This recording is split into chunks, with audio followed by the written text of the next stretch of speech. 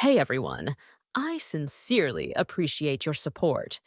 If you enjoy my audiobooks, I would be truly grateful if you could subscribe to the channel. And if you'd like to support even further, you're welcome to become a Patreon member, where you can access audiobooks of novels as long as they are freely available on the internet. Your kindness and support mean so much. Thank you. Little Red hesitated, her lips trembling as if she wanted to speak, but her mind buzzed so loudly that no words formed. Suddenly, her collar was yanked upward with force. When she looked up, she saw a kind-looking elderly man smiling down at her. "You must be Little Red?" His voice was warm, and his demeanor was strikingly similar to that of Grandpa T. Little Red's guard dropped momentarily, and she nodded dumbly. "Good child," the old man coaxed gently. "Tell Grandpa. The woman who accompanied you to the Merfolk Pavilion. Where did she go afterward? Whom did she meet? If you tell Grandpa, he'll give you a medium-grade spirit stone. With that, you and your little brothers could live in a warm, spacious house." His words were sweet and tempting, and even the three young boys nearby looked at Little Red with hopeful eyes. However, Little Red was no longer a naive child. She could sense the malice beneath his apparent kindness. Lowering her gaze, she stammered, I don't know." The old man's smile disappeared instantly, his face growing dark as a murderous aura burst from him. The dilapidated house collapsed under the force of his energy, stirring up dust and debris.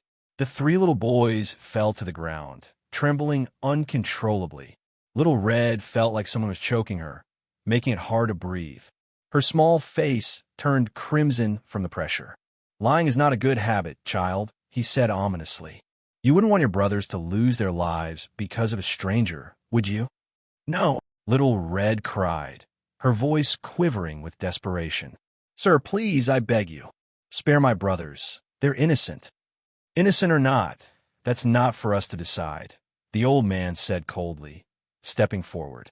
His foot landed squarely on Little Mao's hand. Sister, help me. Save me." Little Mao screamed in agony, his cries piercing the air. Tears welled up in Little Red's eyes as she pleaded, "I'll talk. Just let my brothers go." As soon as the words left her lips, Little Red froze. Was she really going to betray her benefactor? But she had no time to think. Under the relentless threat to her brothers' lives, she spilled everything. She even revealed secrets about the fragrant tea house and tea master. The old man gestured to his subordinates, who immediately went to verify her claims. Meanwhile, Little Red helped her brothers to their feet, brushing the dust off their clothes. Little she muttered irritably, "You should have talked earlier." Dragging it out was so annoying. Little Red bit her lip and whispered apologetically, "I'm sorry." The boys snorted, ignoring her further.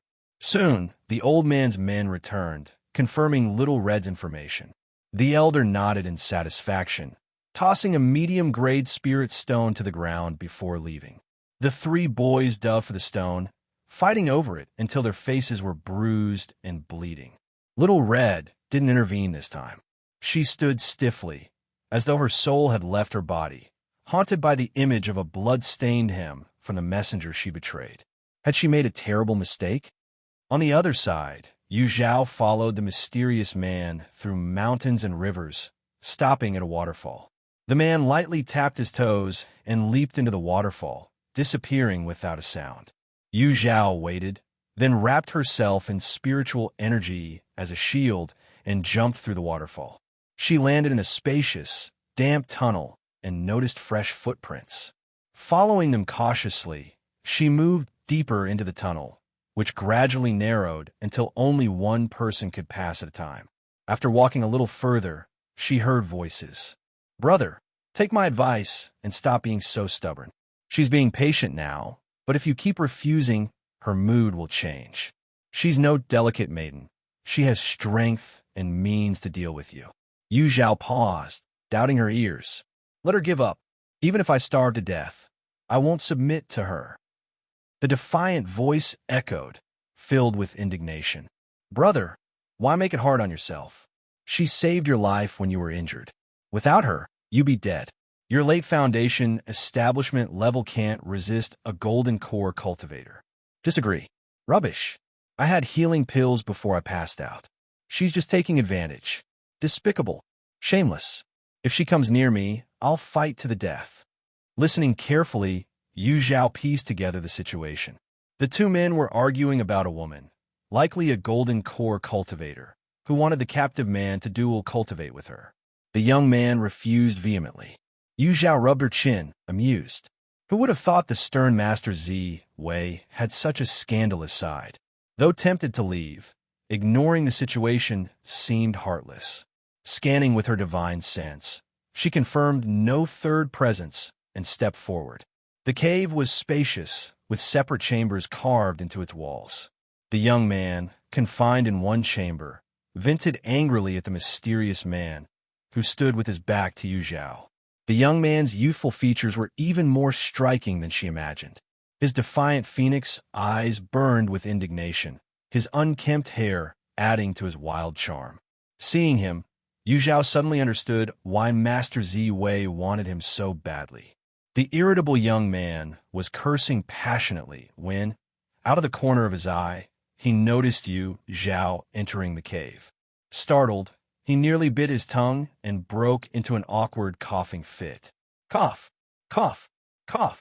Clutching the iron bars of his cell, he coughed desperately, his wide eyes locked onto Zhao. Soon, a faint blush crept up his ears and spread across his face. The mysterious man glanced at him, bewildered. How can you be so clumsy? You even managed to choke on nothing. He harbored conflicted feelings about this youth, who competed for Master Zi Wei's favor. Sympathy and jealousy warred within him. Seeing the young man's eyes water from the coughing fit, he couldn't help but ask, "Are you all right?" The irritable youth couldn't reply, but his angry and defiant expression softened into something more complicated. So, this is what the woman who saved me looks like. Maybe he could repay her. As the saying goes, a life-saving debt can only be repaid by offering oneself. Yet his mother had always said that men must uphold their dignity and not easily fall for a woman.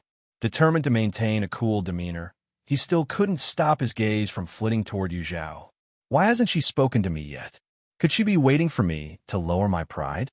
Would it seem desperate if I spoke first? His mind was a mess. Even the most oblivious person would have noticed his odd behavior.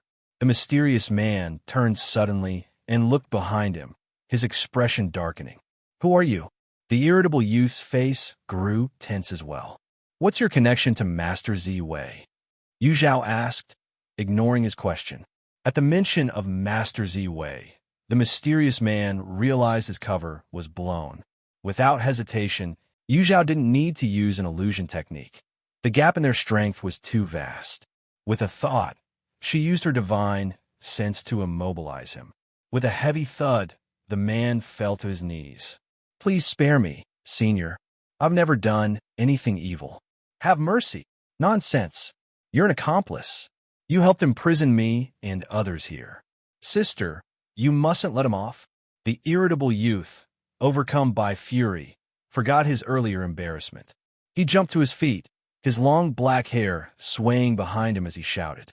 I'm innocent. I was forced into this. The mysterious man wailed, desperately defending himself. Zhao raised an eyebrow. Sister, was this boy always this familiar with strangers? State your name and relationship with Master Zi Wei. Speak honestly, and I might let you go. I'll talk. My name is Ma Chengkai, a wandering cultivator from Southern Abyss City.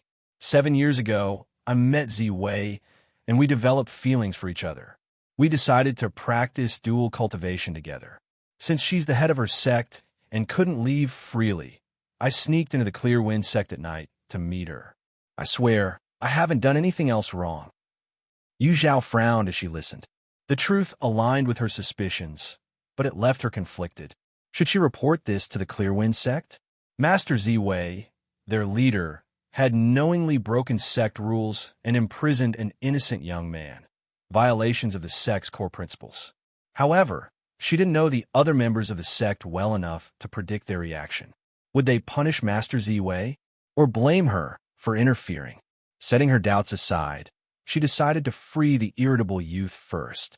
The boy stepped out of the cage, his dark, glossy eyes fixed on her. His long lashes fluttered as he blinked. "Sister, my name is Jihan Zhou. Thank you for saving me." Yu Zhao was taken aback by his politeness and instinctively softened her tone. "Yu Zhao. Which you? Which Zhao?" Jihan Zhou asked seriously. After she explained, he broke into a bright smile. "Sister, I'll remember that." Before Yu Zhao could ask about his background, a loud rumble echoed through the cave. The ground quaked violently, cracks spread across the walls, and clouds of dust rained down. Yu Zhao's pupils narrowed. This isn't good. The cave is collapsing. Grabbing Jihan Zhou's arm, she dashed toward the passageway. Ma Changkai, still kneeling, froze momentarily before realizing he could move. Scrambling to his feet, he chased after them. Halfway through, Yu Zhao noticed their original exit was blocked by massive boulders. Rocks continued crashing down. "We can't use this path anymore." Scanning the area with her divine sense, she found another passage, but it too was sealed. A cold glint flashed in her eyes. "Someone is trying to bury us alive." "Sister, stay behind me. I'll clear the way." Jihan Zhou stepped forward, but Yu Zhao held him back. He looked at her, confused. Yu Zhao chuckled lightly. "Brother, I don't need you to protect me. Watch closely. I'll only show you this once." Before his astonished eyes, Yu Zhao formed a spiritual energy shield with one hand and scattered spiritual talismans into the air with the other. The yellow talismans floated down like golden raindrops. Explode. A series of deafening booms shook the cave. The explosive force turned countless stones into dust. Amid the chaos, Yu Zhao grabbed Jihan Zhou, and they shot through the opening created by the blasts.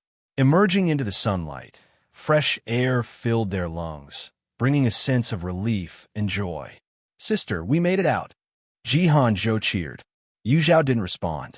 Her gaze was fixed on a figure standing in the shade of a tree. Coldly, she said, "Master Ziwei." "So it's you." Master Ziwei stepped into the light, her expression venomous. "Yu Zhao, I knew you'd ruin my plans. Did you kill Shui Qingyu?" Yu Zhao demanded. Master Ziwei sneered. "You want to know? Find out in your next life." Master Ziwei earned her position as the leader of the Clear Wind sect, not only because she had followed Shui Qingyu the longest, but also due to her formidable strength. Stepping forward with her left foot, she reached into the air with her right hand, summoning a black-handled whisk with white bristles. "Go!" With a swift motion, she swung the whisk, sending several white beams of light toward Yu Zhao like a sudden downpour. Yu Zhao pushed Jihan Zhou aside, erecting a protective spiritual shield with one hand while rapidly forming a seal with the other. Flower substitution technique. Thud, thud, thud. The white beams struck a large boulder, leaving it riddled with holes. Meanwhile, Yu Zhao reappeared 100 feet away. Master Ziwei's expression darkened, and she let out a cold laugh. "Let's see how many times you can escape." Her spiritual energy surged, and the white bristles of the black whisk extended rapidly, swarming toward Yu Zhao's position. Jihan Zhou watched nervously from the sidelines. Though he wanted to help, his limited strength rendered him powerless. Clenching his fists, he silently cheered for Yu Zhao. Even if it meant his death, he vowed never to yield to this vile woman. Unbeknownst to Yu Zhao, even at this critical moment, Jihan Zhou was still fixated on protecting his own dignity. Retreating swiftly, Yu Zhao shouted, "Master Ziwei, Ma Qingkai is still waiting for you in the cave. How can you bear to harm him too?" A flicker of hesitation crossed Master Ziwei's eyes, but hatred soon overwhelmed her. Though Ma Qingkai's strength was lacking, he was obedient and had never defied her. She had been relatively satisfied with him. Otherwise, she wouldn't have assigned him to guard Jihan Zhou. Had Yu Zhao not barged into her secret hideout, she wouldn't have been forced into this desperate situation. Ma Qingkai, if you want to blame someone, blame Yu Zhao for meddling. She's the real culprit behind your demise. Ziwei, Ziwei, save me. Ziwei. Suddenly, a familiar voice echoed in her ears. Master Wei's pupils contracted in disbelief as she looked toward the cave. Could it be that Ma Changkai was still alive? How is this possible? Wei, I'm in so much pain. Please help me. Ma Changkai's cries grew weaker, yet his tone remained heartfelt, each word a plea for her compassion. For a moment, Master Wei's foot hesitated, but she quickly hardened her resolve. Her priority was to eliminate Yu Zhao. If Ma Changkai could be saved after Yu Zhao was dealt with, she might consider giving him another chance. As for now, no matter how sorrowful the cries from the cave became, she remained unmoved. Yu Zhao silently marveled at Master Wei's resilience. As expected, she wasn't someone easily swayed by illusions. However, this was only the first layer of the illusion technique. Yu Zhao was curious to see how far Master Wei's willpower could carry her through the subsequent layers. Yu Zhao, I told you long ago, you shouldn't have come. In Master Wei's vision, Yu Zhao hadn't escaped for long before the whisk's bristles ensnared her, trapping her in a cage with no way out. The battle was decided. Master Wei felt both triumphant and exhilarated. Years ago, she had been unable to surpass Shui Qingyu, enduring mockery from her followers. Now, Shui Qingyu's closest blood relative was about to die by her hand. It was the ultimate revenge for the humiliation she had suffered. Your life is mine. Master Wei clasped her palms together, and the cage formed by the whisk's bristles tightened, leaving no room for escape. Yet, the expected screams and blood never materialized. Master Wei froze momentarily before realizing something was wrong. Retracting her whisk, she found its white bristles spotless. No blood, not even dust. Her expression shifted to one of shock and dread. The figure in the cage wasn't Yu Zhao. Where was Yu Zhao? Outside Southern Abyss City, a shadowy figure, clad in black, strolled effortlessly through the skies, seemingly unbothered. His pace was unhurried, yet with every step he took, his figure reappeared 1,000 miles away, leaving behind a faint afterimage that lingered in the air. To the distant observer, it appeared as though two identical figures were leaping forward in a relay.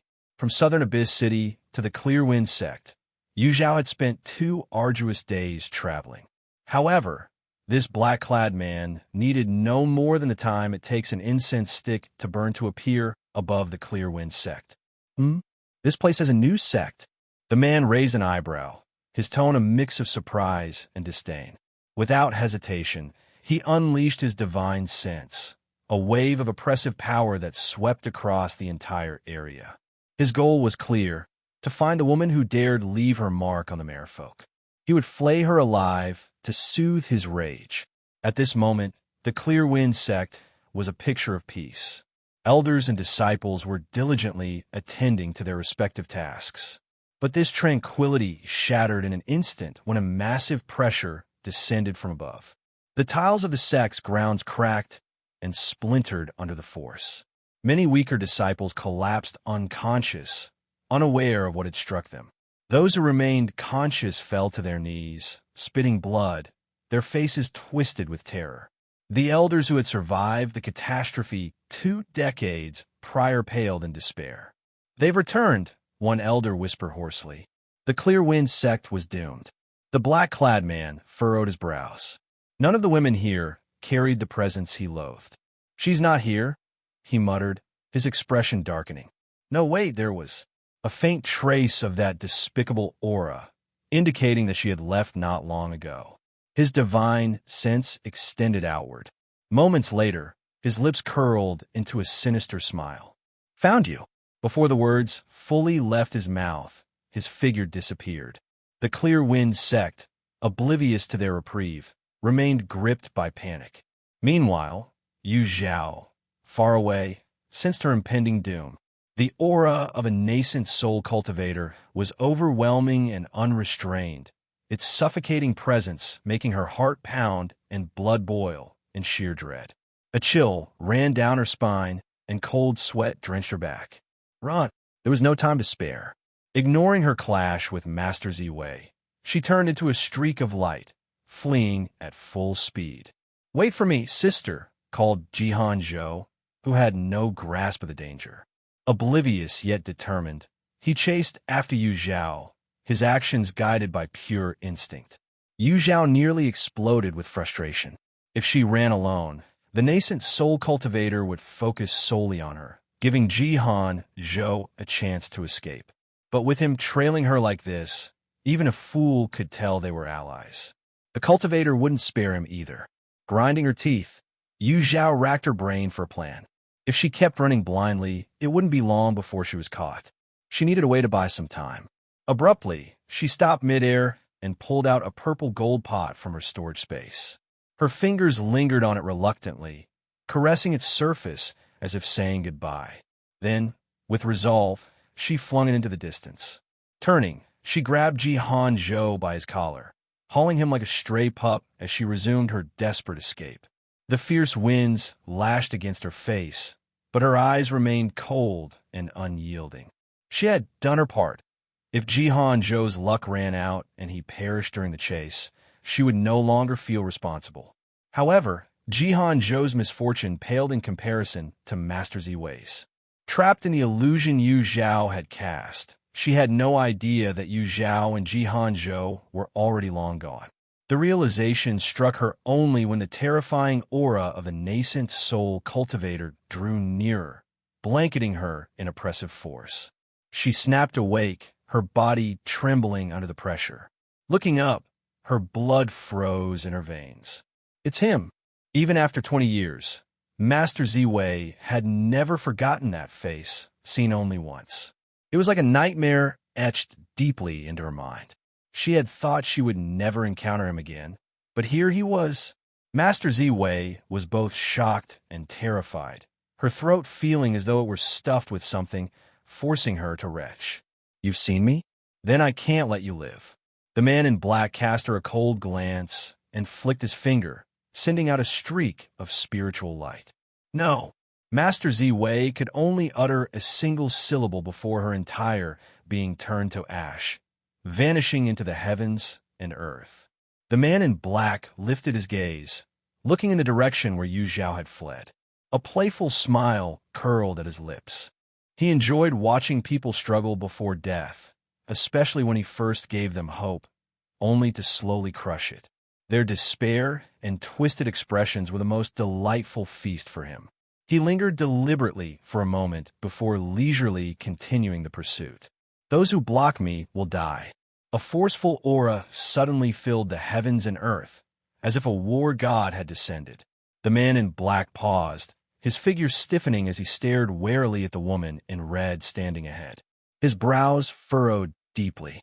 Her imposing presence surpassed even his own. Was she at the late nascent soul stage?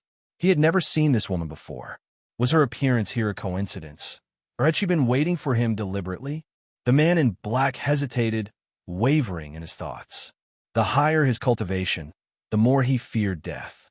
For this reason, he coerced the merfolk tribe to implant heart demon marks in influential cultivators, constantly searching for secrets to prolong his life. Now, confronted by a nascent soul cultivator blocking his way, his first thought wasn't to fight, but to seek a peaceful resolution. "Fellow Taoist, may I ask why you are obstructing me?" The man in black cupped his fists in inquiry. While his attitude wasn't entirely humble, it was polite. He believed he had shown sufficient respect, but the woman in red merely sneered, her gaze brimming with disdain. A flicker of anger passed through the man's eyes, but he suppressed it and continued in a cold voice. "Fellow Taoist, I have no intention of opposing you. Please step aside and do not interfere with my business." Her response was unyielding. "Those who block me will die." Her overwhelming aura shook his soul. For the first time, the man in black felt a surge of hesitation. He silently gave himself an excuse. There was no need to risk a conflict with a nascent soul master over a mere merfolk. Yet leaving without a fight would be humiliating. His eyes gleamed with calculation as he feigned retreat, only to suddenly spin and strike. A palm aimed at the woman in red. This strike contained nearly 50% of his spiritual power. As his attack surged forth, the air rippled, distorting the very space around them. The man in black had no intention of truly harming her. In his mind, the blow would miss, and he could take the opportunity to retreat gracefully without offending her further. But what happened next was utterly unexpected. The woman in red didn't dodge. Instead, his palm landed squarely on her chest. His hand passed through her body, striking the mountain behind her. The mountain shuddered with a thunderous crash. Half of its midsection disintegrated instantly, sending massive boulders tumbling and a cloud of dust into the air. Dumbfounded, the man in black turned his head back. He watched as the figure of the woman in red slowly faded and finally dissolved into smoke. A fake? An illusion? Realizing the truth, a surge of shame and fury rushed to his head. Such humiliation, such disgrace. He had been duped by a mere illusion. The man in black, who once dismissed Zhao as a reckless miner, now harbored a hatred so intense it seemed to seep into his bones. A mere golden core cultivator dared to toy with a nascent soul master? Such insolence demanded punishment. Enraged, he abandoned his playful pursuit. With 3 swift strides, his figure blurred like a meteor, instantly closing the gap. After his 3rd step, the fleeing silhouettes of Zhao and Zhao appeared within his line of sight. Ah, so the desperate pair are nothing more than runaway lovers. His voice was soft, yet it thundered in their ears like a clap of lightning. Zhao faltered, blood spilling uncontrollably from his eyes, ears, nose, and mouth. Even Zhao felt her insides churn as the metallic taste of blood filled her mouth. Suppressing a groan, her heart sank. Clearly, the purple gold pot had bought them only a fleeting reprieve. To deceive ordinary cultivators might have been plausible, but to elude the keen senses of a nascent soul master was a Herculean task. Knowing she was out of time, Zhao resolved to unleash her ultimate weapon. From her storage pouch, she retrieved a perfectly round teleportation pearl, a rare treasure she had once traded with Su Ming. This pearl, bearing the illustrious name Teleportation Pearl, could transport its user to a random location thousands of miles away upon shattering. Its randomness was both its greatest strength and greatest danger. Stories abounded. Some spoke of people who had been teleported straight into an active volcano and perished in its flames. Others recounted miraculous tales of being whisked into untapped secret realms teeming with treasures, as happened to the famed Ye Cong Xin, known as the Treasure Beauty. When Zhao acquired the pearl from Su Ming, she hadn't entertained dreams of usurping Ye Cong Xin's fortune. She had merely sought a contingency plan for moments of utmost desperation, and that moment was now. Crack! Zhao crushed the pearl without hesitation. A strange force enveloped her and Zhao, followed by an overwhelming sensation of compression. Before her, a fissure silently opened in the void. Clutching Zhao, she leapt into the rift without a second thought. The man in black arrived just in time to see the fissure seal shut before his eyes. His bloodshot gaze darkened further as an unrestrained roar of fury erupted from him. Damn it! Damn it all! He howled, shaking the heavens. She had a teleportation pearl. Who was this woman? How could she possess such a trove of rare and peculiar treasures? Yet his anger soon gave way to a twisted glee. A talented young woman, wealthy and resourceful, and clearly in possession of extraordinary artifacts. Such a person undoubtedly held the secret to extending life. At the very least, she would have even more treasures he could claim for himself. If the teleportation pearl could transport someone up to 10,000 miles, it meant her escape route was limited. As long as he searched every inch of land within that radius, she would have no place to hide, unless she had another teleportation pearl, which was exceedingly unlikely. The man's lips curled into a cold sneer. Enjoy your freedom while it lasts. Soon, you'll be in my grasp. Releasing his divine sense, he meticulously scanned his surroundings. No movement, not even that of a fly, would escape his notice. Little Red hesitated, her lips trembling as if she wanted to speak, but her mind buzzed so loudly that no words formed. Suddenly, her collar was yanked upward with force. When she looked up, she saw a kind-looking elderly man smiling down at her. "You must be Little Red?" His voice was warm, and his demeanor was strikingly similar to that of Grandpa T. Little Red's guard dropped momentarily, and she nodded dumbly. "Good child," the old man coaxed gently. "Tell Grandpa, the woman who accompanied you to the Merfolk Pavilion. Where did she go afterward? Whom did she meet? If you tell Grandpa, he'll give you a medium-grade spirit stone.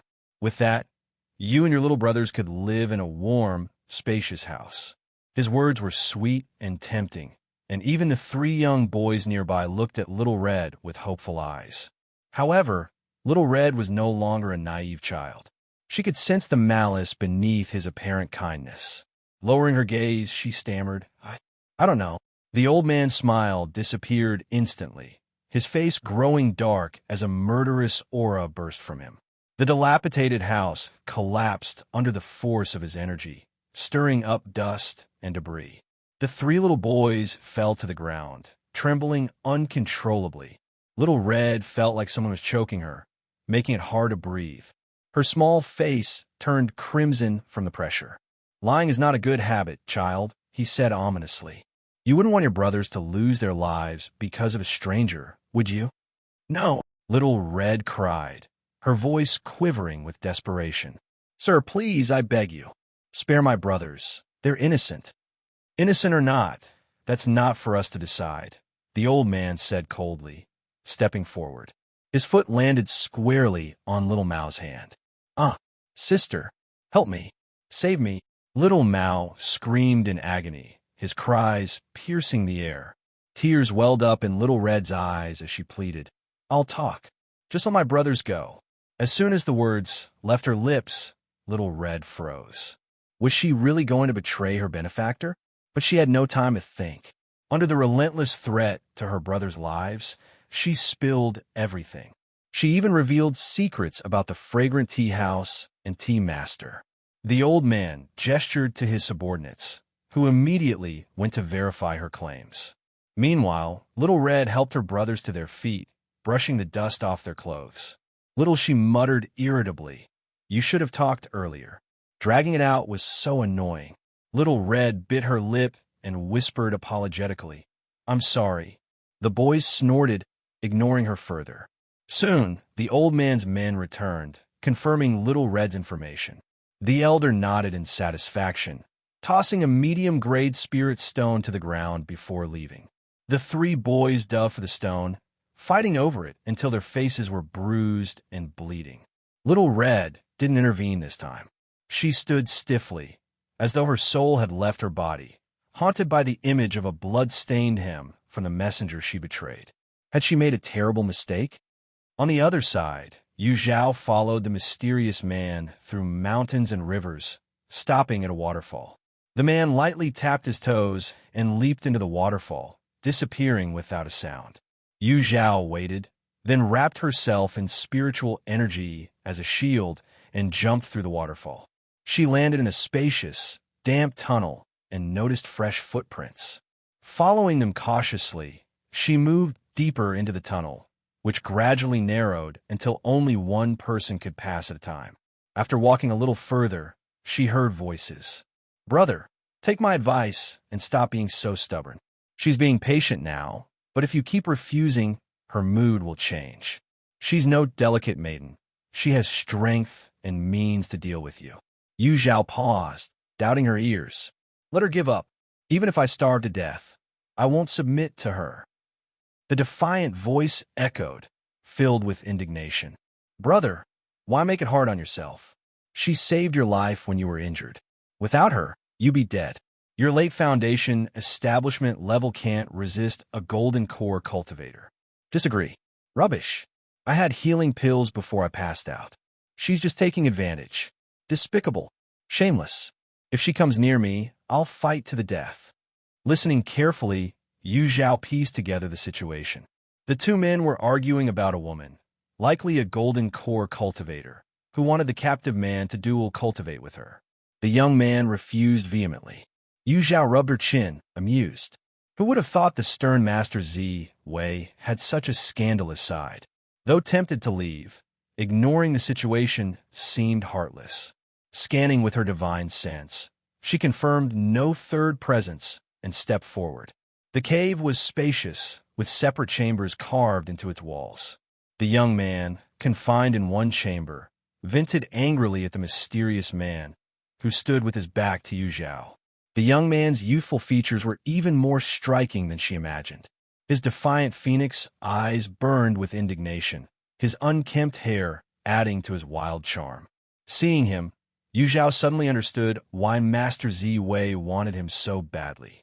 The irritable young man was cursing passionately when, out of the corner of his eye, he noticed Yu Zhao entering the cave. Startled, he nearly bit his tongue and broke into an awkward coughing fit. Cough, cough, cough. Clutching the iron bars of his cell, he coughed desperately, his wide eyes locked onto Yu Zhao. Soon, a faint blush crept up his ears and spread across his face. The mysterious man glanced at him, bewildered. How can you be so clumsy? You even managed to choke on nothing. He harbored conflicted feelings about this youth, who competed for Master Zi Wei's favor. Sympathy and jealousy warred within him. Seeing the young man's eyes water from the coughing fit, he couldn't help but ask, "Are you all right?" The irritable youth couldn't reply, but his angry and defiant expression softened into something more complicated. So, this is what the woman who saved me looks like. Maybe he could repay her. As the saying goes, a life-saving debt can only be repaid by offering oneself. Yet his mother had always said that men must uphold their dignity and not easily fall for a woman. Determined to maintain a cool demeanor, he still couldn't stop his gaze from flitting toward Yu Zhao. Why hasn't she spoken to me yet? Could she be waiting for me to lower my pride? Would it seem desperate if I spoke first? His mind was a mess. Even the most oblivious person would have noticed his odd behavior. The mysterious man turned suddenly and looked behind him, his expression darkening. Who are you? The irritable youth's face grew tense as well. What's your connection to Master Zi Wei? Yu Zhao asked, ignoring his question. At the mention of Master Zi Wei, the mysterious man realized his cover was blown. Without hesitation, Jihan Zhou sat facing Yu Zhao, still unable to figure out an answer to his predicament. Yu Zhao casually flipped the grilled fish in her hands and asked, "Jihan Zhou, which sect are you from?" Before you misunderstand, the sea fish in Yu Zhao's hands wasn't something she caught while fishing. Instead, she had simply used her spiritual energy to snatch it directly from the sea. She had spent the whole day fishing on a reef, but didn't catch a single thing, not even a strand of seaweed. Of course, she stubbornly refused to admit it was due to her lack of skill. She firmly believed it was just bad timing and planned to try again tomorrow. "Sister, I'm a disciple of the Heavenly Sword sect," Jihan Zhou replied, his hands resting neatly on his knees. He looked polite and composed. He wasn't at all surprised that Yu Zhao could discern his affiliation, just as he could tell she, too, was a fellow sect disciple. The Heavenly Sword sect is in the northern region. How did you end up in the southern abyss? Yu Zhao raised an eyebrow in surprise. In the world of cultivation, there was a saying about the 7 great sects. 1 sect, 2 schools, and 4 clans. The 1 sect referred to the 5 elements Dao sect, to which Yu Zhao belonged. The 2 schools included the Greenwood sect, where Mu Yi came from, and the Heavenly Sword sect, Jihan Zhou's school. The remaining 4 were the Artifact Refinement Pavilion, the Harmony Sound Temple, the Tai Bai Academy, and the 100 Flowers Valley.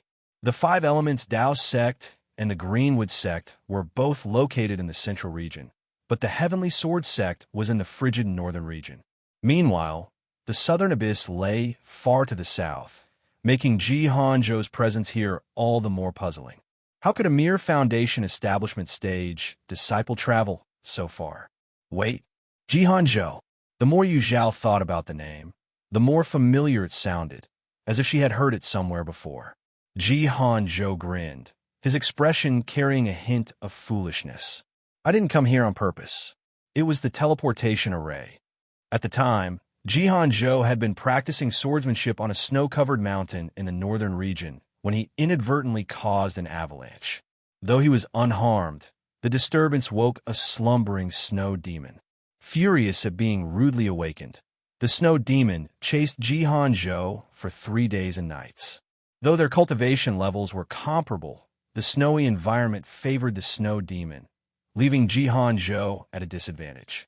As he fled, he stumbled upon an ancient teleportation array. Without hesitation, he activated it, only to find himself teleported to a mountain peak near the Clear Wind sect. Exhausted from battle and disoriented by the teleportation, he had only enough strength to consume a healing pill before fainting. When he awoke, he found himself imprisoned in a cave cell. Zhao was awestruck by Zhao's harrowing tale, filled with twists and turns. His story also jogged her memory. She finally recalled where she had heard his name. Zhao was the only son of the sword sovereign Jiuhua, a genius sword cultivator of unparalleled potential in the Heavenly Sword sect. Born with innate sword bones, he was hailed as a once-in-a-millennium prodigy and considered the future hope of the sect. The reason Zhao didn't immediately recognize his name was because, like her former senior sister Zhao had been a comet, a brilliant yet fleeting talent. He had vanished during a training expedition, leaving no trace thereafter. Now that she thought about it, his disappearance in her past life occurred around this very time. If she hadn't intervened, Zhao might have truly perished in his conflict with Master Ziwei. Zhao's expression shifted. Her rebirth hadn't just altered her own fate and that of senior sister Zhao, but had also impacted the destinies of countless others. "Sister, what are you thinking about?" Zhao nervously watched as Zhao remained silent. Finally, Zhao glanced at him and said, "Don't call me sister anymore. You can call me senior sister Yu instead." The term sister felt overly sentimental, and Zhao didn't care for it. Zhao's beautiful phoenix-shaped eyes grew misty. His lips tightened stubbornly as he stared at Zhao, but Zhao's calm gaze met his with unwavering firmness. Eventually, Zhao's resolve faltered, and his eyes darted away. Succumbing to Zhao's strong presence, he pitifully called out, "Senior sister Yu." Zhao was satisfied and handed him a grilled fish. Zhao eagerly accepted it. Tentatively taking a bite, his eyes brightened in surprise. The taste was unexpectedly delightful. "This is delicious. Senior sister Yu, have you cooked before?" His casual question brought back memories Zhao had almost forgotten. Years ago, her third senior brother, Su Ming, had complained about the sect's mediocre meals. At just 10 years old, Zhao had gone to the master chef of the Five Grains Hall to learn cooking. Back then, she was so small she had to stand on a stool to reach the cutting board. Despite her daily cultivation training, she squeezed in time to learn culinary skills. After much effort, she finally managed to prepare a table full of exquisite dishes. But by then, Su Ming had reached foundation establishment and no longer needed food, having entered a fasting state. Zhao was briefly disheartened, but didn't dwell on it. She continued making spirit-infused meals during her free time for her 5 senior brothers and her master. Initially, they were overjoyed to receive the dishes and showered her with praise for her thoughtfulness. However, as time passed, they grew used to it and stopped appreciating her efforts. Later, when she began studying the bright moon over the sea technique with Master Qin Yan, her slow progress drew criticism. Fang Chenglang accused her of being distracted by trivialities and ordered her to stop cooking and focus entirely on cultivation. Feeling ashamed, Zhao eventually gave up cooking altogether. Now, recalling the hardships she endured while learning, a deep sense of regret filled her. She had wasted her time and energy on thankless tasks. The spirit food she painstakingly prepared wasn't even tasted by her, yet she was blamed for being frivolous. Shaking her head, Zhao felt it wasn't worth it. But fate had granted her another chance. This time, she wouldn't squander her efforts on unimportant people. Meanwhile, Zhao continued eating the grilled fish, sneaking glances at Zhao. He thought, "What's senior sister you thinking about?" One moment she looks upset. The next she seems resolute. She's so strange. The next day, Zhao confidently unveiled her upgraded fishing rod. With a smooth motion, she cast the line into the sea, ready to catch fish. Zhao, intrigued by her activity, decided to craft a makeshift fishing rod and joined her. The two sat side by side, waiting for a bite. From sunset to sunrise, the fishing lines didn't so much as twitch. Disheartened, Zhao asked, "Senior sister Yu, should we keep waiting?" Yu Zhao's face darkened as she put away her rod. "The wind's not right today. We'll try again tomorrow." "Okay," Zhao replied. On the third day, Yu Zhao declared, "It must be the bait. Tomorrow, we'll try different bait." "Okay." On the fourth day, she speculated, "The problem must be the hook. Tomorrow, we'll change the hook." "Okay." By the fifth day, Yu Zhao finally admitted defeat. She turned to Zhao, who had nearly recovered from his injuries, and said, "Junior brother Ji, your injuries are almost healed. I think we should focus on figuring out how to leave this place." After repeated failures, Yu Zhao begrudgingly accepted that fishing was not her forte and abandoned the effort altogether. Zhao exhaled deeply. After sitting motionless on the rocky reef for several days, his body felt stiff as stone. Thankfully, the tough days were finally over. Rejuvenated, he turned to Yu Zhao with a determined look. "Senior sister Yu, just tell me what to do. I'll follow your lead." Yu Zhao raised an eyebrow, feeling as though Zhao had been eagerly waiting for this moment. "This island is surrounded by the sea with no way to determine our direction," Yu Zhao began. "If we act rashly, there's a high chance we'll lose ourselves in the depths of the southern abyss. My plan is to craft multiple rafts. Using them to travel across the sea will save us energy and provide us with a place to rest." Of course, traveling on rafts was not without risks. A single swing of a sea beast's tail could easily shatter the fragile crafts into pieces. Yet, with their limited resources, rafts were the most practical waterborne transport Yu Zhao could devise. Zhao didn't hesitate for a second. He spun on his heel and sprinted into the island's forest, shouting, "I'll chop some wood." Building the rafts wasn't complicated. With their combined effort, the two managed to construct dozens of them in less than an hour. "Let's set off." The rafts were launched, and Yu Zhao and Zhao leapt aboard. Powered by spiritual energy, the rafts swayed gently as they drifted away from the island into the unknown. Standing atop the bamboo rafts, Yu Zhao and Zhao gazed out at the endless expanse of sea. Though they faced uncertainty, their expressions showed neither hesitation nor fear, only unwavering determination and hope. Cultivation was, after all, a path that defied the natural order. Those who hesitated or feared could never aspire to immortality. Eastern Southern Abyss City. In a modest courtyard, Little Red was up before dawn. She chopped firewood and boiled water. After lighting the firewood, she grabbed a bucket and headed to the well at the end of the street to fetch water. Once the water jar was filled to the brim, she rushed to the front street to buy breakfast for her 3 younger brothers, without taking a moment's rest. When she returned home, her 3 brothers were still sound asleep in their respective rooms. Little Red set the food on the stove and glanced at the empty money box, her brows furrowed tightly. Back when she worked as a guide, earning 5 lower-grade spirit stones a day made her jubilant. But since moving into this house, 5 spirit stones barely covered their daily expenses. The nearby children came from wealthy families, so her brothers always demanded the best of everything to avoid being bullied. As a result, her spirit stones disappeared like water through a sieve. She was broke now. However, Little Red wasn't too anxious yet. She still had 6 upper-grade spirit stones left with Grandpa Cha. The problem was, she had let slip about Grandpa Cha last time, so she hadn't dared visit him since. Now, with no other option, she had to go to Fragrant Tea House. Tiptoeing, she carefully closed the door behind her. On the way, she kept rehearsing what to say to Grandpa Cha to avoid making him angry. She hadn't followed his advice and had returned home without permission.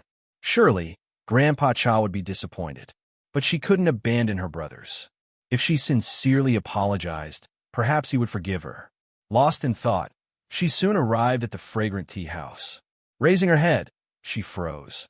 Before her was not the fragrant, bustling three-story tea house she had expected, but a desolate ruin. Little Red's mind went blank. Her body felt cold and weak as she collapsed to the ground. How could this be? How could this have happened? She suddenly thought of something and stumbled to her feet. Running to the wine shop next to the fragrant tea house, she grabbed one of the shop's attendants, her voice hoarse with desperation. What happened to the fragrant tea house? Where are the people from the tea house? Where's Grandpa Cha? Where did they go? The attendant was startled and pushed Little Red roughly to the ground. Crazy woman, get lost. Don't come near me. Please, I'm begging you. Tell me what happened to Grandpa Cha and the others. Please. Tears welled up in Little Red's eyes as she cried and banged her head on the ground in front of the attendant. Nearby passers-by began casting curious and judgmental glances their way. Feeling awkward under their gaze, the attendant pulled Little Red up. Stop shouting. I'll tell you. Little Red bit her lip, her tearful eyes full of pleading. The attendant let out a heavy sigh. I don't know who the fragrant tea house people offended, but a group of men came a few days ago and smashed the place to ruins. Little Red's vision darkened, and she almost fainted. The attendant quickly grabbed her arm. Don't panic. None of them were killed. Only the tea master responsible for brewing tea had his arm cut off before they were all thrown out of the city. They probably fled somewhere else by now. Senior brother here. Take this. 1 pill a day. Fong Chunlang raised his hand to catch the jade bottle Chui Ju tossed over. Pulling out the stopper, he took a light sniff. A cool, refreshing scent drifted into his nose. Yes, this was the smell of concentration pills, known for their calming effect and ability to stabilize the spirit. A flicker of mockery crossed Fong Chunglang's eyes as he perched atop a tree, looking down at Chui Ju. Ah, Ju, even now, do you still believe it's my inner demon that holds me captive? His voice was calm, almost taunting. Isn't it? Chui Ju replied, tilting his head upward to meet Fong Chunglang's gaze. For a month now, they had relocated to a city nearest the marsh forest, frustrated by Yu Zhao's failure to arrive. However, Fong Chunlang had obstinately refused to leave, unmoved by the persuasion of his fellow disciples. His unyielding stance even brought their junior sister to tears. Chui Ju's eyes brimmed with sorrow as he looked at Fong Chunlang. Once hailed as the renowned sword gentleman of the cultivation world, graceful, upright, and dignified, Fong Chunlang now appeared haggard, his eyes shadowed with exhaustion. The grandeur of his former self seemed like a distant memory. Surely, this was evidence of demonic possession? Fong Chunlang toyed with the jade bottle in his hands, his voice suddenly sharp. Ah, Ju, you're skilled in alchemy. Have you ever heard of a pill called the bone-eroding pill? Startled, Chui Ju nodded, though a hint of doubt clouded his mind. The recipe for the bone-eroding pill was exceedingly rare, something he had only come across in an ancient text gifted by their master. How had Fong Chunlang come to know of it? Have you ever made one? Fong Chunlang asked, his tone deliberate. Never, Chui Ju replied curtly. Why not? Fong Chunlang pressed. Chui Ju's brow furrowed slightly. The bone-eroding pill may not be a lethal poison, but taking it induces an excruciating pain, as if worms were gnawing through one's bones. The agony lasts a full day and night. I found its effects far too extreme and never bothered to refine it. Fong Chunlang responded with slow, deliberate applause, his lips curving into a cold smile. Well done. Who would have thought my fourth junior brother had such a compassionate heart? I'm truly proud of you. Senior brother, speak plainly if you have something to say, Chui Ju replied, his tone cautious. Fong Chunlang's sarcastic remark only deepened his conviction. Fong Chunlang had lost his grip on reality. The smile on Fong Chunlang's face vanished abruptly. In an instant, he leapt from a tree and grabbed Chui Ju by the throat, slamming him against the trunk. His pitch-black eyes radiated an icy, killing intent. His words came through gritted teeth, each syllable steeped in anguish. Then how dare you feed little Six the bone-eroding pill? Have you ever thought about how much it must have hurt her? Cui Ju froze in stunned disbelief, his struggles ceasing as his eyes widened in horror. He fed you, Zhao, the bone-eroding pill? Impossible. Absolutely impossible.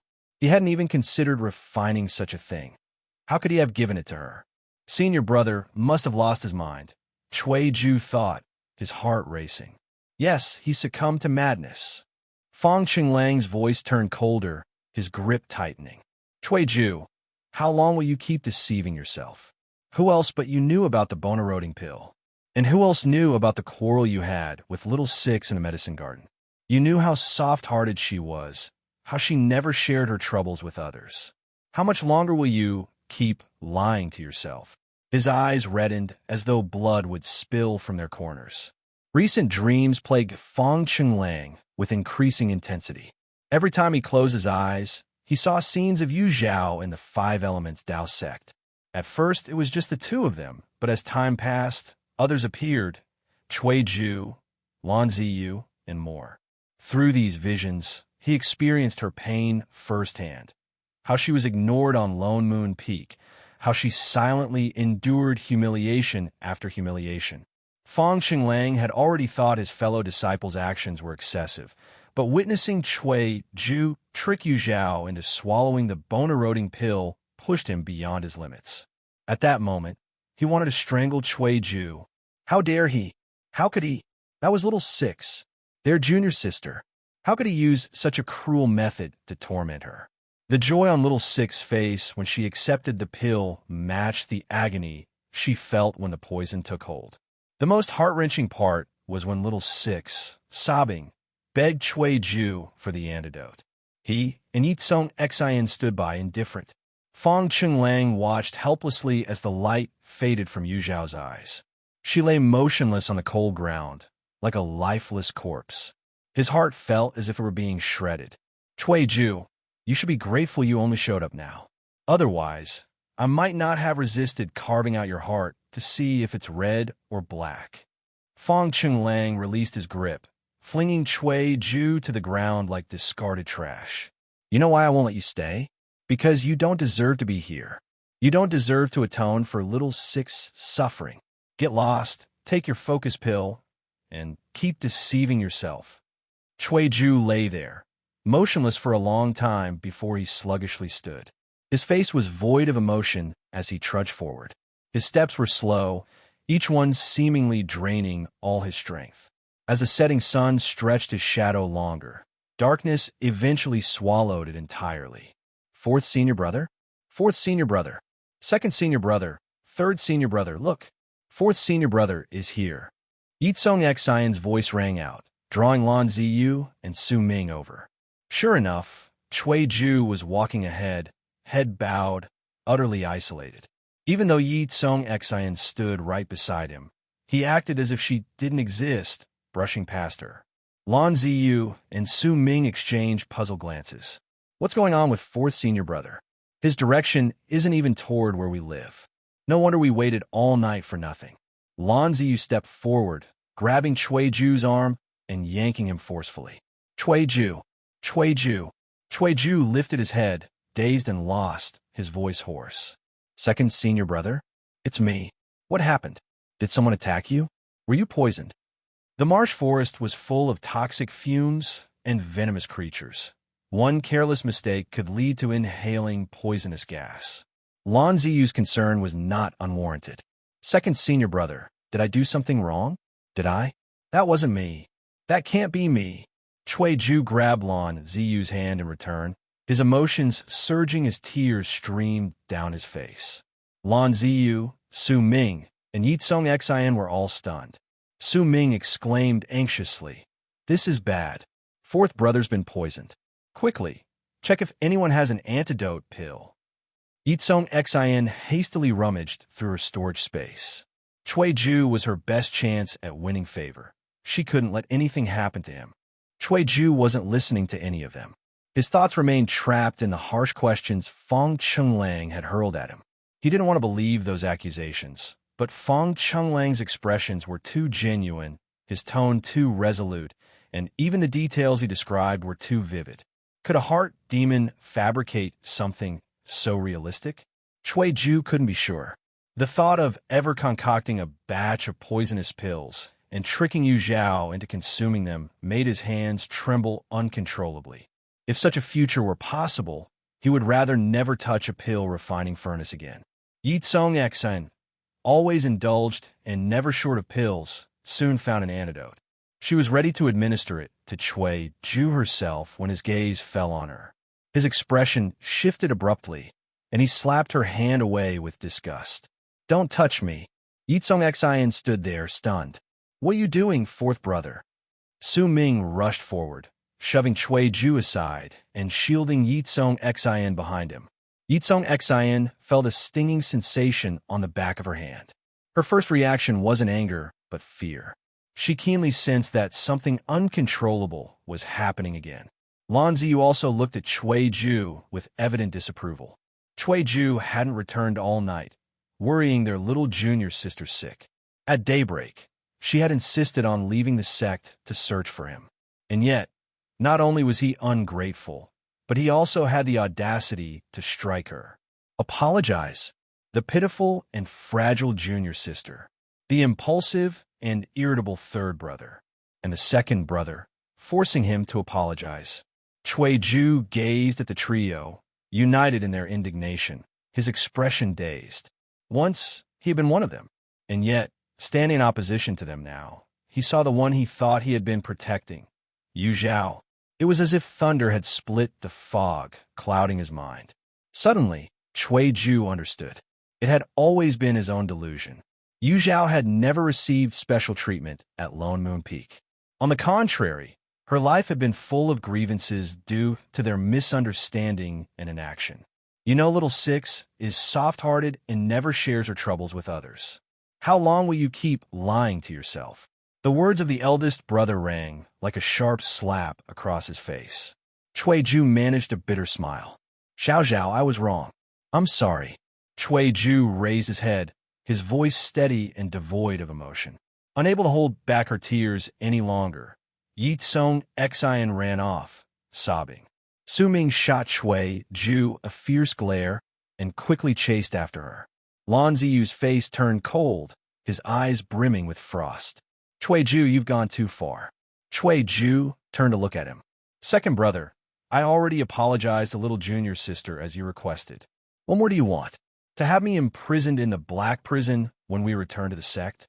Or perhaps wait until fifth brother finishes his seclusion and let him beat me to vent her anger?" Lan Ziyu's brows furrowed more deeply. At first, he didn't understand Cui Ju's words. But upon hearing Black Prison, he realized Cui Ju was speaking up for Yu Zhao. He felt perplexed. Did eldest brother talk to you about this again? It wasn't his order to send Yu Zhao to the Black Prison. And besides, how long had it been since that incident? Was there any point in bringing it up again? Fourth brother, eldest brother has become obsessed with Yu Zhao's situation. You shouldn't add to the chaos. Lan Ziyu had once felt guilty toward Yu Zhao.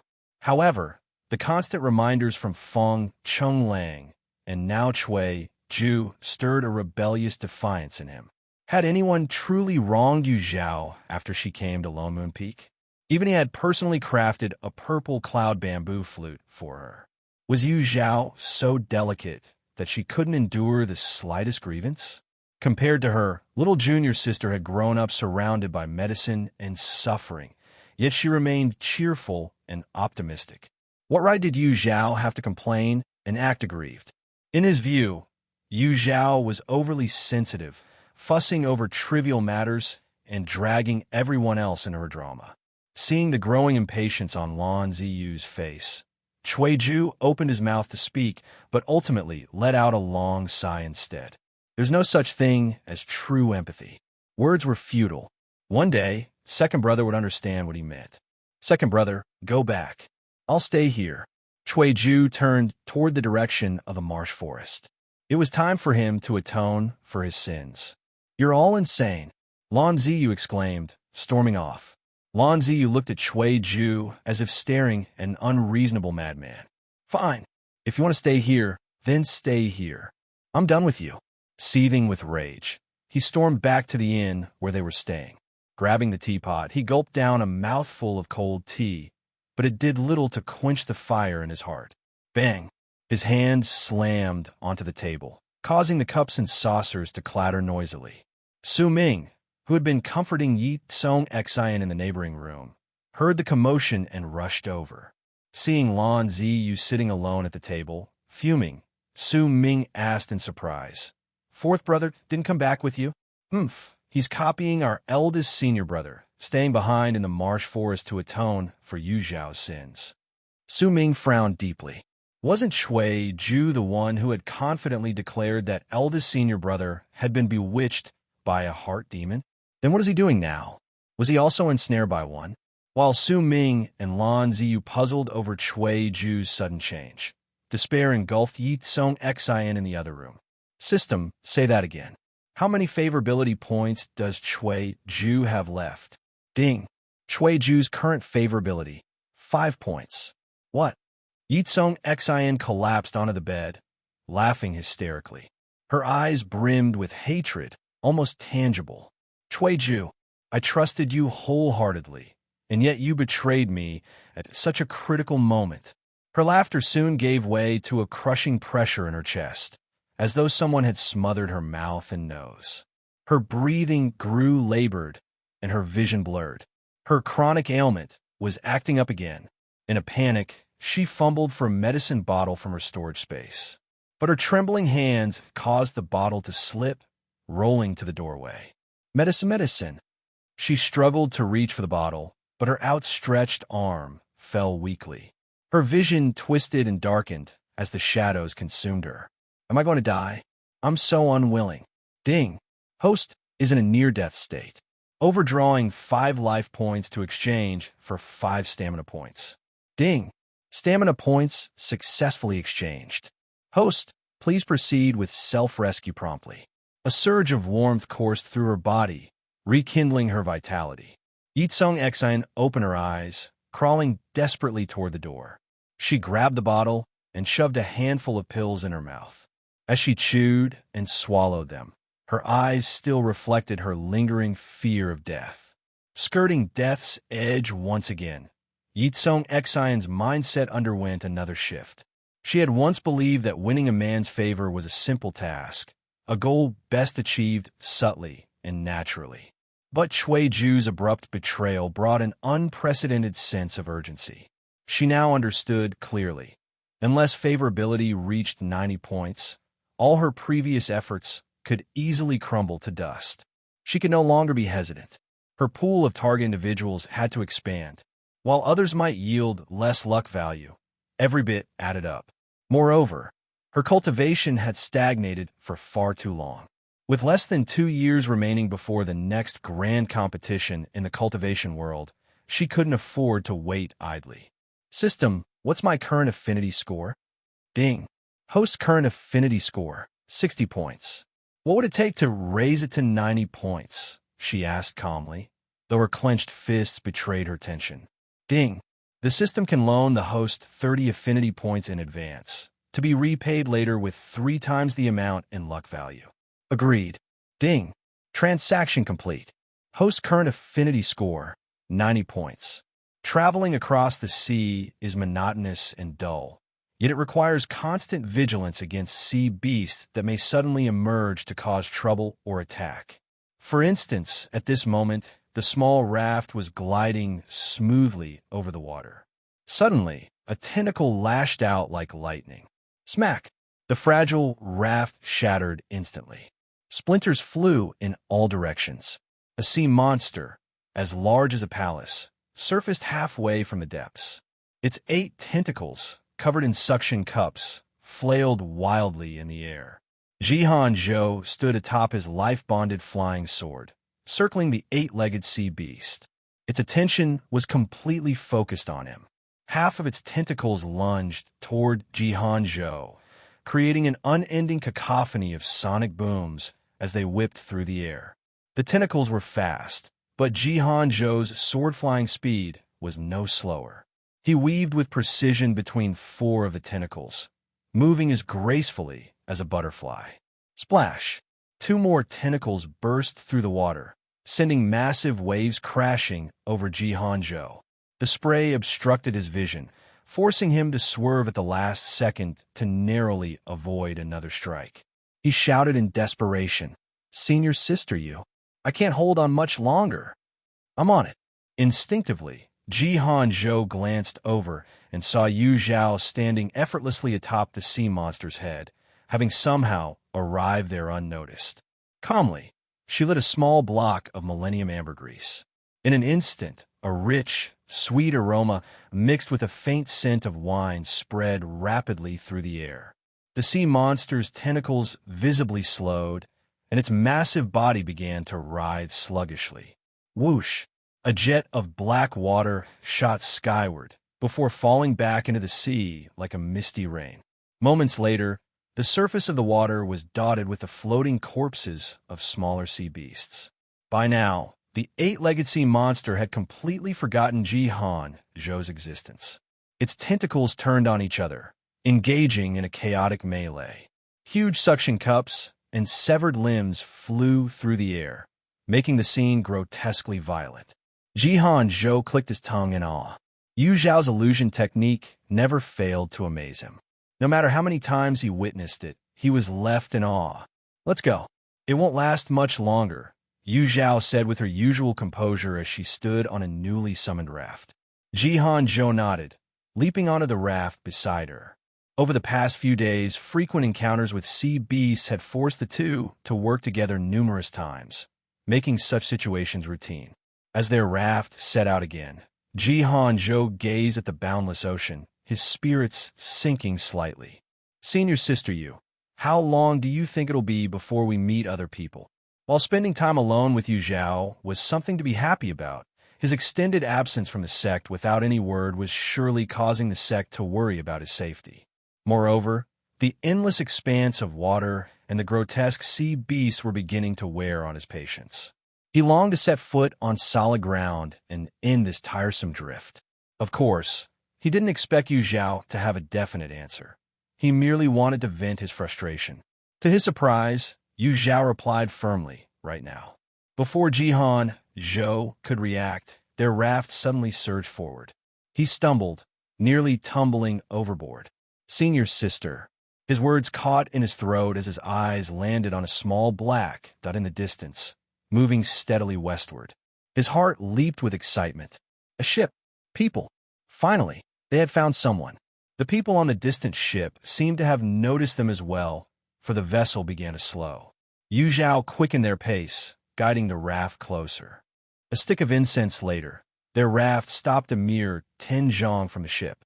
Yu Zhao clasped her hands in greeting and said, "Fellow cultivators, my junior brother and I have unfortunately found ourselves stranded here. We kindly ask for your help to let us aboard. I would be deeply grateful. You can board, but each person must pay 10 top-grade spirit stones as a fee. Otherwise, we won't accommodate you." A burly middle-aged man with a bushy beard declared loudly from a boat. The exorbitant price of 10 top-grade spirit stones could buy 100 boats of similar quality. It was clear the man intended to exploit Yu Zhao and Zhou, assuming they had no alternative. Though 10 top-grade spirit stones weren't much to Yu Zhao and Zhou, caution was necessary while traveling. Feigning reluctance, Yu Zhao haggled with the man for a long time. Only when he pretended to leave did she grudgingly hand over the fare. Boarding first, she discreetly surveyed the boat. Including herself and Zhou, there were 7 passengers, 2 women and 5 men, grouped into 4 distinct factions based on their positions. The bearded man and a woman in her 40s with an elegant yet mature charm formed one group. Another pair consisted of a middle-aged man and woman with an intimate demeanor. The remaining 3 men appeared to be brothers. Notably, all 7 were golden core cultivators. The elegant woman had the highest cultivation level at the late golden core stage, while most others were at the mid-stage. Yu Zhao felt a sinking sensation in her heart. She had boarded a dangerous vessel. Zhou joined her, standing a step behind, his posture tense as he cautiously observed the others. "No need to be nervous, you two. Once aboard, You're guests of mine, Big Boss Wu, and I'll deliver you safely ashore," the bearded man said with a grin, his teeth gleaming white beneath his thick facial hair. Pointing to the elegant woman, he added, "This is Lady Hua, a late-stage golden core cultivator. She especially appreciates handsome young men like your junior brother here." Lady Hua chuckled, covering her mouth as her laughter shook her delicate frame. "Big Boss Wu, do you think I prefer a fresh-faced boy over someone seasoned like you?" Big Boss Wu laughed heartily, seemingly unoffended. He introduced the middle-aged couple next, saying, "This is Zhao Xian and his wife, Wang Zhen. They're so devoted to each other, it makes the rest of us envious." Zhao Xian and Wang Zhen were reticent, nodding politely in response. Moving on, Wu gestured at the trio of men. "Those three are the Long family's three brothers. The tall one is Long 1, the slightly shorter one is Long 2, and the stocky one is Long 3. The brothers didn't even spare a glance at Wu or anyone else, treating the introduction as though they hadn't heard it. "They've got their quirks. Don't mind them," Wu said nonchalantly, slapping the boat with a laugh. "As for me, I'm the captain of this vessel. You can call me Big Boss Wu." Following his lead, Yu Zhao replied, "Big Boss Wu." Though she didn't yet know why these people had gathered, it was evident Wu was their leader. Yu Zhao saw no harm in humoring him for now, hoping to glean useful information. Pleased by her tact, Wu beamed, his bushy beard unable to hide his broad smile. "I'm Yu Zhao," she said, playing along. "This is my junior brother, Jihan Zhou. We were stranded by misfortune and are grateful for your help, Big Boss Wu. No need for formalities. Travelers are friends. We're all here to help," Wu replied with an open-handed gesture, his tone jovial and carefree. If not for his earlier exploitative demand, Yu Zhao might have mistaken him for a genuine, broad-minded man. His duplicity was a warning. She needed to stay vigilant. "Big Boss Wu, if it's convenient, may I ask where your ship will head next?" Yu Zhao's question immediately drew several sharp and hostile gazes toward her. She smirked internally, confirming her suspicion that they harbored secrets among themselves. Big Boss Wu's expression didn't betray any emotion. He chuckled heartily and said, "There's nothing to hide. This ship is actually chartered by Lady Hua and her group. My priority is to deliver them to their destination before returning.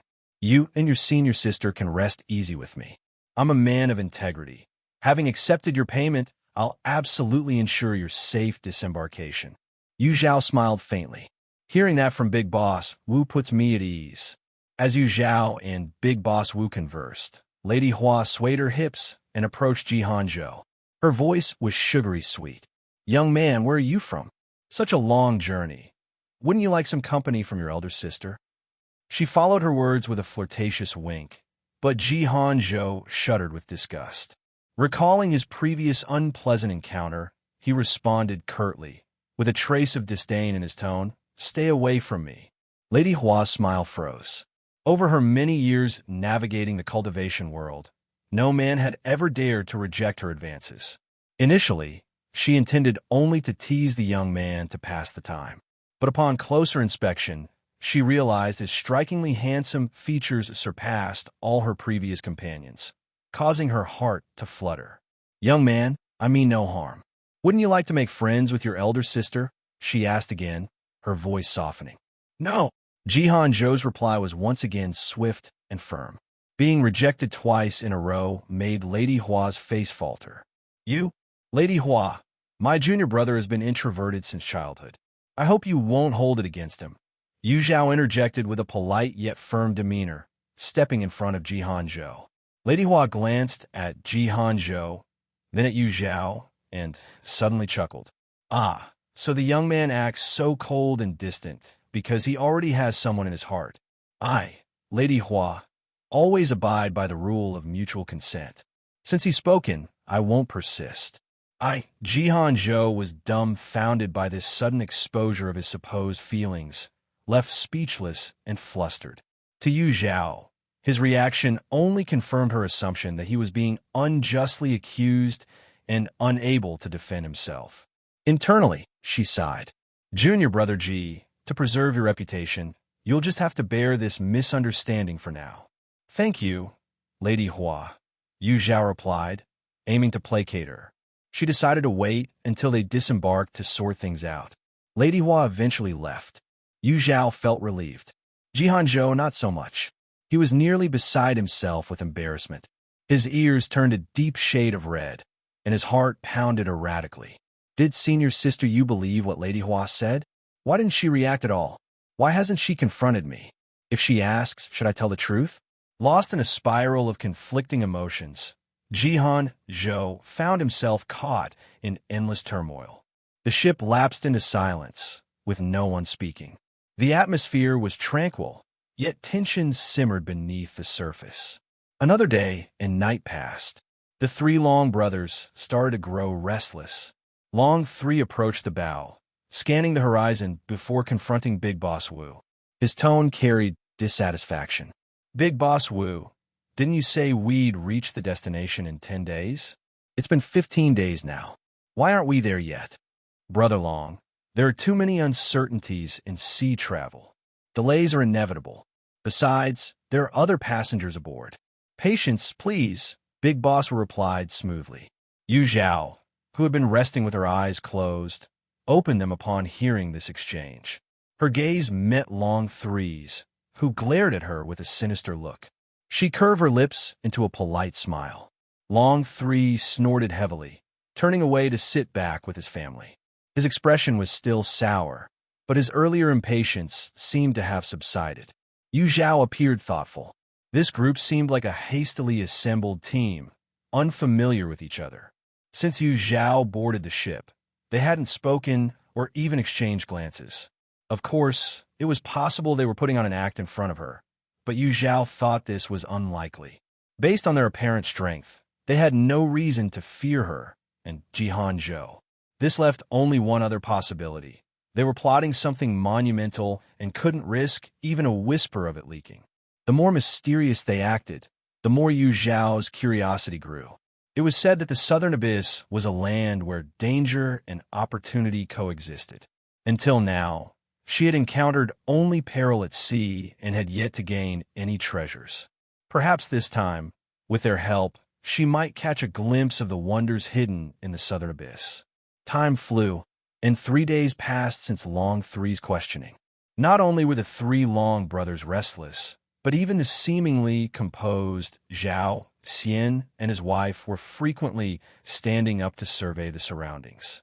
By Yu Zhao's calculations, they had been at sea for nearly 20 days, double the time Big Boss Wu had initially estimated. No wonder everyone was growing edgy. Big Boss Wu was no exception. When Yu Zhao and Zhao had first boarded the ship, he still had the energy to chat and joke. Now, his face was devoid of even a hint of a smile, his expression as grave as still water. Big Boss Wu, it's been 20 days. Don't you think you owe us an explanation? The 3 Long brothers stood up, their imposing presence spreading like a storm. Zhao Xian and his wife also turned their gaze to Big Boss Wu, their invisible pressure bearing down. Lady Hua, arms folded, stood to one side, staying neutral and clearly enjoying the spectacle. Long brothers and esteemed Zhao Xian and Madame Zhao, Big Boss Wu began. You must have some idea of who I am. I'm not someone who would make a joke about this kind of matter. My miscalculation in timing is my fault, and for that, I apologize. But I swear on my life, the information is absolutely genuine. Realizing he was stirring up collective anger, Big Boss Wu knew he had to act quickly or risk making enemies. He apologized sincerely and swore an oath to prove the authenticity of his claims. After a brief discussion, the Long brothers and the Zhao couple decided to trust him one more time. After all, they had already been at sea for 20 days. To return empty-handed now would feel like an even greater defeat. It was better to gamble once more. If they won, all would be well. If they lost, they could always vent their frustration on Big Boss Wu. Thus, the brewing storm dissipated as if it had never existed. Yu Zhao and Zhao remained silent throughout, but they carefully observed and committed every word and action to memory. Finally, on the 25th day of their voyage, Big Boss Wu and his crew spotted an island that matched their destination's description. "Big brother, look! We've arrived! We've finally arrived! The rumors are true! The rumors are true! Ha ha ha! Ajun, these past days have been hard on you. Brother Xian, as long as I'm with you, no place feels difficult." Some were overjoyed, while others exchanged loving words. Yu Zhao and Jihan Zhou exchanged a glance. The moment of truth was at hand. "Please disembark," Big Boss Wu said with a sly grin, addressing Yu Zhao and Jihan Zhou. Standing on the deck, Yu Zhao looked out toward the small island ahead. It was surrounded by steep cliffs, with no accessible coastline for docking. As a result, Big Boss Wu had anchored the ship roughly 10 zhang away from the island. The moment the boat steadied, he eagerly urged Yu Zhao and Ji Hanzhou to leave. Wang Zhun frowned slightly, hesitation flickering in her eyes. Zhao Xian gently patted the back of her hand, shaking his head at her. She lowered her gaze, remaining silent. Yu Zhao, calm as ever, replied, "Big Boss Wu, this island is Lady Hua and her group's destination. My junior brother, and I might not find it appropriate to intrude." "We don't mind," Long Tu interjected. One of the three Long family brothers. His eyes were cold and fixed on Yu Zhao like a serpent sizing up its prey, exuding a sinister chill. "Exactly. The more, the merrier," Long Three added enthusiastically.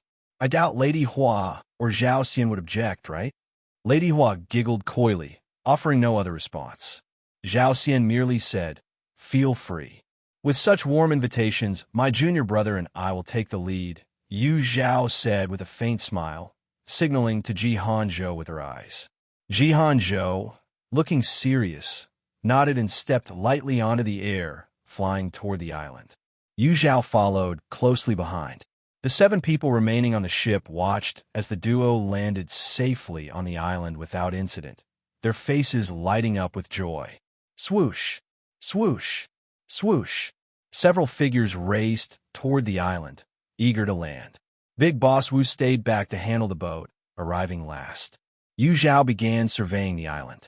It was about the same size as the one she and Ji Hanzhou had briefly rested on earlier. However, this island was entirely barren. Nothing but bare rocks, not even a blade of grass. It was like a lifeless island. What secrets could such an ordinary island hold? Suddenly, the sound of something slicing through the air came from behind her. Without thinking, Yu Zhao gathered spiritual energy in her feet, leaping away. Boom! The spot where she had been standing was blasted, leaving a deep pit 3 feet wide. Yu Zhao reappeared on another rock, her expression icy. Long Three burst into laughter. "Boss, you missed. Want me and second brother to help?" Long One's face was dark as he barked. "Stop wasting time. Get rid of them quickly. The longer we wait, the more risks we face." "Relax. They won't escape," Long Three said dismissively. To him, dealing with a golden core beginner woman and her delicate junior brother was trivial. Ignoring the brothers' casual discussion about how to deal with her, Yu Zhao turned to Big Boss Wu with a faint smile. "Big Boss Wu, didn't you promise to ensure my junior brother and I would be safe? Does your word mean nothing?" A cunning glint flashed in Big Boss Wu's eyes. "I only said I'd safely get you ashore. I never promised anything about what happens after. Blame yourselves for being foolish enough to board my ship." "But we paid the fare," Yu Zhao countered. "So what? I got you ashore, didn't I?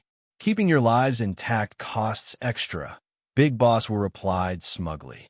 As Yu Zhao and Big Boss Wu bantered back and forth, everyone else failed to notice a faint wisp of smoke rising from within Yu Zhao's wide sleeve, except Ji Hanzhou. "Enough, Big Boss Wu. No need to argue with her. Finish this quickly. We have more important matters to deal with." Long One frowned deeply, his tone filled with impatience. Ever since they came ashore, he had been uneasy, and the bickering only aggravated his irritability. Big Boss Wu grunted in acknowledgement, but couldn't resist giving Lady Hua's sly, knowing look. "Lady Hua, should we keep Ji Hanzhou alive?" Lady Hua spat on the ground and snapped, "Get lost. Don't think I don't know what's going through that filthy mind of yours." Big Boss Wu let out a hearty laugh. but his expression quickly turned sinister. His face darkened, his eyes sharp with murderous intent. "Apologies to the both of you. Allow me to send you off on your final journey." With that, he bent his legs, gathering strength, and in a flash he vanished from sight. Simultaneously, the Long family's three brothers launched their assault on Zhao from three different directions, entirely disregarding Zhao. A mere late foundation establishment cultivator was beneath their notice. Zhao, however, had spent enough time alongside Zhao to appreciate the unpredictability of her illusion techniques. He knew his intervention would likely hinder rather than help.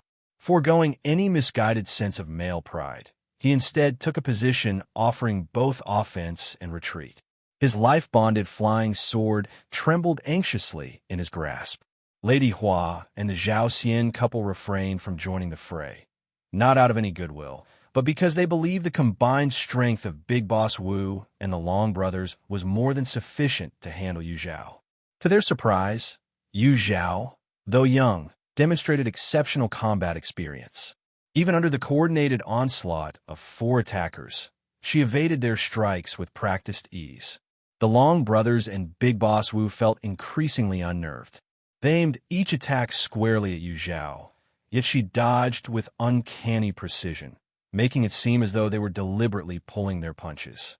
"Hold it!" Long One called out abruptly, halting the fight.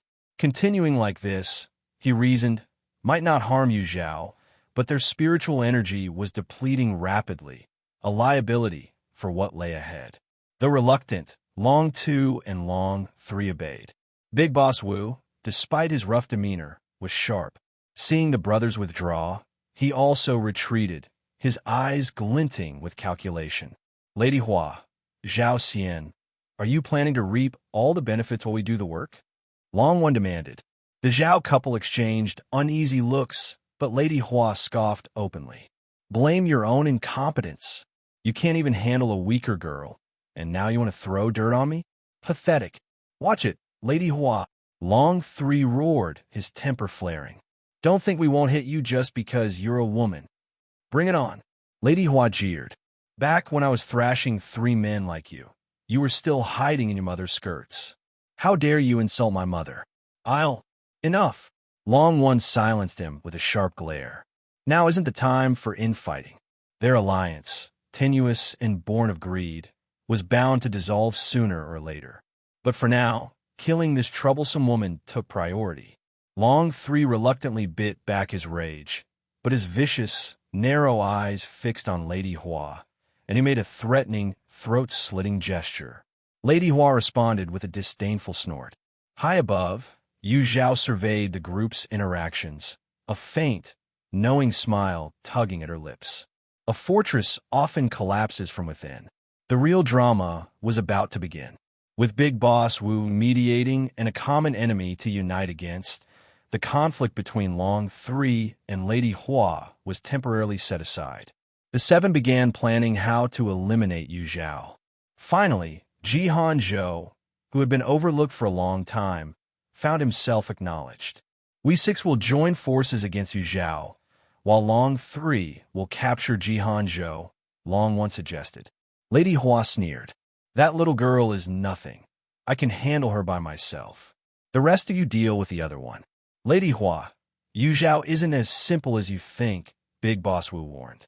"Umph," Lady Hua scoffed dismissively. "I'd like to see how complicated she could possibly be." Among the 7, Lady Hua was the strongest. Seeing her insist, the others could not argue further. Thus, they decided to split into 2 groups. Lady Hua would deal with Zhao, while the others would capture Zhao. Once they had Zhao, they intended to use him to threaten Zhao. If Zhao didn't yield, they would kill Zhao first and then attack her together. No matter how powerful she was, she wouldn't escape alive. Their discussion was entirely unrestrained, allowing Zhao and Zhao to hear every word. Zhao clenched his fists in shame and anger. In the Heavenly Sword sect, he was a prodigy and a disciple admired by countless peers. Yet here, he was nothing but a burden, a weak point to be exploited against senior sister Zhao. Strength. He lacked strength. Only the strong commanded true respect. Just like senior sister Yu Zhao, everyone was racking their brains to deal with her, yet no one spared a thought for him. Yu Zhao remained outwardly calm, but secretly steeled herself. Her illusions were nearly unbeatable, relying on her transcendent composure and formidable soul. Her experiences across 2 lifetimes had made her soul several times stronger than cultivators of the same rank. Once someone fell into her illusion, it was nearly impossible to escape. However, she now faced not 1, but 7 formidable enemies. Casting illusions against all of them would consume an immense amount of soul power. She was not confident in trapping all 7 simultaneously. Instead, she decided to use an old strategy, turn them against each other. Her fingers moved rapidly as she formed a series of seals, creating an invisible talisman. With a push of her hands toward Lady Hua, the talisman silently merged into her body. Lady Hua shuddered, her vision briefly blurring. She blinked, and when her gaze cleared, her lips trembled like a fragile petal. Gu Lang, her voice was soft and sorrowful, carrying endless grievance. Zhao Xian was baffled. Gu Lang? Who's Gu Lang? Sensing something off, Wang Zhun instinctively stepped forward to block Lady Hua's wistful gaze, glaring back at Zhao Xian with suspicion. Zhao Xian was even more confused. Gu Lang, who is she? Lady Hua's gaze turned mournful. You haven't visited me for so long. Now I see it's because you've been seduced by another woman. Lady Hua, watch your words. Wang Zhun retorted angrily. Xianji is my husband. Both Wang Zhun and Zhao Xian spoke at the same time. You've married someone else. Lady Hua's face contorted with rage, her delicate features twisted in madness. Gu Yuan Cheng, how could you betray me like this?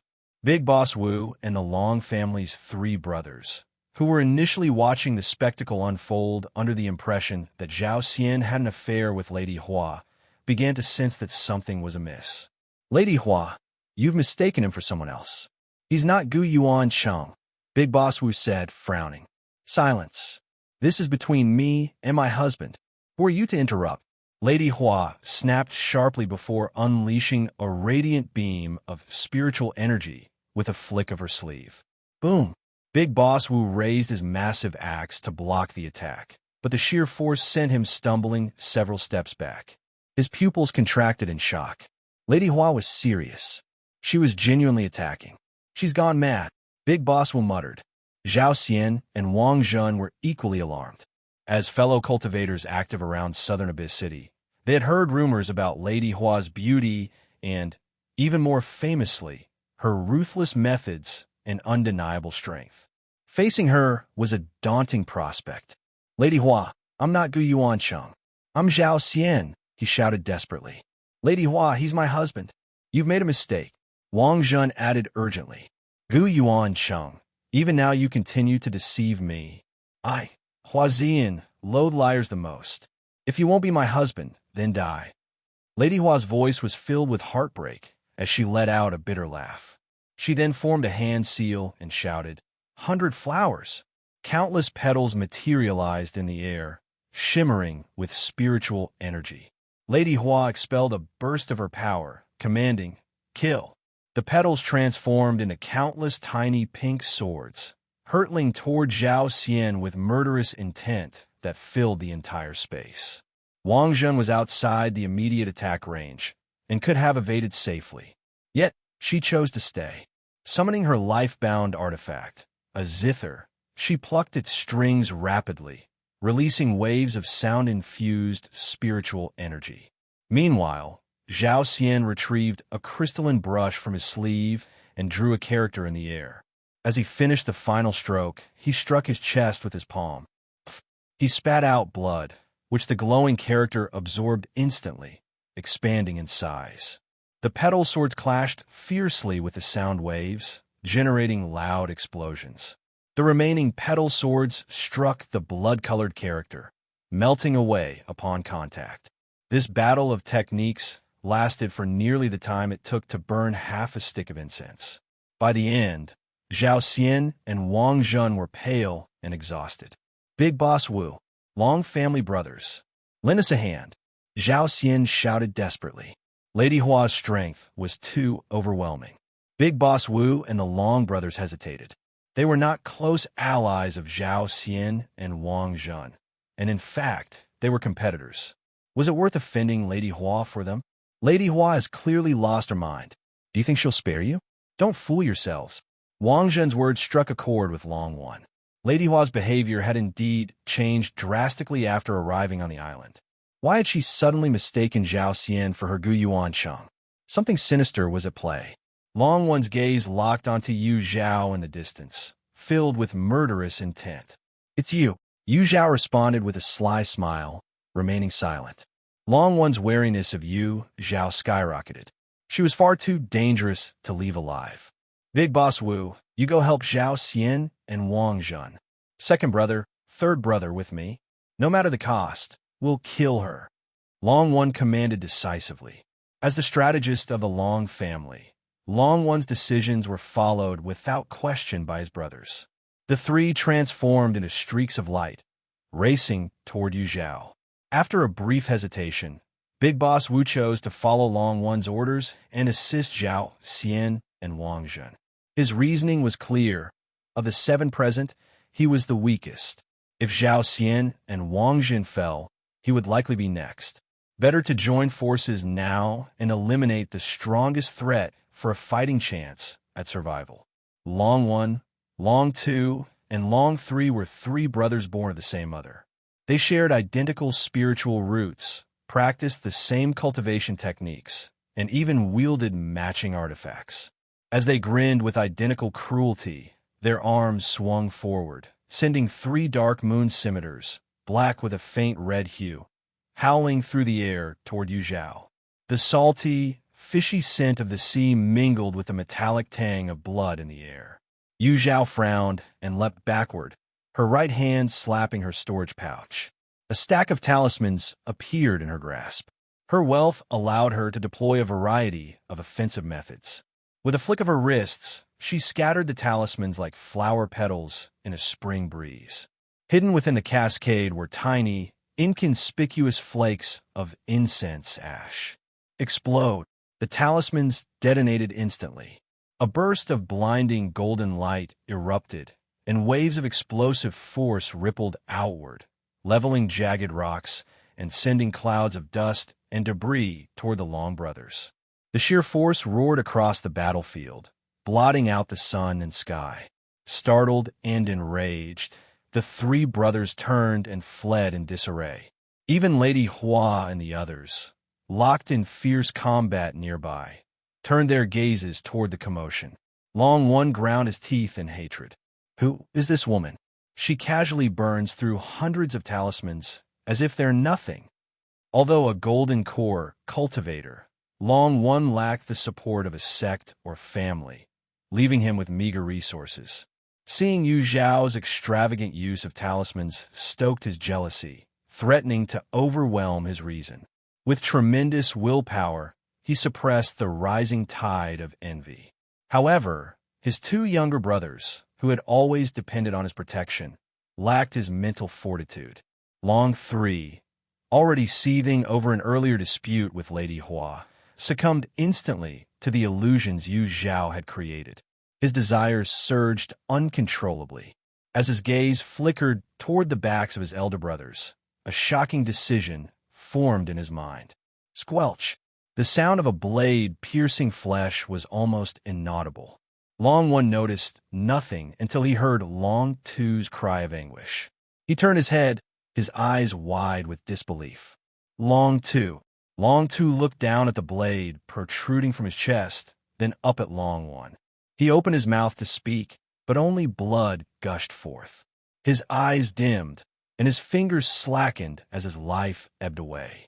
Long Three withdrew his scimitar, shoving Long Two's body aside with an indifferent expression.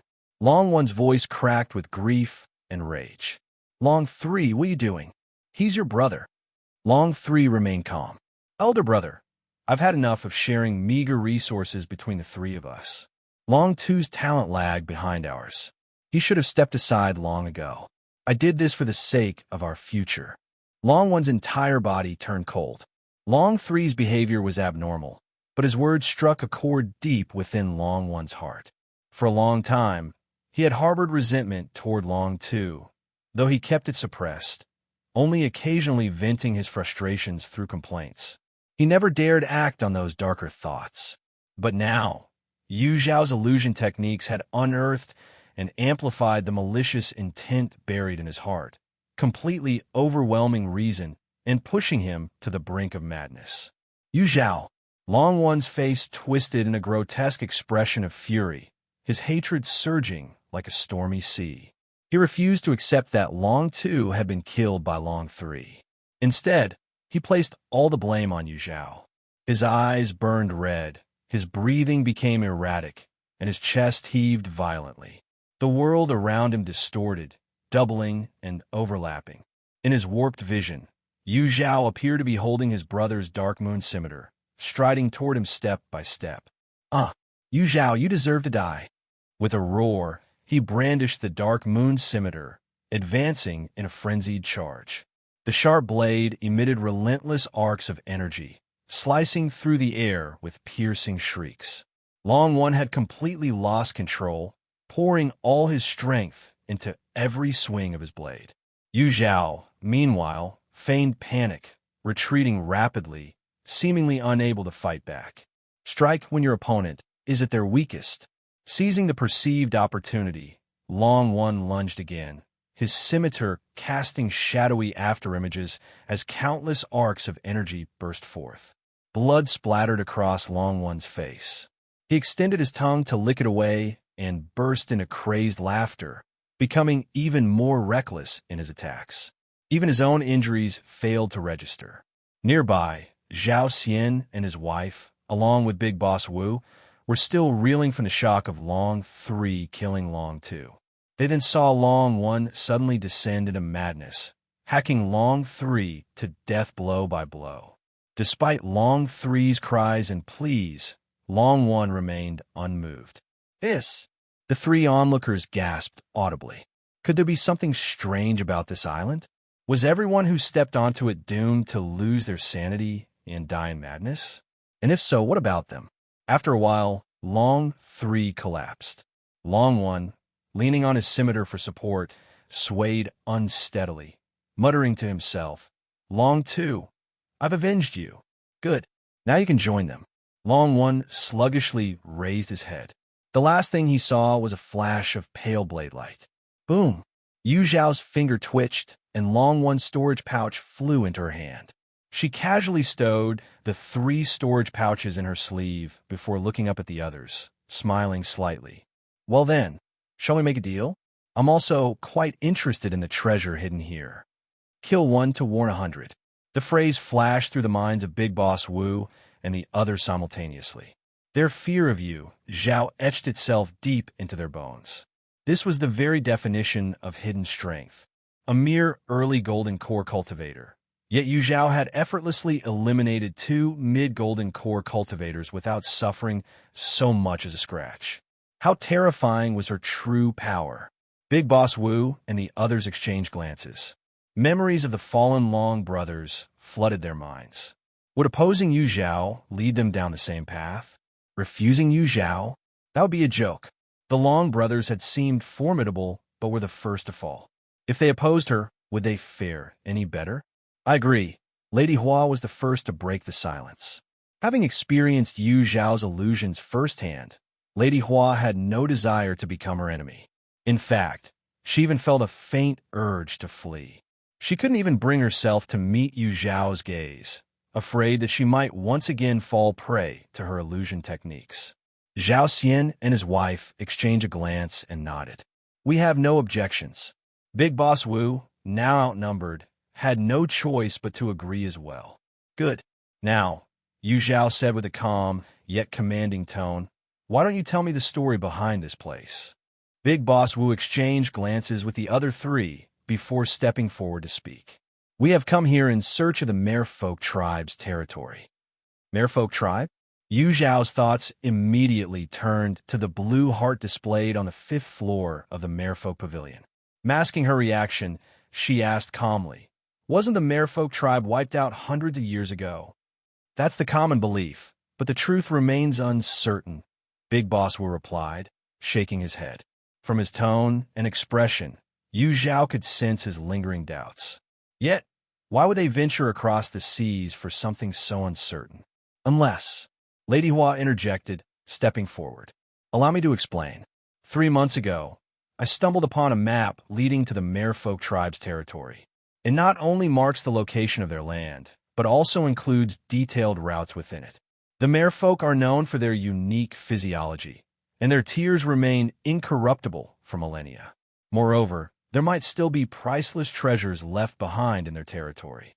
She glanced at Yu Zhao and added, "Given your noble background, you may not understand the struggles we itinerant cultivators face. Even if it's a dragon's lair or a tiger's den, we'll brave it for the chance of fortune." Big Boss Wu, along with Zhao Xian and his wife, nodded in agreement. They all understood the risks involved in this expedition. However, fortune favors the bold. Without staking their lives, how could they hope to seize such a rare opportunity? Yu Zhao neither confirmed nor denied Lady Hua's claims, analyzing the credibility of their words. In truth, she wasn't particularly interested in the supposed treasures of the merfolk tribe. Her curiosity leaned more toward whether any pure-blooded merfolk still existed in the world. The merfolk tribe had vanished from the cultivation realm centuries ago. Where then had this map surfaced? "May I take a look at the map?" Yu Zhao directed her gaze toward Lady Hua. Though phrased as a question, her tone left no room for refusal. With a wry smile, Lady Hua retrieved the map and presented it with both hands. "Of course, you Taoist. Please." As Yu Zhao's fingers touched the map, she was momentarily startled. Such a fine texture. The map was crafted from a peculiar material that resembled both fabric and animal hide. It felt smooth and carried a natural chill to the touch. Yu Zhao slowly unfolded the map. Jihan Zhou, intrigued, moved closer to examine it alongside her. The map was just as Lady Hua described, complete with the island's contours and detailed routes. Embedded in the lower right corner was a blue scale that shimmered with radiant colors, depending on the angle of light. Seeing the map, Yu Zhao found herself half convinced. She returned the map to Lady Hua. "What arrangements have you made for dividing the treasures if they're found?" "I'm the strongest, so I claim one share." Big Boss Wu provided the ship and handled the coordination, so he also gets one share. Zhao Xian and his wife share one portion, while the three Long brothers split 2 portions, Lady Hua explained. "Very well. I won't take much. My junior brother and I will take 2 shares, the same as the Long brothers." Though everyone understood that verbal agreements often amounted to nothing in the face of real benefits, Yu Zhao made her stance clear. Whatever belonged to her would not be up for grabs. Lady Hua and Big Boss Wu had no objections. Even if Yu Zhao demanded 3 shares, they would have no grounds to refuse. Zhao Xian and his wife, however, felt a pang of bitterness. Both were golden core cultivators, yet they only received a single share as a pair. Meanwhile, Yu Zhao, with her seemingly ornamental junior brother, secured 2 shares. The disparity was hard to swallow. Yu Zhao, however, paid no attention to their discontent. If they had objections but lacked the courage to voice them, then they could stew in silence. Even if they spoke up, she had no intention of listening. In the cultivation world, power dictated authority. After resolving the issue of dividing the benefits, the group finally began their exploration of the merfolk tribe's territory. Merfolk live underwater. This island serves as a disguise to mislead cultivators. We first need to find the passage leading to the underwater world to truly enter their territory, explained Yu Zhao. The map only displayed internal routes, but did not indicate the entrance. Therefore, Yu Zhao and the others dispersed to investigate individually. Yu Zhao and Jihan Zhou chose the same area to explore. As the weakest among the group, Jihan Zhou had to stay under Yu Zhao's watchful eye. She remained alert, ensuring he wouldn't fall victim to any of the others' scheming hands. Having faced numerous setbacks, Jihan Zhou's mindset had strengthened, allowing him to adapt well to the situation. He carefully examined the mountain rocks, inspecting even the tiniest crevices as if determined to leave no stone unturned. 3 hours passed. Everyone reconvened after circling the island, only to find nothing. The island was as lifeless as their earlier investigations had suggested, void of spiritual energy and vitality. Logically, if the merfolk tribe had built an underwater passage on this island, there should have been some traces. Zhao frowned, feeling he must have overlooked something. Or the merfolk's habits. They lived underwater. Could the passage be below the island instead of on it? Suddenly, as if uncovering a monumental secret, Zhao's eyes lit up with excitement. Has Brother Ji discovered something? Asked Big Boss Wu with a sly smile. His sharp gaze easily caught the shift in Zhao's demeanor. The others, hearing this, turned their attention to Zhao. Realizing his mistake, Zhao quickly concealed his excitement, but his earlier reaction had already been noted. Brother Ji, we are allies now. If you have clues, there's no need to keep them to yourself. Share them with us so we can analyze them together and locate the merfolk tribe's territory sooner. Isn't that right, you Taoist? Lady Hua remarked with a sweet smile. Yu Zhao responded with a laugh. Lady Hua is absolutely right. Junior Brother Ji, let me tell you something. Your biggest flaw is being overly modest. You probably feel awkward revealing a clue you found that even these senior experts missed. Yu Zhao's tone turned teasing, but her words were sharp. That's just wrong. All the seniors here are magnanimous individuals. They won't mind in the slightest. Speak up confidently and let them know exactly where they failed compared to you. Zhao, Lady Hua, everyone else. Yu Zhao's sharp tongue had spun Zhao's hesitation into a story about him, trying to preserve everyone's dignity and acting for the greater good. She could have been a storyteller. Lady Hua and the others were so furious that they nearly ground their teeth to dust, but they couldn't find a valid retort. Suppressing a laugh, Zhao explained his earlier realization. As he finished, the group's expressions shifted to understanding. Of course, they had approached the matter with conventional thinking, assuming the passage would be on the island. However, considering the merfolk's habits, the area below the island seemed more appropriate. Excitement flared briefly before the group's expressions turned serious. On the island, they could respond to emergencies quickly, but in the deep sea, they would face not only their allies but also unknown underwater creatures, significantly increasing the risks. Still, as the saying goes, fortune favors the bold. They had come this far and would never return empty-handed. If they were to die, it would be on the path to treasure. Splash, splash. Several crystalline waves flickered briefly on the ocean's surface. Beneath the sea, Yu Zhao and her group pressed forward, their spiritual energy shields warding off the crushing water as they descended along the mountain structure of the island. Their plunge created ripples that shook the water, sending waves crashing above. As they continued their descent, the underwater scenery transformed. Fewer sea beasts and clusters of seaweed could be seen. The water darkened with depth, and the oppressive force of the deep sea pressed harder against them. An unspoken anxiety took hold of the group. They had already descended hundreds of feet, but still hadn't reached the seabed. The looming uncertainty fueled a silent fear that gnawed at their hearts. Amid this tension, a faint fluctuation of spiritual energy rippled through their senses. Whoosh! Zhao Xian and his wife reacted instantly. Like lightning, they darted forward, their speed leaving concentric ripples in their wake. Zhao instinctively stepped forward, but hesitated when he noticed Yu Zhao, Lady Hua, and Big Boss Wu remaining still. Don't rush, Yu Zhao transmitted calmly. Let them scout ahead first. Zhao nodded, silently reminding himself to observe more and act less. Being cautious could save him from trouble. Moving at a steady pace, Yu Zhao's group followed Zhao Xian and his wife. When they reached their position, Zhao Xian stood aside with a grim expression, revealing a passageway embedded in the seabed.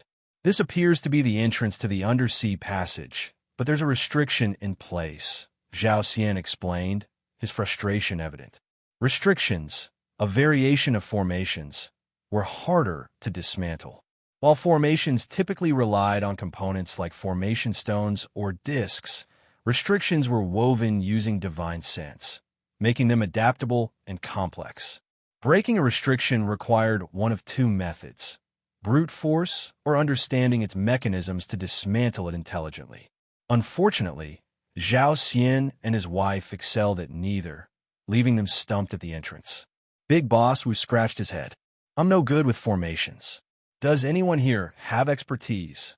Lady Hua and Yu Zhao shook their heads, and the group fell into silence until Jihan Zhou hesitantly offered, I can try. Everyone turned to him, startled. Jihan Zhou, who had barely registered in their minds aside from his striking looks, had been mostly overlooked. Even though Yu Zhao had defended him earlier, the group hadn't given him much thought. For him to step forward now was unexpected. Yu Zhao smiled warmly. Junior brother Ji, go ahead. With me here, no one will disturb you. The others exchanged awkward smiles, but stepped aside to make room. Jihan Zhou approached the entrance with heavy steps. This was his chance to prove himself to Yu Zhao. He couldn't afford to fail. While his experience with restrictions was limited, Jihan Zhou had a solid foundation in formations, having often practiced sword arrays with fellow disciples at the Heavenly Sword Sect. He understood that formations and restrictions shared underlying principles. By identifying their connections, dismantling a restriction became feasible. Taking a deep breath, Jihan Zhou focused his gaze on the intricate, glowing lines of spiritual energy etched into the rocky entrance. His mind worked furiously, deciphering their patterns and interplay. 7 days passed as he stood motionless before the restriction. The group's initial hope gave way to doubt and, finally, disappointment. Big Boss Wu shook his head. I knew this kid was unreliable. If he couldn't do it, he shouldn't have wasted our time. You Taoist, Big Boss Wu ventured cautiously. Perhaps we should stop him and consider another approach? Yu Zhao's sharp gaze silenced him. Feel free to share your brilliant ideas. Big Boss Wu faltered, unable to respond. He had no real plan and simply didn't want to waste any more time. Yu Zhao returned her attention to Jihan Zhou, her confidence in him unwavering. The principle, employ without suspicion and do not employ if suspicious, resonates deeply with Jihan Zhou's temperament. He is far from being blindly confident. His precision only reflects his firm assurance. Yu Zhao, steadfast and loyal, would never drag her companions down when they need her the most. Big Boss Wu, having returned in failure, kept his frustrations to himself. His demeanor discouraged others from voicing their own doubts. 3 more days passed in the blink of an eye. Bored, Big Boss Wu pulled a strand of hair from his head and began slicing it meticulously with spiritual energy. Just as he reached his 48th cut, Jihan Zhou moved unexpectedly. With intricate hand seals, Jihan Zhou released a faint yellow ring of light from his palms. The ring flew rapidly towards the restriction on the cliffside. Buzz! The spiritual patterns etched on the mountain wall began spinning at an astonishing speed. A cataclysmic force seemed to brew within. Did it fail? Big Boss Wu and his group recoiled in shock, retreating in panic. Meanwhile, Yu Zhao clasped a defensive seal in her hand, but moved forward instead of falling back. She was about to carry Jihan Zhou away when her gaze froze on the restriction. The yellow ring of light from Jihan Zhou's hands was merging seamlessly with the restriction. Within moments, they fused entirely. The overwhelming force dissipated, revealing a stone door on the mountainside before Yu Zhao and Jihan Zhou. Senior sister Yu, I did it. Jihan Zhou turned, a bright smile lighting up his weary face. His efforts had taken a heavy toll. Dark circles framed his eyes, and his once vibrant energy seemed subdued. Impressive, Yu Zhao remarked without hesitation, her praise direct and sincere. For Jihan Zhou to unravel a restriction that a group of golden core cultivators had failed to breach was no small feat. Jihan Zhou grinned, raising his eyebrows in delight before collapsing. Yu Zhao caught him, her expression caught between exasperation and amusement. A quick inspection confirmed her suspicion. His immense spiritual expenditure had driven him into a self-protective dormant state. Is Brother Ji all right? Big Boss Wu and his three companions cautiously approached, emboldened by the clear danger. He's not dead yet, Yu Zhao replied bluntly. Big Boss Wu and his companions. Yu Zhao's words, as always, were blunt to the point of being exasperating. Who's going in first? Yu Zhao scanned the four of them. The group fell silent. Even Zhao Xian and his wife, known for their competitive streak, seemed reluctant to step forward this time. Surely, you don't expect me to carry my junior brother through first? If so, I can't promise I won't leave something interesting along the way. Yu Zhao's smile carried an edge of menace. Big Boss Wu and the others, their intentions exposed, hurriedly denied her insinuation. After a brief discussion, they decided Lady Hua would lead, Big Boss Wu would guard the rear, and Zhao Xian and his wife would position themselves ahead of Yu Zhao. Lady Hua, her expression wary, approached the stone door and pushed it open. Suddenly, a blinding light poured out, illuminating the once dim underwater world. Stunned, Lady Hua extended her divine sense into the chamber and gasped, her mouth agape in disbelief. Her eyes burned with fervent excitement. The wide corridor ahead was lined with dazzling pearls, coral, gemstones of every hue, and even fist-sized sea beast cores. The passage twisted downward, its end obscured from view. Even the treasures scattered along this single corridor were enough to secure their fortunes. Big Boss Wu swallowed hard, his heart racing. Inwardly, he roared with triumph. The merfolk tribe's territory. This must be it. Ha ha, I'm rich. Big Boss Wu has struck gold. Zhao Xian and his wife couldn't tear their eyes away from the scene. For rogue cultivators like them, the lack of resources was always a thorny issue. The tension among the Long family's three brothers over resource allocation spoke volumes. Now, with these gemstones and cores, Zhao Xian and his wife could train in comfort for decades. Lady Hua stood at the entrance of the passage, overwhelmed by the sight before her. If not for Yu Zhao's presence, she might have impulsively swept everything she saw into her storage pouch. Lady Hua, why have you stopped? Turning her head, she met a pair of icy, penetrating eyes. It felt like a bucket of cold water had been poured over her, instantly quelling her excitement. With Yu Zhao here, the possibility of monopolizing these treasures was slim. Moreover, they hadn't even reached the heart of the merfolk tribe's territory yet. To cause infighting at this stage would be foolish and short-sighted. Realizing the consequences, Lady Hua averted her gaze and proceeded into the passage without another glance. Zhao Xian and his wife hesitated briefly, but Yu Zhao nudged them forward with a gentle push of spiritual energy, propelling them into the passage. She then casually dragged the unconscious Jihan Zhou along and strolled in as if she were on a leisurely walk. Big Boss Wu brought up the rear, his eyes darting to the sides, his large hands itching to grab something. After a brief internal struggle, he couldn't resist picking up two sea beast cores, each nearly the size of a human head, and quickly stashing them into his storage pouch. Yu Zhao noticed his sneaky actions, but chose not to intervene. In truth, Lady Hua and the Zhao couple were also discreetly pocketing items along the way. As long as it didn't slow their progress, Yu Zhao decided to turn a blind eye.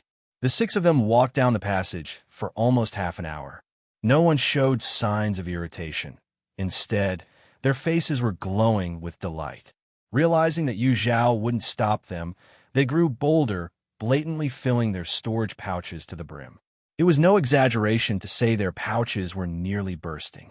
Yu Zhao herself collected some beautiful gemstones and corals, intending to gift them to senior sister Zhou and the others when she returned. She also didn't forget Jihan Zhou. Since he had contributed the most and was still unconscious, she prepared a separate storage pouch for him, filling it with various treasures as they walked. "We're almost at the exit," Lady Hua announced, a trace of regret flickering across her face as she saw the end of the passage. The others sighed wistfully in unison, quickening their pace. If the passage held such a wealth of treasures, the merfolk tribe's territory itself must be brimming with unimaginable riches. At the end of the passage was a light screen as thin as a cicada's wing, impenetrable to divine sense. Ordinarily, Lady Hua would have hesitated, weighing her options before stepping through. But after the dazzling bounty of the passage, she leaped in without a second thought. The Zhao couple hesitated for a moment before gritting their teeth and following. Yu Zhao, however, paused. This journey had gone so smoothly that it felt unnaturally deliberate. Friend Yu, we've come this far.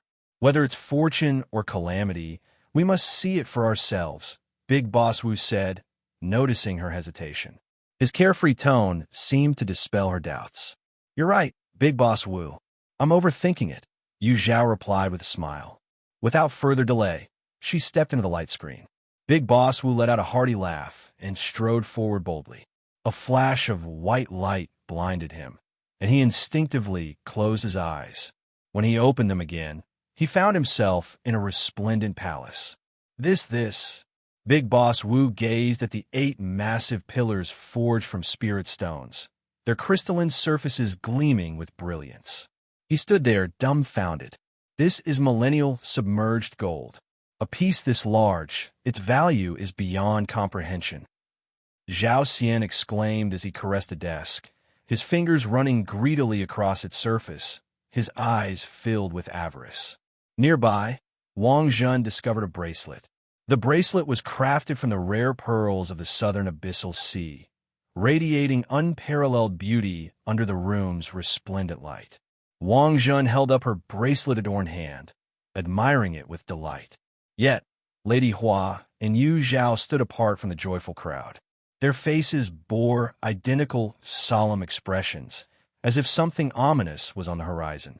A piercing, soul-penetrating song abruptly broke the air. Yu Zhao's pupils shrank in an instant. This is the Merfolk tribe's song. The realization struck her like lightning. Before she could react, the magnificent palace dissolved into a scene of corpses and rivers of blood. In the midst of the carnage, a lone figure stood defiant. She held a purple cloud bamboo flute in her left hand, and her right clutched a blood-stained pouch. The embroidered patterns on the pouch were blurred, yet the outlines of beasts and birds remained discernible. Yu Zhao trembled. That figure was undeniably her. She looked again, and the bodies in the sea of blood were all too familiar. Her senior brothers, her master, and those who had once humiliated her with words or deeds. The figure across from her slowly raised her head, revealing a bloodthirsty face. She sneered chillingly. I killed him for you. Are you happy now? Yu Zhao stayed silent. Why won't you smile? They're your enemies. They wronged you. They deserve to die. The figure's voice grew wild, her emotions spiraling out of control as she screamed accusations of their misdeeds at Yu Zhao. In her daze, Yu Zhao saw a reflection of her past self, the one consumed by self-pity, unable to move on or break free. Yes, I am you, and you are me. We are one. The figure chuckled softly before launching herself at Yu Zhao with thunderous force. Yu Zhao tried to evade, but her body felt paralyzed. Helpless, she watched as the other self merged into her being. At that moment, an overwhelming tide of negative emotions surged through her. Scenes of her past flashed vividly before her eyes. The helpless fear during her imprisonment in the Black Prison. The shame and sorrow when rebuked by her eldest senior brother.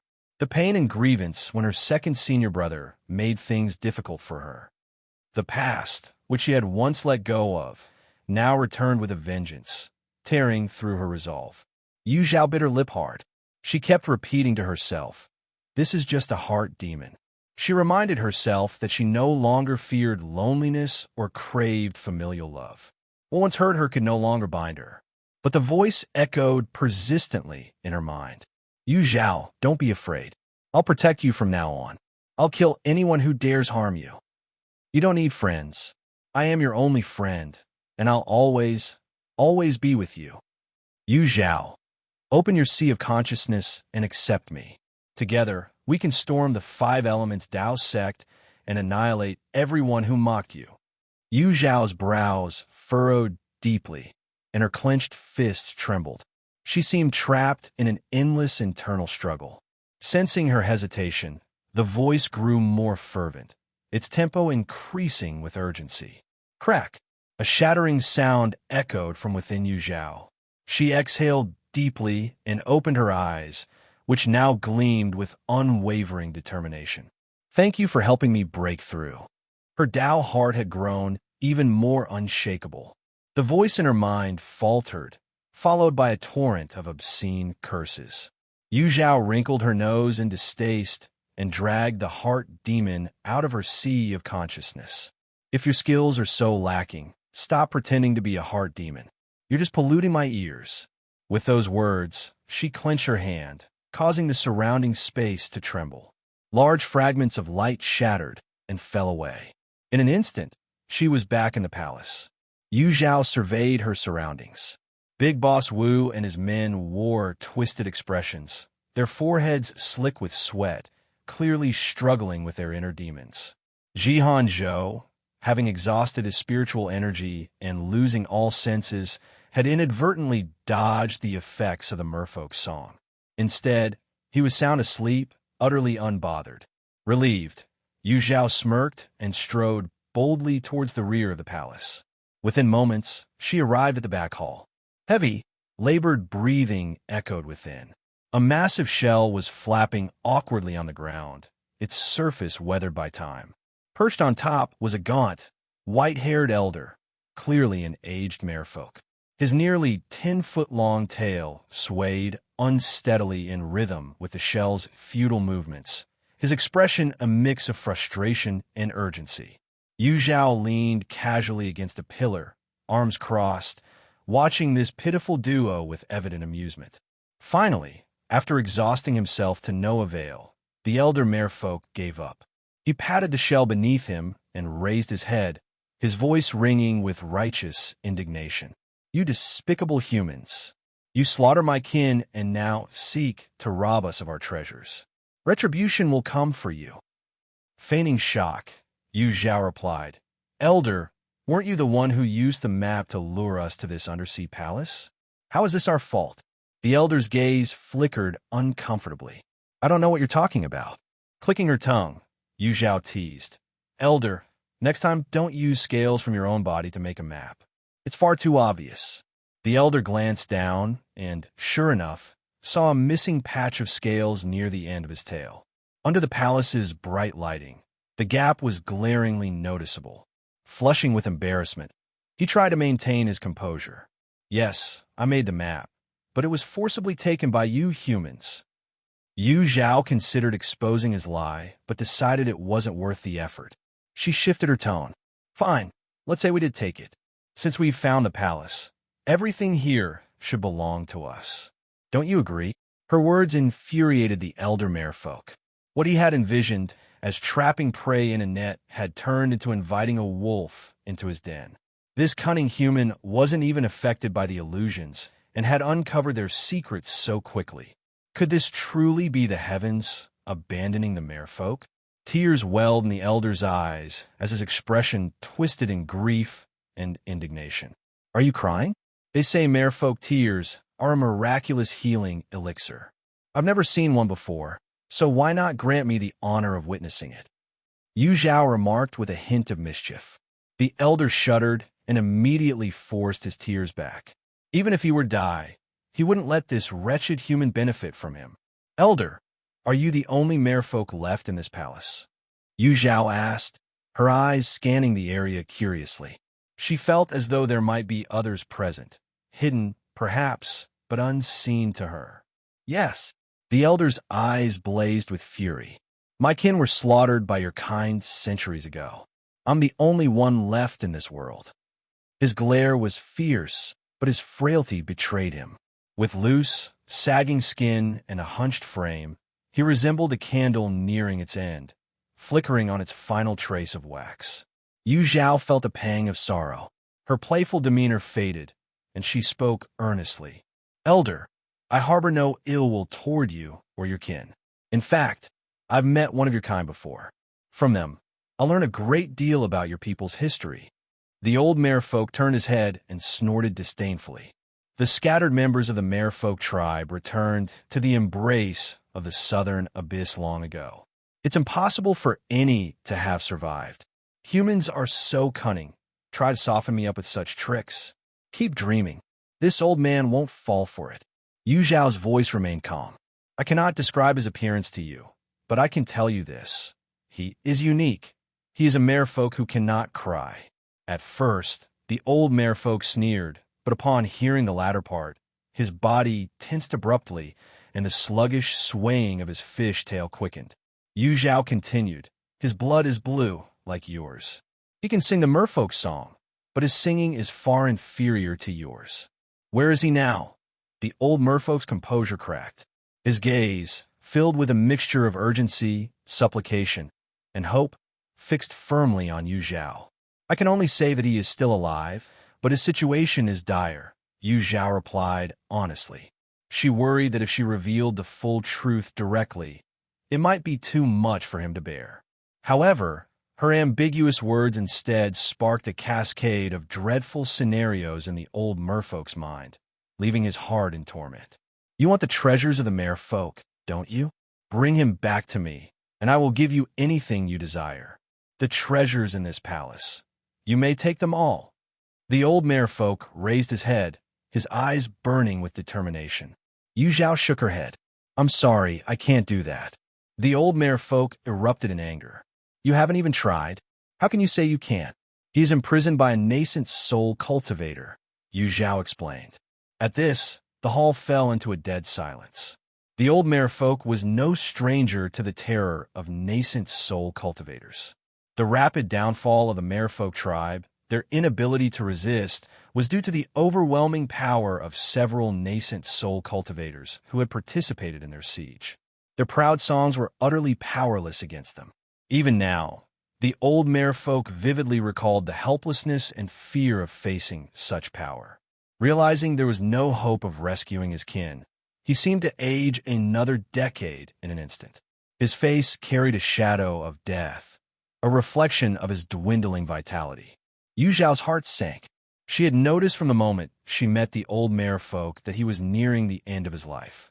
Perhaps, knowing his days were numbered, he had resolved to take revenge against the human cultivators in his final moments.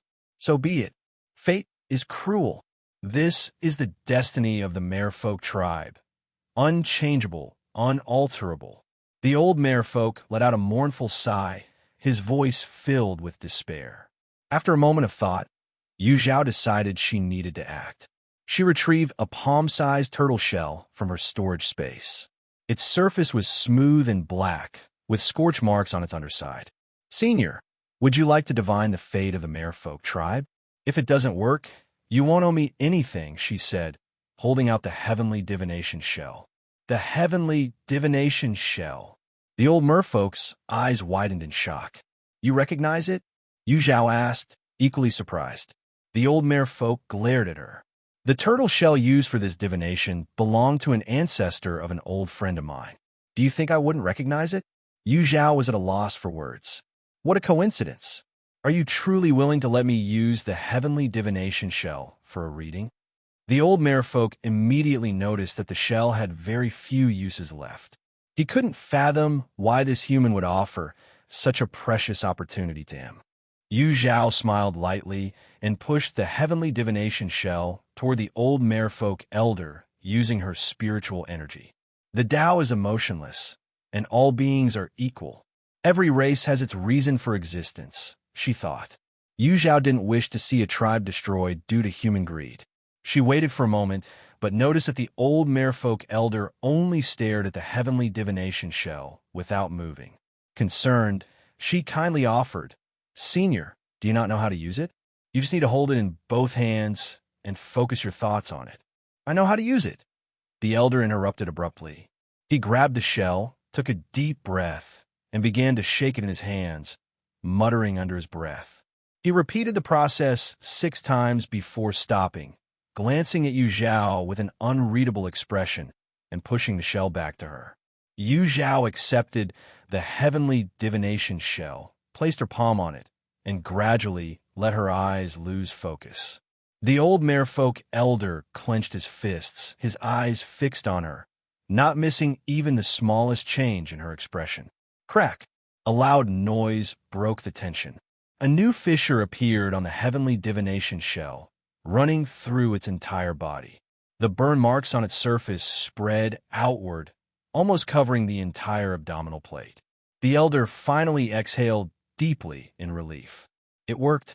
Zhao absorbed the information conveyed by the heavenly divination shell, her expression turning complicated. After storing it back into her spatial storage, she hesitated to speak, under the expectant and nervous gaze of the elder. This elder, once a clan elder of the merfolk tribe, was known for his fiery temper. Yet his desperate need to know the tribe's future had tempered his attitude. With a forced smile, he asked, his tone unnaturally gentle, "So, what did the shell reveal?" Zhao hesitated, choosing her words carefully. The elder was nearly ready to leap from his shell, thrown in frustration, mentally cursing her countless times. Zhao's ears burned, as if sensing his silent complaints. Helplessly, she explained, "Senior, it's not that I don't want to tell you. I'm just afraid you won't believe me." "Say it anyway," he urged. "I'll decide for myself whether to believe it or not." Zhao took a deep breath. The heavenly divination shell foretold that the merfolk tribe is currently in decline. However, there remains a glimmer of hope. If this opportunity is seized, there's a chance for the tribe to reverse its fate and rise to glory once again. Her words were like a life-prolonging elixir to the elder. His spirits lifted, and the fatigue that had weighed on him moments ago vanished. "Where is this hope for the tribe?" he asked eagerly. Zhao paused for a moment, then pointed at herself. The elder was stunned, staring at her for a long while before finally realizing what she meant. The so-called hope for the merfolk tribe was her. He nearly burst out laughing in exasperation. Ridiculous. Nonsense. How could the future of the merfolk tribe be tied to a human cultivator? Zhao sighed. She had expected this reaction. In truth, even she had been shocked by the result. The weight of responsibility was immense, pressing heavily on her shoulders with an invisible burden. "Senior, I allowed you to use the heavenly divination shell. Why would I deceive you? As for why I'm the key to your tribe's survival, I don't know either," she admitted, feeling the elder's piercing gaze. The two stared at each other in silence for a long time. Finally, the elder broke the quiet. "What is your name?" "Zhao," she replied calmly. "Can I trust you?" "Senior, I won't claim to be a saint, but I'm not a wicked person either. Whether you choose to trust me is for you to decide." Zhao rarely made promises unless she was certain she could fulfill them. Yet, regarding the future of the merfolk tribe, she was utterly clueless about what to do or why she was connected to them. In fact, once she left the undersea palace, she had no intention of returning to the southern abyss for a long time. How, then, could she possibly help the merfolk tribe prosper? "I don't dare to trust you," the elder finally admitted. "But I trust the heavenly divination shell." After pondering for a while, the merfolk elder finally spoke. His words revealed his willingness to trust Zhao. "Come with me." The elder and his shell mount led the way at their usual slow pace. Zhao followed patiently, occasionally admiring the luxurious decor of the undersea palace. After the time it took for an incense stick to burn, they stopped in front of a room. The elder dismounted and swam to the door. With a flick of his tail, the door opened automatically, revealing a dazzling brilliance. Inside was a trove of treasures passed down through generations of the merfolk tribe. "You may take anything you like, even empty the entire room, and I won't object. But before you enter, you must promise me one thing," the elder said. Standing at the doorway, Zhao could already feel the room's vibrant spiritual energy. She smiled bitterly. "Elder, my abilities are limited. Please don't make things too hard for me. I won't ask you to rescue our imprisoned kin or remain in the palace. All I ask is that if you encounter a merfolk in distress in the future, you save them. Please." The elder's earnest gaze made it clear he had placed all his hopes on Zhao. She hesitated briefly before nodding. "I promise." Relieved, the elder stepped aside. "Go ahead." The moment Yu Zhao stepped into the room, she was overwhelmed by the sheer brilliance of the treasures. Blood-red coral jade, giant sea lingji mushrooms, beast king core jewels. It was a dazzling array of riches. She spent nearly half an hour inside before reluctantly emerging empty-handed. The elder looked at her in shock. "Why are you leaving with nothing?" "Because I'm noble and selfless," Yu Zhao replied hesitantly. The elder was speechless, then became anxious. "Are you planning to go back on your word?" "No, I'm not. I just don't need anything from in there. I've already taken my reward," Yu Zhao explained, referring to the gems and core she had collected earlier from the hallway. "Those trinkets are nothing," the elder exclaimed, pushing her back into the room. He grabbed a thumb-sized mystic magnetite from a shell container and placed it in her hands. "Take this." Although small, the mystic magnetite was incredibly heavy, nearly slipping from Yu Zhao's grasp. He then handed her a Millennium Jade essence, a transparent jade stone containing a drop of milky white liquid that carried immense spiritual power. Before she could thank him, another item, a severed piece of dragonwood, taller than she was, appeared in her arms. Dragonwood was a rare undersea material, renowned for its indestructibility. One treasure after another poured into Yu Zhao's arms, and her protests were met with the elder's unwavering insistence. By the time they left the treasury, Yu Zhao was smiling, while the elder looked on the verge of tears. "What madness possessed me to give away my tribe's heirlooms like this?" he muttered, clutching his chest in regret. "Oh, my poor heart." "Senior, you're too generous. I'm feeling a bit embarrassed," Yu Zhao said with a bashful smile. The old merfolk sighed inwardly, muttering to himself, "If you're embarrassed, return what you took." These cunning humans. To this day, he still couldn't figure out how he'd been persuaded into this situation. "Senior, rest assured. Since I accepted your gifts, I'll do my best to fulfill your request," Yu Zhao continued. "Not just your best. You're obligated to do it," the old merfolk emphasized furiously. "Yes, yes," Yu Zhao replied smoothly. Seeing her agree so readily, the old merfolk grew even more uneasy. He couldn't shake the feeling that he had boarded a pirate ship. "Senior, if there's nothing else, I should be on my way." Originally, Yu Zhao had come to the southern abyss to gather information about Shui Qingyu, but unexpected events had caused her to linger for a month. With the grand cultivation competition approaching, she still needed to visit the marsh forest and the Greenwood sect, leaving her uncertain whether time would allow it. The old merfolk's expression darkened as he realized Yu Zhao intended to leave. Despite his apparent disdain for her, he secretly admired her abilities. However, he also understood that their paths were inherently different. Even if he persuaded her to stay, it would only delay the inevitable. "Fine, I'll escort you part way," he said solemnly. "Oh, there's no need for that," Yu Zhao protested, glancing discreetly at his peculiar mount. Ignoring her objection, the old merfolk patted the shell beneath him. Together, the merfolk and his massive shell began crawling sluggishly through the palace. Watching their slow progress, Yu Zhao sighed in exasperation. With a subtle motion of her finger, a gentle force lifted the shell, speeding up their journey significantly. Before they reached the palace hall, Yu Zhao detected a faint metallic scent in the air, the smell of blood. As they entered, the scene before her confirmed her suspicions. Zhao Xian and Wang Zhen lay embracing each other, short blades buried in their chests. Zhao Xian's face was twisted in agony, his eyes wide open, refusing to close even in death. In contrast, Wang Zhen leaned peacefully against him, her lips curved in a serene smile. If not for her cold body and lifeless aura, she could have been mistaken for sleeping. Nearby, Big Boss Wu was also dead, a gaping hole in his chest where his heart had been torn out. The bloody organ lay discarded at a distance. Lady Huan knelt on one knee, clutching her bleeding abdomen. Blood streamed relentlessly between her fingers, pooling at her feet. Big Boss Wu's iron axe rested beside her. She raised her head, ignoring the old merfolk, and fixed her gaze on Yu Zhao. Her lips curled into a mocking smile. "When did you figure out?" she asked. "From the very beginning," Yu Zhao replied calmly. But why? Big Boss Wu and I never communicated directly. Lady Hua demanded. It was precisely because you two kept your distance that it was suspicious, Yu Zhao explained, gesturing toward Big Boss Wu's body. When we first boarded the ship, he introduced you. From your interaction, it was obvious you were familiar with each other.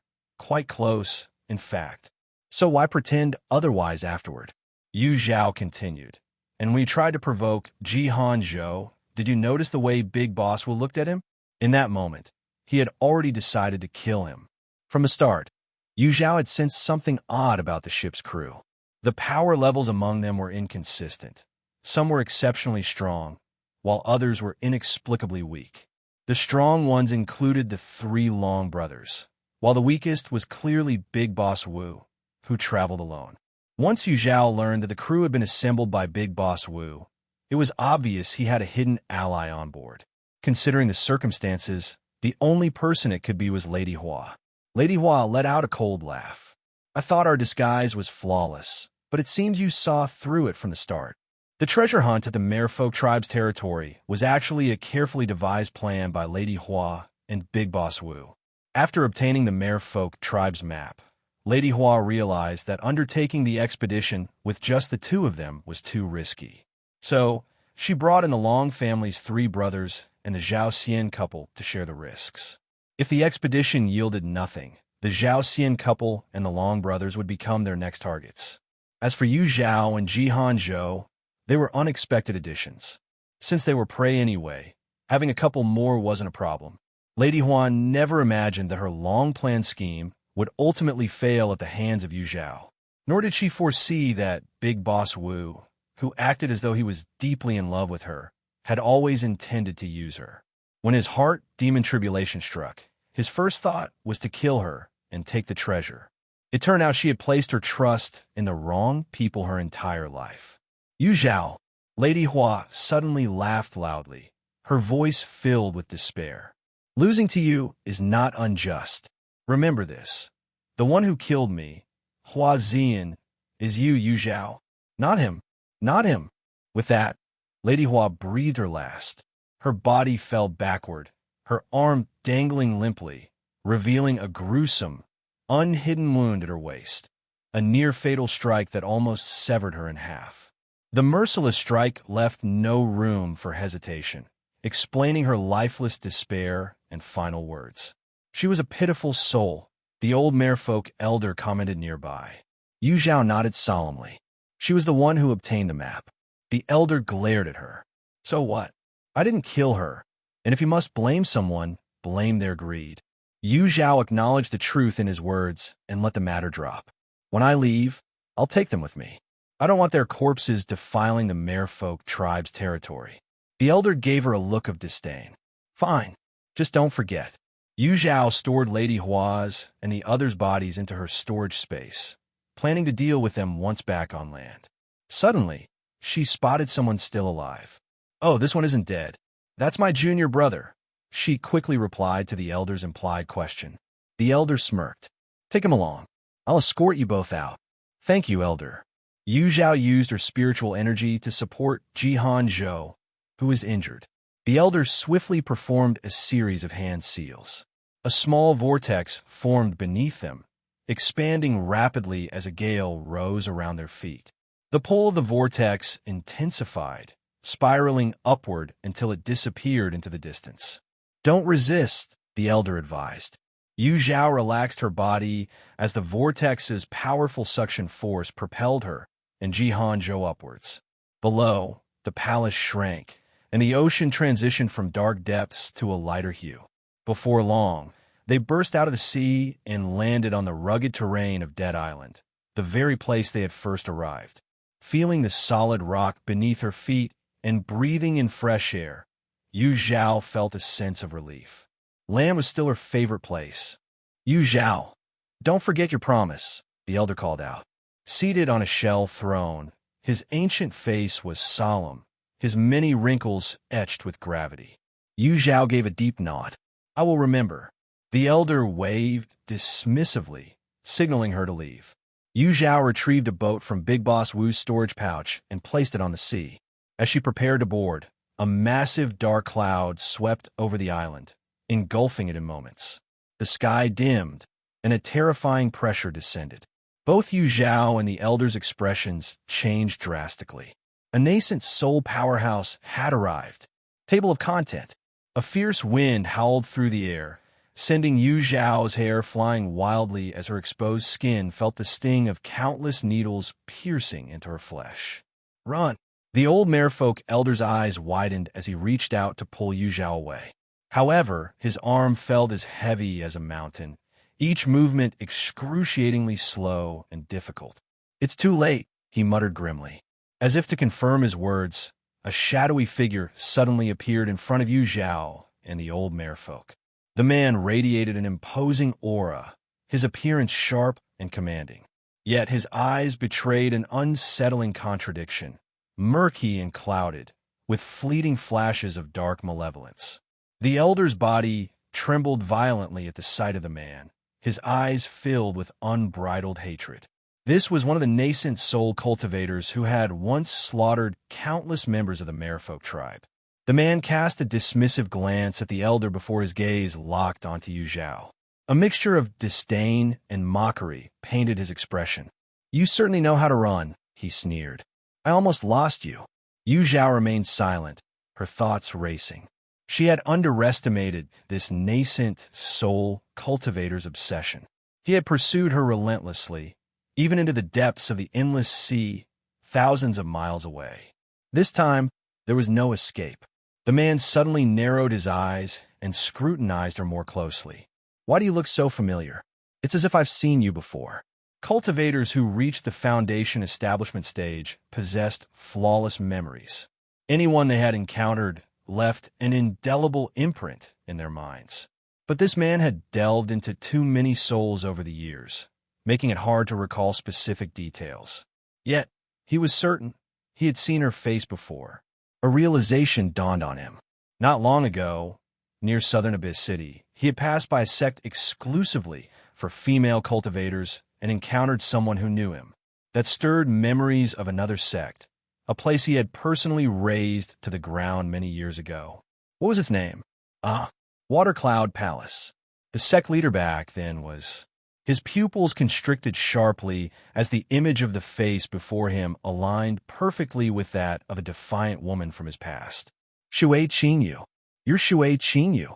A manic fervor overtook his expression as his eyes gleamed with a crazed light. Yu Zhao felt a chill run down her spine at the mention of Shui Qingyu's name. Did this man have a hand in Shui Qingyu's death? I see it now. Immortality truly exists. I, Teng Xiao, am destined to survive. Teng Xiao burst into hysterical laughter, his gaze upon Yu Zhao turning covetous, as though she were the rarest treasure. Immortality? Though Yu Zhao didn't fully grasp his words, a creeping dread began to take hold. "Shui Qingyu," Teng Xiao began, his voice laced with arrogance and glee. "You escaped heavily injured all those years ago. I thought you had perished. Yet here you are, reincarnated through the water spirit jade. And now you've exposed its secret to me, delivering a monumental gift. Ha! You never expected to fall into my hands again, did you?" Yu Zhao's mind reeled, her blood running cold. Reincarnation? She wasn't Shui Qingyu's blood relative. She was Shui Qingyu's reincarnation. The realization struck her like lightning. Her resemblance to Shui Qingyu wasn't coincidental. They were one and the same from the very beginning. Still dazed, Yu Zhao had no time to react before Teng Xiao made his move. With a wave of his hand, she was yanked forward by an overwhelming force, his palm pressing down onto the top of her head. Teng Xiao's voice brimmed with excitement. "Once I extract your memories, I'll uncover the method of reincarnation through the water spirit jade." Yu Zhao's dazed consciousness abruptly snapped awake. The soul-searching technique was among the most sinister in the cultivation world. Those subjected to it would suffer horrifying consequences. At best, their soul would lose stability, leading to insanity. At worst, their very essence would be scattered, extinguishing their existence entirely. Neither outcome was something Yu Zhao could accept. Though she knew she was no match for Tang Xiao, she resolved to fight to the death. Realm of illusion. Invisible soul energy radiated outward from Yu Zhao, forming a dense fog-like barrier. The surroundings blurred, and everything became indistinct. Overestimating yourself, Tang Xiao sneered, derision flashing in his eyes. He raised his right foot and stomped heavily. The illusion shattered instantly. Yu Zhao let out a muffled groan, her expression wilting as her energy drained away. Shui Qingyu, Tang Xiao said coldly, since you've provided me with the method for eternal life, if you survive the soul search, I will personally grant you a swift end. With a boisterous laugh, he sent his soul force into Yu Zhao's sea of consciousness. The barrier around her mind crumbled almost immediately under Tang Xiao's overwhelming power. Yu Zhao felt as though a sharp blade had pierced her consciousness, twisting and churning her thoughts. The searing pain was unbearable. She bit down hard on her lip, but whimpers of agony escaped despite her effort. Release her.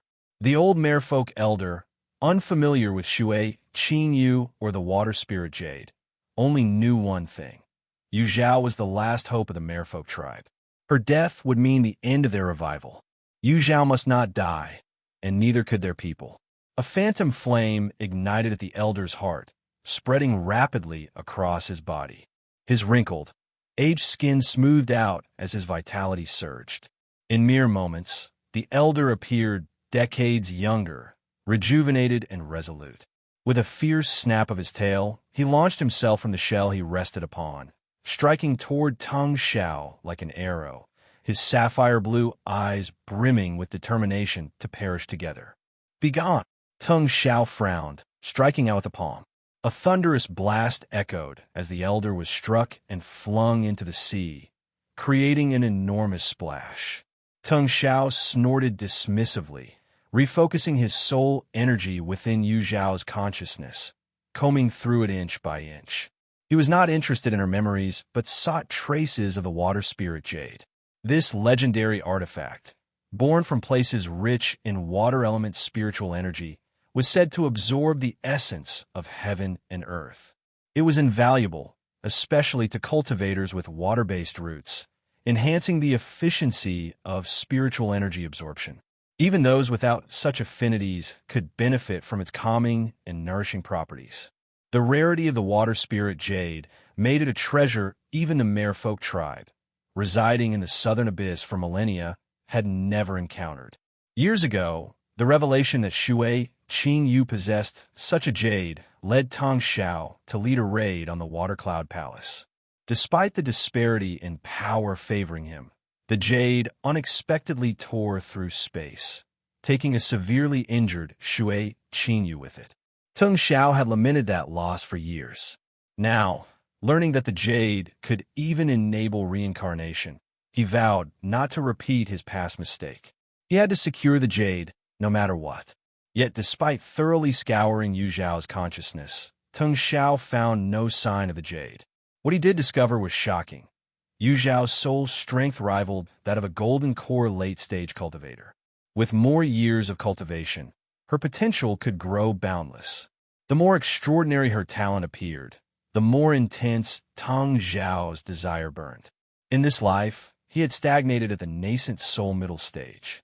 With another life, wouldn't he ascend to become the cultivation world's supreme power, surpassing even Master Qingyan? Table of content. Tang Xiao, in his relentless pursuit to extend his lifespan, would stop at nothing. With a cold snort, his soul force surged again. Yu Zhao's face twisted in agony, veins bulging on her forehead as her sea of consciousness began to collapse under the immense power. Ah! She screamed as silent streams of blood tears flowed down her face. Just when Yu Zhao thought she would perish from the destruction of her sea of consciousness, a blue spiritual light suddenly emerged within it. The light expanded swiftly, wrapping her sea of consciousness completely.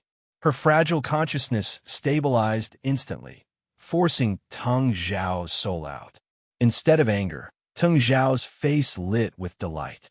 "So, the water spirit Jade truly resides within you," he exclaimed. He prepared to launch another soul attack, but a flash of white light suddenly intercepted. Bang! Tung Xiao staggered back several steps, while Yu Zhao, seizing the opportunity, fell to her knees, breaking free from his grasp. Although her consciousness was foggy from the earlier assault, her faint awareness kept her from passing out.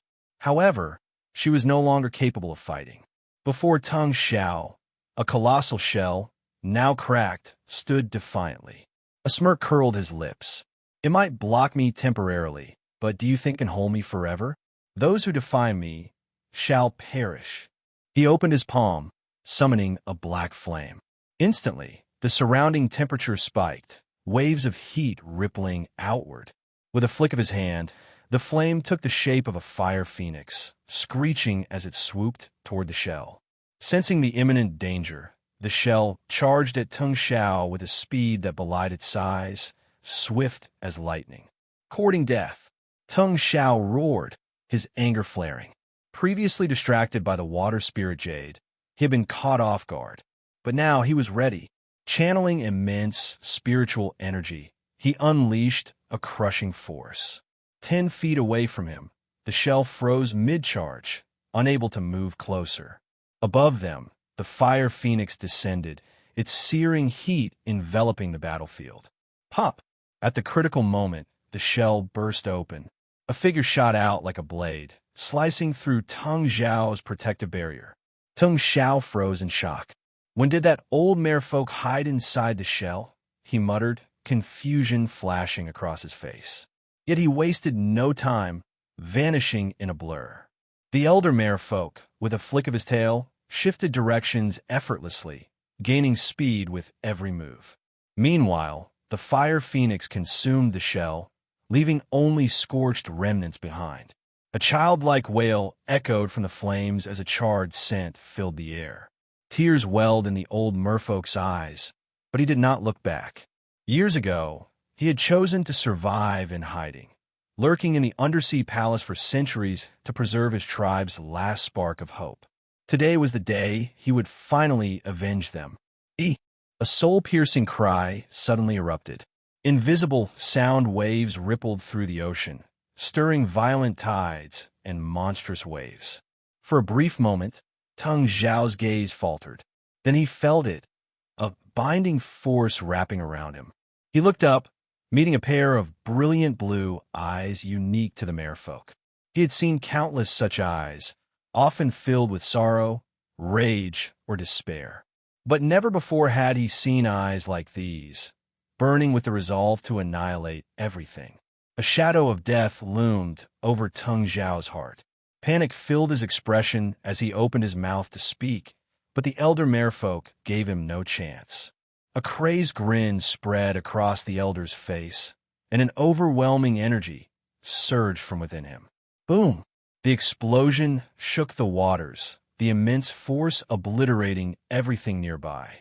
Yu Zhao was thrown by the blast shockwave, tumbling wretchedly across the ground. Bang! Her body slammed hard against a jagged rock, jolting her into partial consciousness. The elder merfolk had self-destructed to save her. Biting her lip, Yu Zhao propped herself up against the rock and stared toward the site of the explosion. Blood mist enshrouded the area, obscuring everything. Suddenly, a mournful cry echoed from the sky. The black phoenix disintegrated, and a scorched, unidentifiable object plummeted earthward. Suppressing her nausea, Yu Zhao quickly summoned her spiritual energy to catch the falling object and bring it closer.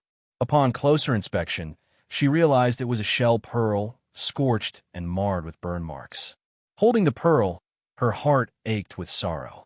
"Senior," she whispered, her voice trembling. Before the words fully left her lips, she abruptly looked up. Emerging from a blood mist was an infant figure no larger than a fist, resembling Tung Xiao by a startling 9/10. Yu Zhao's scalp prickled as she gasped sharply. Tung Xiao wasn't dead. The defining trait of a nascent soul cultivator, distinguishing them from a golden core cultivator, was that their core had transformed into a nascent soul. As long as the nascent soul remained intact, even if their body was obliterated, they wouldn't die. Tung Xiao was precisely in this state. While his physical form had been reduced to pulp by the elder merfolk's self-destruction, his nascent soul was untouched. Given the chance to seize a suitable body, Tung Xiao could soon rise again as a fearsome nascent soul expert. Yu Zhao's eyes flickered, her mind racing. A moment later, she shook her head. She had briefly considered whether it was possible to keep Tung Xiao confined to the deep sea forever, but quickly realized how slim her chances were. Even as a nascent soul, Tung Xiao could teleport away at will. She had no way to stop him. Once Tung Xiao recovered, he would undoubtedly return for vengeance. And when that time came, there would be no second elder willing to self-destruct for her survival. Yu Zhao's mood turned heavy, but Tung Xiao's was far worse. Once again, despite holding the upper hand, he had ended up injured and at a disadvantage. The hatred burned fiercely within him, but the current situation didn't allow for lingering on unfinished business. A nascent soul was far too fragile to remain exposed for long. His venomous gaze pierced through space, landing squarely on Yu Zhao. He swore a vicious oath. "Shui Qing Yu, as long as I live, I will not rest until one of us is dead." Yu Zhao felt the intensity of his hatred and her heart sank.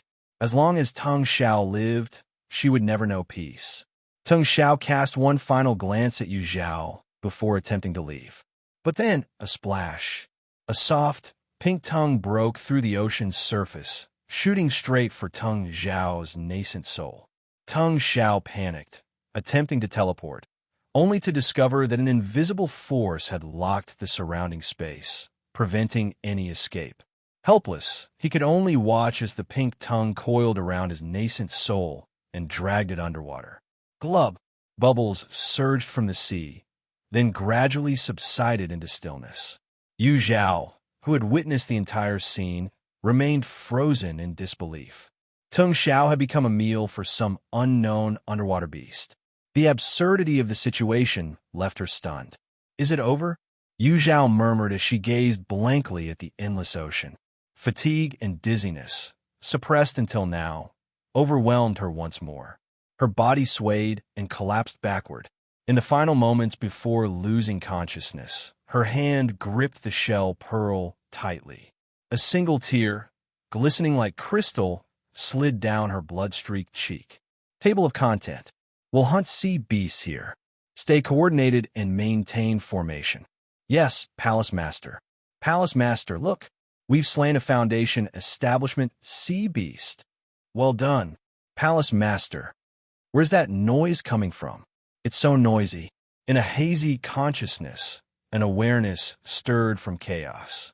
She curiously opened her eyes to observe these strange, noisy beings. Her ability to learn was remarkable, and gradually, she could understand their conversations. Eventually, one figure caught her attention, a woman dressed in a blue Taoist robe, whom everyone addressed as Palace Master. Palace Master? She didn't understand beauty or ugliness.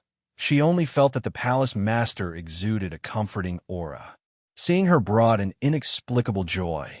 When the group prepared to leave, she made a bold decision. She wanted to follow the Palace Master. But soon, she regretted it.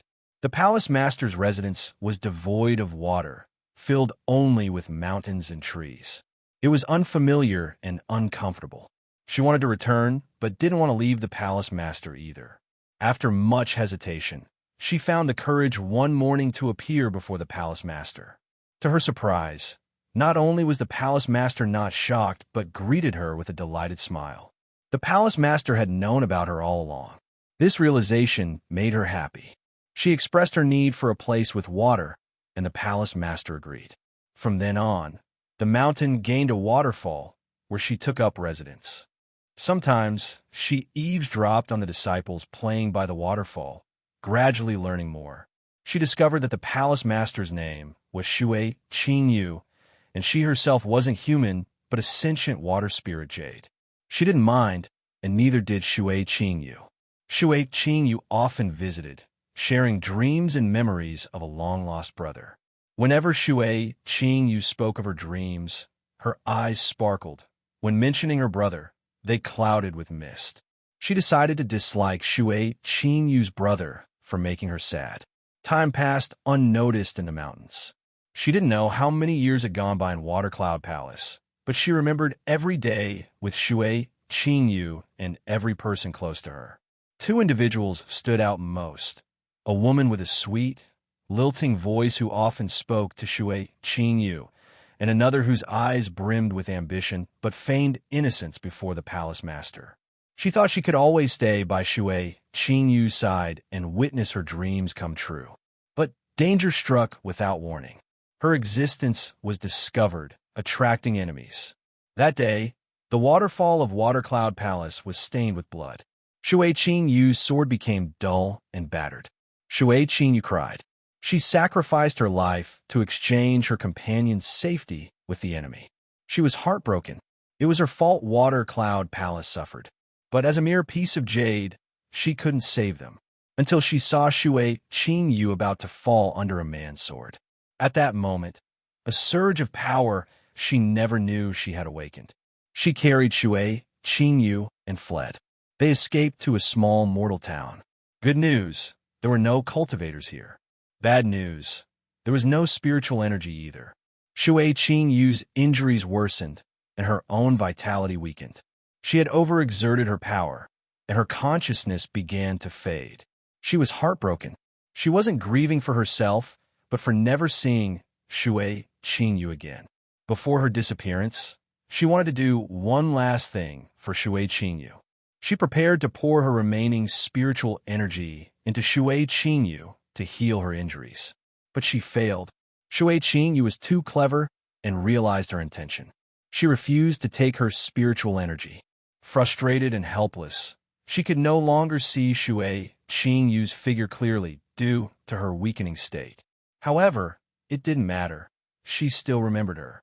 Unexpectedly, while she couldn't save Shui Qingyu sacrificed herself to save her. Lingyu, thank you for being with me. We will always be the best of friends. Please live on, carrying my part of life as well. Shui Qingyu transferred all her vitality into Lingyu's body. Slowly, Lingyu, who was once a piece of jade, began to take human form.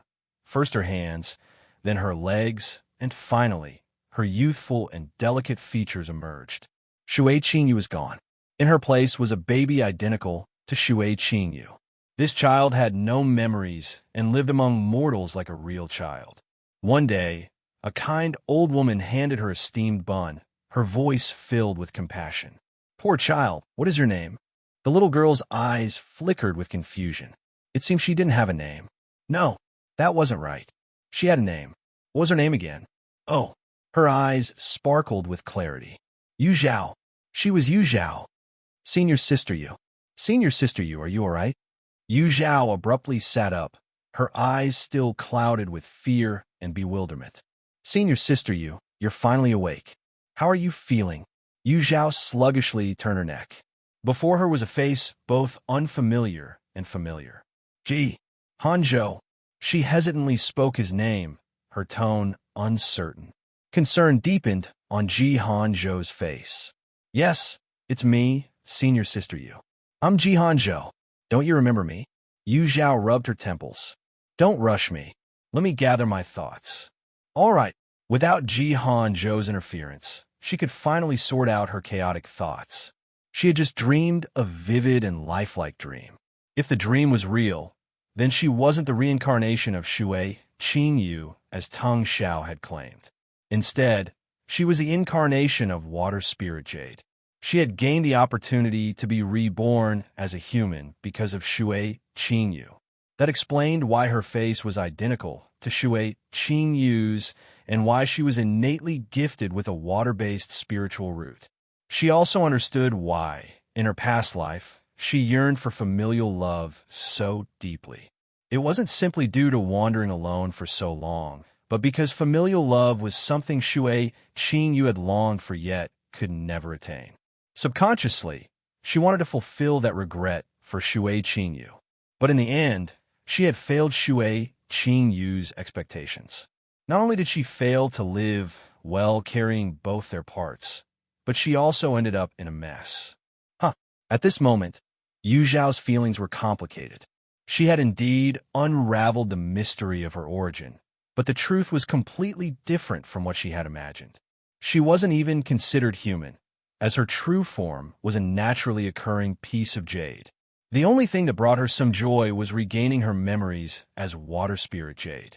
The time spent at Water Cloud Palace with Ye Cong Xin was the happiest period of her existence. Had she remembered earlier, she wouldn't have been so moved by the superficial kindness occasionally shown to her by the people of Lone Moon Peak. Ye Cong Xin, we will always be the best of friends. And thank you. Table of content. Little Red hesitated, her lips trembling as if she wanted to speak, but her mind buzzed so loudly that no words formed. Suddenly, her collar was yanked upward with force. When she looked up, she saw a kind-looking elderly man smiling down at her. "You must be Little Red?" His voice was warm, and his demeanor was strikingly similar to that of Grandpa T. Little Red's guard dropped momentarily, and she nodded dumbly. "Good child," the old man coaxed gently. "Tell Grandpa, the woman who accompanied you to the Merfolk Pavilion, where did she go afterward? Whom did she meet? If you tell Grandpa, he'll give you a medium-grade spirit stone. With that, you and your little brothers could live in a warm, spacious house." His words were sweet and tempting, and even the three young boys nearby looked at Little Red with hopeful eyes. However, Little Red was no longer a naive child. She could sense the malice beneath his apparent kindness. Lowering her gaze, she stammered, I don't know." The old man's smile disappeared instantly, his face growing dark as a murderous aura burst from him. The dilapidated house collapsed under the force of his energy, stirring up dust and debris. The three little boys fell to the ground, trembling uncontrollably. Little Red felt like someone was choking her, making it hard to breathe.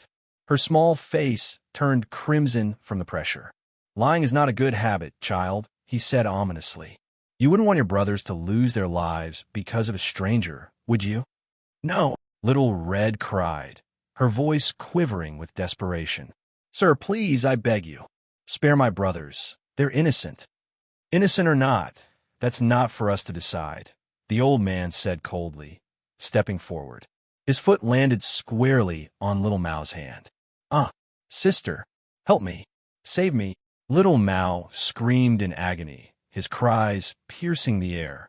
Tears welled up in Little Red's eyes as she pleaded, "I'll talk. Just let my brothers go." As soon as the words left her lips, Little Red froze. Was she really going to betray her benefactor? But she had no time to think. Under the relentless threat to her brothers' lives, she spilled everything.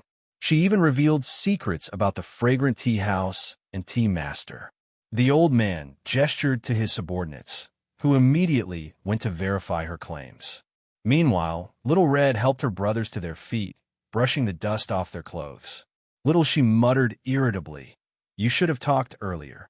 Dragging it out was so annoying. Little Red bit her lip and whispered apologetically, "I'm sorry." The boys snorted, ignoring her further. Soon, the old man's men returned, confirming Little Red's information. The elder nodded in satisfaction, tossing a medium-grade spirit stone to the ground before leaving. The three boys dove for the stone, fighting over it until their faces were bruised and bleeding. Little Red didn't intervene this time. She stood stiffly, as though her soul had left her body, haunted by the image of a blood-stained him from the messenger she betrayed. Had she made a terrible mistake? On the other side, Zhao followed the mysterious man through mountains and rivers, stopping at a waterfall. The man lightly tapped his toes and leaped into the waterfall, disappearing without a sound. Zhao waited, then wrapped herself in spiritual energy as a shield and jumped through the waterfall. She landed in a spacious, damp tunnel and noticed fresh footprints. Following them cautiously, she moved deeper into the tunnel, which gradually narrowed until only one person could pass at a time. After walking a little further, she heard voices. "Brother, take my advice and stop being so stubborn. She's being patient now, but if you keep refusing, her mood will change." She's no delicate maiden. She has strength and means to deal with you. Yu Zhao paused, doubting her ears. Let her give up. Even if I starve to death, I won't submit to her. The defiant voice echoed, filled with indignation. Brother, why make it hard on yourself? She saved your life when you were injured. Without her, you'd be dead. Your late foundation establishment level can't resist a golden core cultivator. Disagree. Rubbish. I had healing pills before I passed out. She's just taking advantage. Despicable. Shameless. If she comes near me, I'll fight to the death. Listening carefully, Yu Zhao pieced together the situation. The two men were arguing about a woman, likely a golden core cultivator, who wanted the captive man to dual cultivate with her. The young man refused vehemently. Yu Zhao rubbed her chin, amused. Who would have thought the stern master Zi Wei had such a scandalous side? Though tempted to leave, ignoring the situation seemed heartless. Scanning with her divine sense, she confirmed no third presence and stepped forward. The cave was spacious, with separate chambers carved into its walls. The young man, confined in one chamber, vented angrily at the mysterious man, who stood with his back to Yu Zhao. The young man's youthful features were even more striking than she imagined. His defiant phoenix eyes burned with indignation, his unkempt hair adding to his wild charm. Seeing him, Yu Zhao suddenly understood why Master Zi Wei wanted him so badly. The irritable young man was cursing passionately when, out of the corner of his eye, he noticed Yu Zhao entering the cave. Startled, he nearly bit his tongue and broke into an awkward coughing fit. Cough, cough, cough. Clutching the iron bars of his cell, he coughed desperately, his wide eyes locked onto Yu Zhao. Soon, a faint blush crept up his ears and spread across his face. The mysterious man glanced at him, bewildered. How can you be so clumsy? You even managed to choke on nothing. He harbored conflicted feelings about this youth, who competed for Master Zi Wei's favor. Sympathy and jealousy warred within him. Seeing the young man's eyes water from the coughing fit, he couldn't help but ask, "Are you all right?" The irritable youth couldn't reply, but his angry and defiant expression softened into something more complicated. So, this is what the woman who saved me looks like. Maybe he could repay her. As the saying goes, a life-saving debt can only be repaid by offering oneself. Yet his mother had always said that men must uphold their dignity and not easily fall for a woman. Determined to maintain a cool demeanor, he still couldn't stop his gaze from flitting toward Yu Zhao. Why hasn't she spoken to me yet? Could she be waiting for me to lower my pride? Would it seem desperate if I spoke first? His mind was a mess.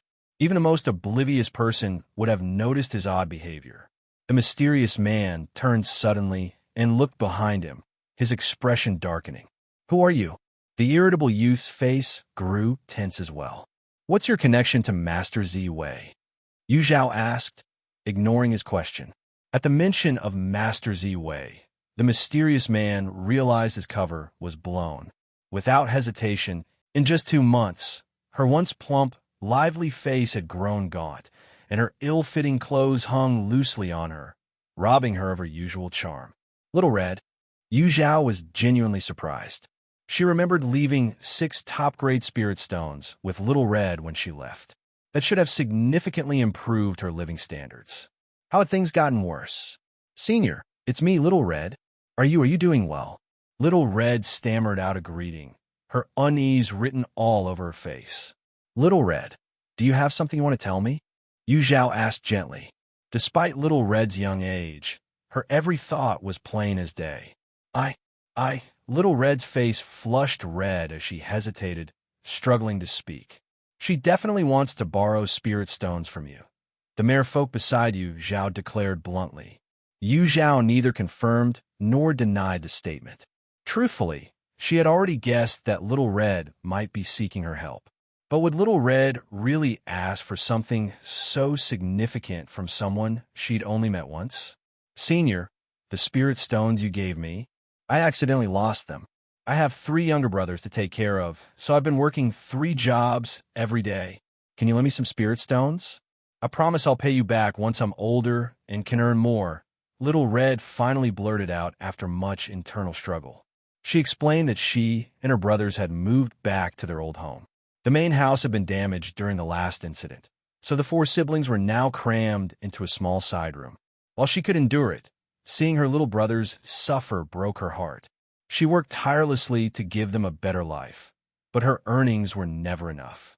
Running into Zhao today felt like a stroke of luck, a sign from the heavens to help her recover the lost spirit stones. Surely, a kind and wealthy person like Zhao wouldn't refuse.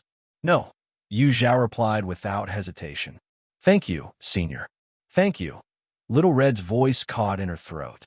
She stared at Zhao in shock, unable to comprehend such a straightforward refusal. Zhao didn't offer any explanation. She simply turned and continued toward the city gates. Stunned for a moment, anger quickly bubbled up within Little Red. Clenching her fists, she rushed forward, spreading her arms to block Zhao's path. Her voice trembled with indignation as she shouted, "Why won't you help me? You clearly have plenty of spirit stones." Table of Content. Southern Abyss City, also known as the first city of the southern region, bustled with cultivators coming and going every day. Little Red's shrill voice pierced the air, her words about spirit stones instantly drawing the attention of passers-by. Oblivious to the stares, she continued glaring at Zhao with indignation. Zhao glanced at her coldly, her demeanor unmoved. No wonder people say, a favor given in grains can cause resentment in bowls. Indeed, they were right. Why should I lend you anything when we share no bond? Zhao asked, her tone sharp. Because I need it. Little Red blurted out. Realizing how unreasonable she sounded, she hastily added, "You were so generous before. This amount of spirit stones is nothing to you. And I swear I'll pay you back someday. Can't you just help me out?" Nearby, someone eager for gossip chimed in loudly. "Senior, what's your relationship with this girl?" Zhao's lips curled into a faintly mocking smile. "She was my guide when I first came to Southern Abyss City. This is only the second time we've met." "What? Just a guide? Ah, I thought you two were related. You don't even look alike. Asking for spirit stones from someone she barely knows? That's some nerve." The world of cultivation never lacks spectators. Upon learning the true nature of Zhao and Little Red's relationship, the onlookers were bewildered. Their gazes at Little Red turned increasingly peculiar. Little Red's cheeks flushed bright red. "I'm only asking for a small loan of spirit stones, and I said I'd repay it. Why shouldn't I? Do you think spirit stones grow on trees? Can you even pay them back? Your shamelessness knows no bounds. A mere late-stage chi refinement junior daring to act so brashly before a golden core cultivator? Who gave you the courage?" Before Zhao could say another word, the crowd's scornful remarks nearly reduced Little Red to tears. She wanted to flee, but thoughts of her younger brother gave her the resolve to stay. With newfound defiance, she shouted at Zhao, "You spent so many spirit stones at the Merfolk Pavilion. Just a small fraction would be enough for me and my brother. Didn't you act all kind and generous before? Why can't you spare some pity for us now?" Her outburst brought a shift in the crowd's focus. Whispers filled the air as many cast wary glances at Zhao. Little Red's words revealed something significant. Zhao was very wealthy. In fact, obscenely wealthy. Zhao's expression turned icy. Regardless of whether Little Red's words were intentional or accidental, they had placed Zhao in a precarious position. Her stupidity wasn't just frustrating, it was dangerous. "A month ago, I gave you 6 top-grade spirit stones. Are you saying that wasn't enough for you and your brother?" The crowd gasped audibly. Zhao's revelation redirected their attention to Little Red. 6 top-grade spirit stones, a sum that could sustain their cultivation for over a decade. Gone in less than 2 months? Only a fool would believe such a story. I lost the spirit stones. I don't have any left." Little Red stammered, panic flickering in her eyes. She hadn't expected Zhao to air her past generosity so publicly and scrambled to explain herself. Her evasive gaze and jittery demeanor made her seem even guiltier in the eyes of the crowd. Now, the unkind stares turned sharply toward Little Red. She was on the verge of tears, fully aware that trouble was brewing. Having grown up in the chaotic underbelly of Southern Abyss City, she was keenly attuned to malice. She knew she had just landed herself in serious danger. Senior, Yu Zhao walked straight toward the city gates without sparing Little Red a glance, ignoring her entirely. Little Red bit her lip, determination flashing in her eyes, and suddenly knelt down with a heavy thud. Bowing her head to the ground, she pleaded earnestly, "Senior, I beg you, have mercy. Please save me." Yu Zhao's face remained expressionless, her pace unwavering. Her demeanor radiated an air of unapproachability, making others too intimidated to block her path, clearing away in silent deference. Under Little Red's despairing gaze, Yu Zhao left without hesitation, her figure fading into the distance, a resolute, unyielding silhouette. Bravo! I can't stand those people who think being weak gives them the right to demand things. Honestly, you shouldn't have given her those 6 top-grade spirit stones in the first place. The merfolk became more talkative after leaving the merfolk pavilion, chattering incessantly in Yu Zhao's ear, his disdain for Little Red evident. Those 6 spirit stones weren't meant for her, Yu Zhao replied calmly. 5 of the 6 top-grade spirit stones had been payment for the tea doctor, but he had refused to accept them. Instead, they fell into Little Red's hands. Rather than being grateful, Little Red became greedier, coveting even the spirit stones in Yu Zhao's storage space. Oomph! Her greed brought her downfall. She deserves it. The merfolk snorted, clearly satisfied with Yu Zhao's approach. His wariness toward her seemed to lessen unconsciously. After leaving the city, Yu Zhao noticed that Jihan Zhou had yet to arrive. She took the opportunity to climb a nearby desolate mountain, where she buried the remains of Lady Hua and her companions. Returning to wait outside the city, she dealt with several golden core cultivators who tried to ambush her. Eventually, Jihan Zhou hurried over. "Did you send a message?" Yu Zhao asked. Jihan Zhou smiled, nodding. "Yes, the people from the 10,000 Treasures Pavilion said it should reach the sect within a month." A flicker of hesitation crossed Yu Zhao's face. "Junior brother Ji, now that this matter is resolved, you don't have to stay in the Southern Abyss with me. It would be better for you to return home and reunite with your family and fellow disciples. Even the fastest round trip to the Merfolk's Undersea Palace would take nearly a month, and Yu Zhao felt it unnecessary for Jihan Zhou to accompany her. Senior sister Yu, I still want to learn more from you. Besides, last time we went to the Undersea Palace, I didn't even see what it looked like. People would laugh at me if they found out." Jihan Zhou protested, his tone laced with playful grievance. The timing of his fainting spell during their last visit had been truly unfortunate. He missed everything. Determined, he insisted on visiting the palace again. Yu Zhao had no objections, but worried the merfolk might not be pleased. Thankfully, he made no complaint. The 3 of them set sail and spent nearly half a month returning to the Dead Island. With the merfolk's guidance, Jihan Zhou didn't have to expend energy breaking the restrictions. They passed through the undersea passage with ease, entering the undersea palace. From the moment they disembarked and entered the sea, the merfolk fell silent. Once inside the palace, his suppressed emotions erupted. He let out sorrowful wails, filled with years of anguish and despair, venting every ounce of pain he had endured. Yu Zhao and Jihan Zhou, moved by his sorrow, couldn't help but feel their eyes sting with unshed tears. Knowing the merfolk tribe's tragic history and having been saved by the old merfolk sacrifice, Yu Zhao felt the weight of his grief even more profoundly. Suddenly, there was a soft, nearly imperceptible click. Yu Zhao's sharp hearing picked up the sound, and her gaze turned in its direction.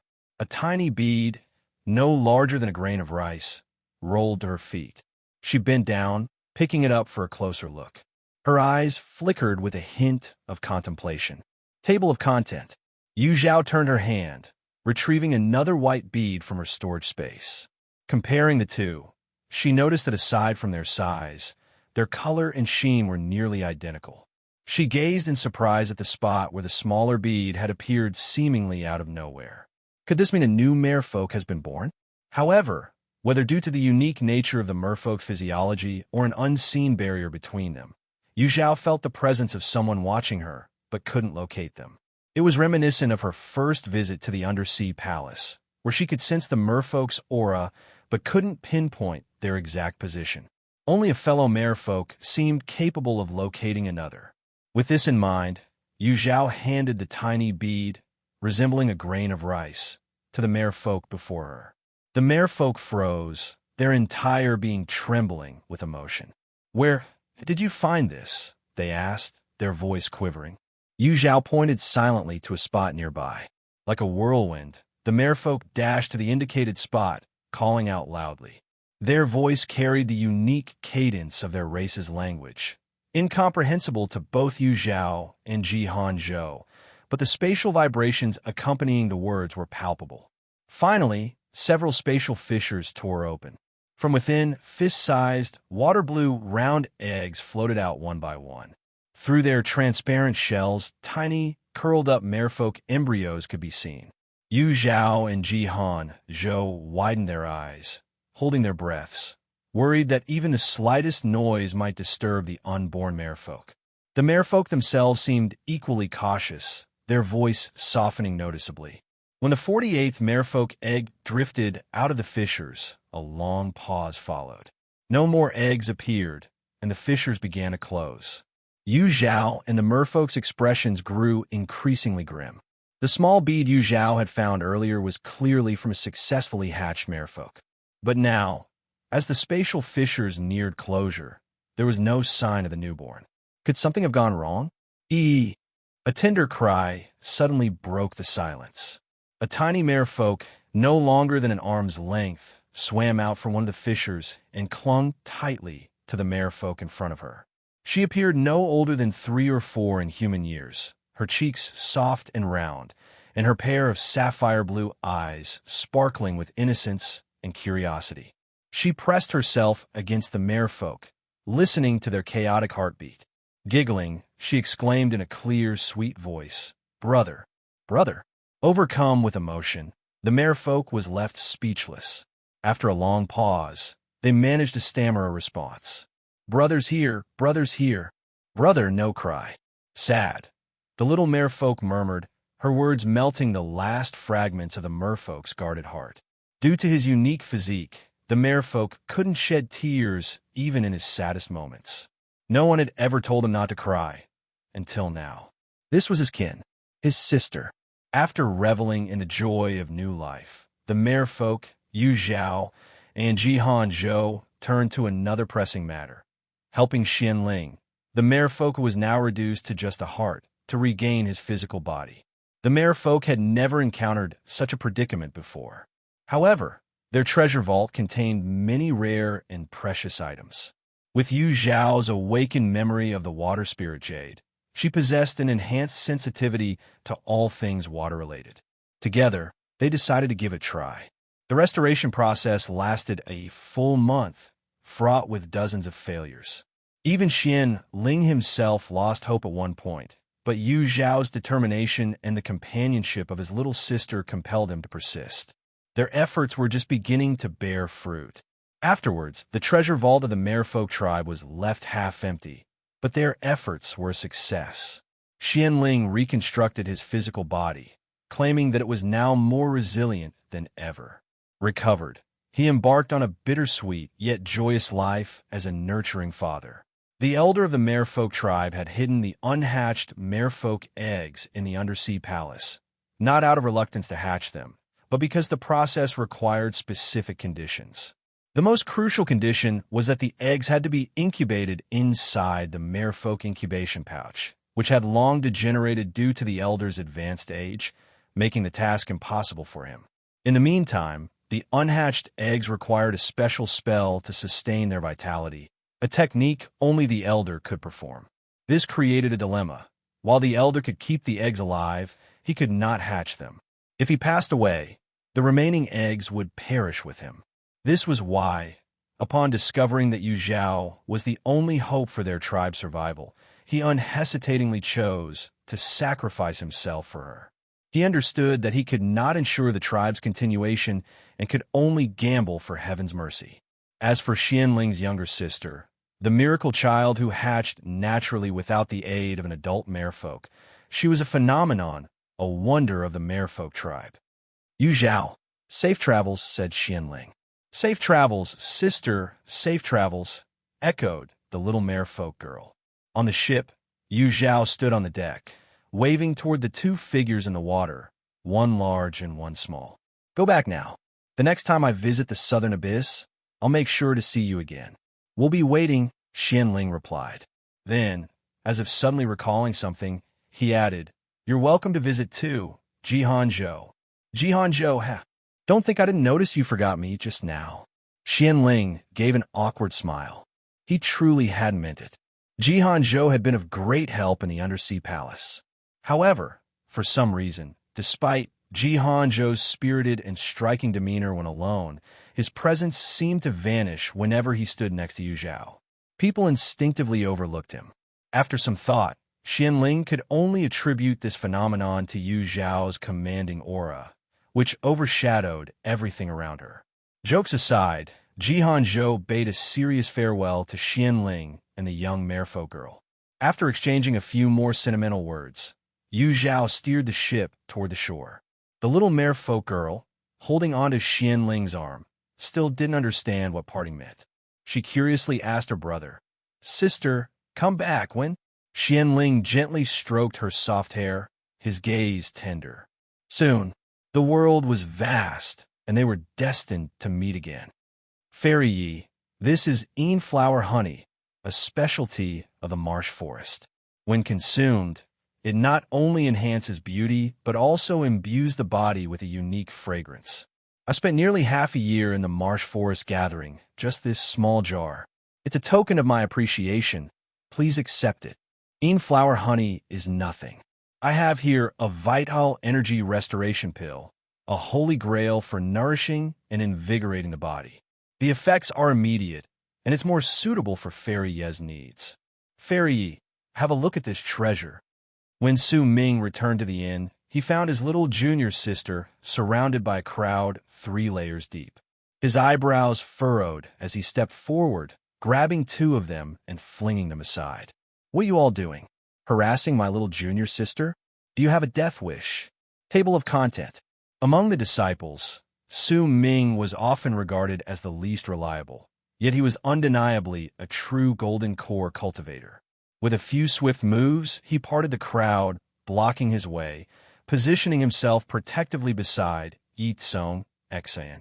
His menacing gaze swept across the group like a fierce guardian. Third senior brother, don't fight them. It's just a misunderstanding. Ye Cong Xin stood up, her delicate fingers, white as scallion stalks, lightly tugging on Su Ming's arm. Her voice was soft and imploring.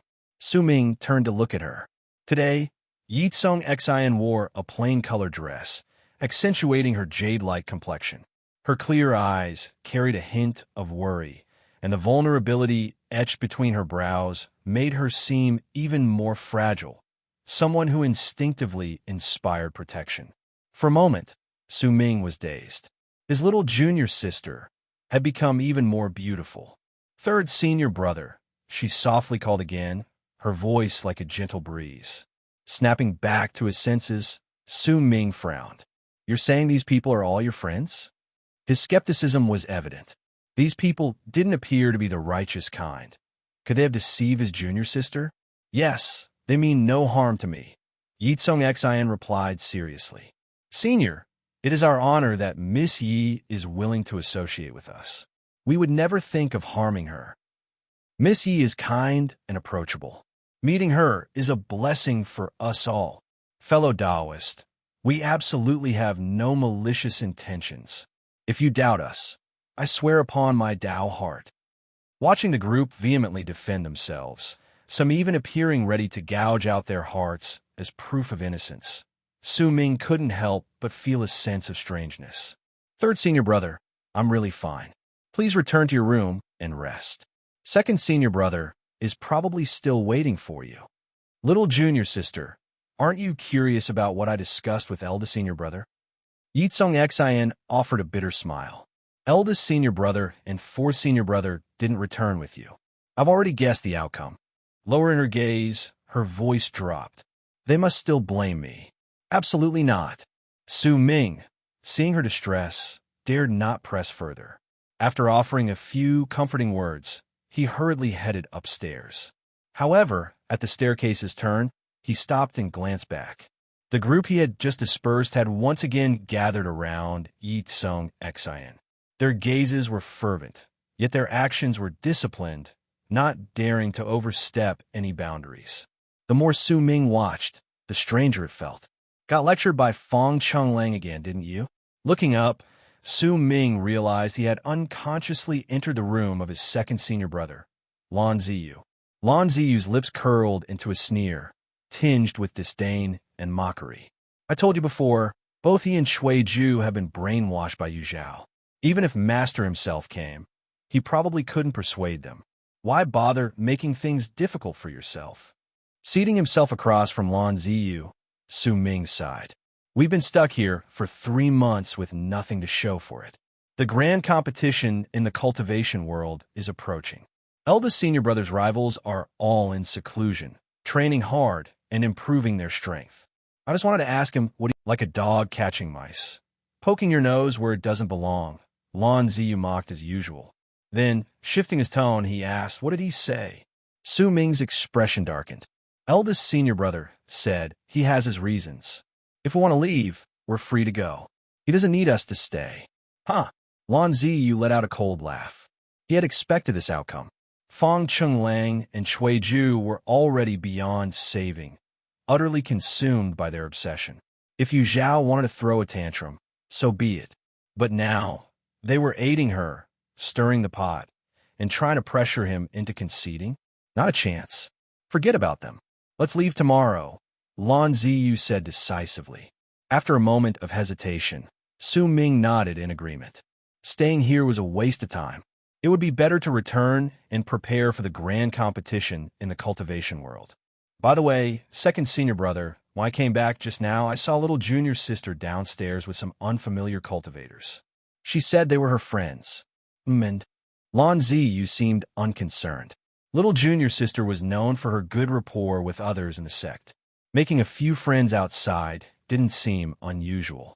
Those people didn't look like good people, Su Ming said hesitantly. The city where they stayed was the closest to Marsh Forest, a sinister place often visited by cultivators of dark arts. Su Ming's worry wasn't baseless. You have a point, Lan Ziyu admitted. But it doesn't matter. We're leaving tomorrow. Even if they have ill intentions, they wouldn't dare act. Su Ming nodded, agreeing with the reasoning, and soon dismissed the matter. Lan Ziyu and Su Ming assumed that when they suggested leaving, Ye Cong Xin would readily agree. Thus, her polite refusal caught them by surprise. Ye Cong Xin explained that she had promised her friends to stay a few more days, but assured them they could depart in 3 days. After some initial shock, Su Ming and Lan Ziyu accepted her terms. When Ye Cong Xin returned to her room, she took out an array disc from her storage space, setting up a barrier. She also placed several soundproof talismans on the walls before speaking. System, report the favorability ratings. Ding. Zhang Yuan's current favorability, 95 points. Ding. Wei Zifang's current favorability, 89 points. Ding. Wang Hu's current favorability, 92 points. The system listed over 10 individuals, all with favorability ratings above 85 points.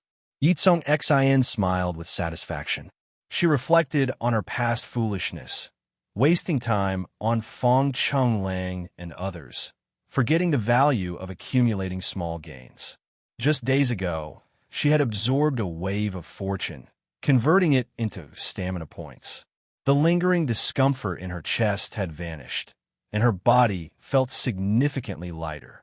Thinking about the upcoming grand event in the cultivation world, a spark of ambition ignited in Ye Cong Xion's eyes. Surely, the prodigies of the cultivation world carried even greater fortune? She could hardly wait. 3 days later, Lan Ziyu, Su Ming, and Ye Cong Xion set out for the Five Elements Dao sect. As they left, Su Ming glanced back at the quiet inn and asked, "What about your friends?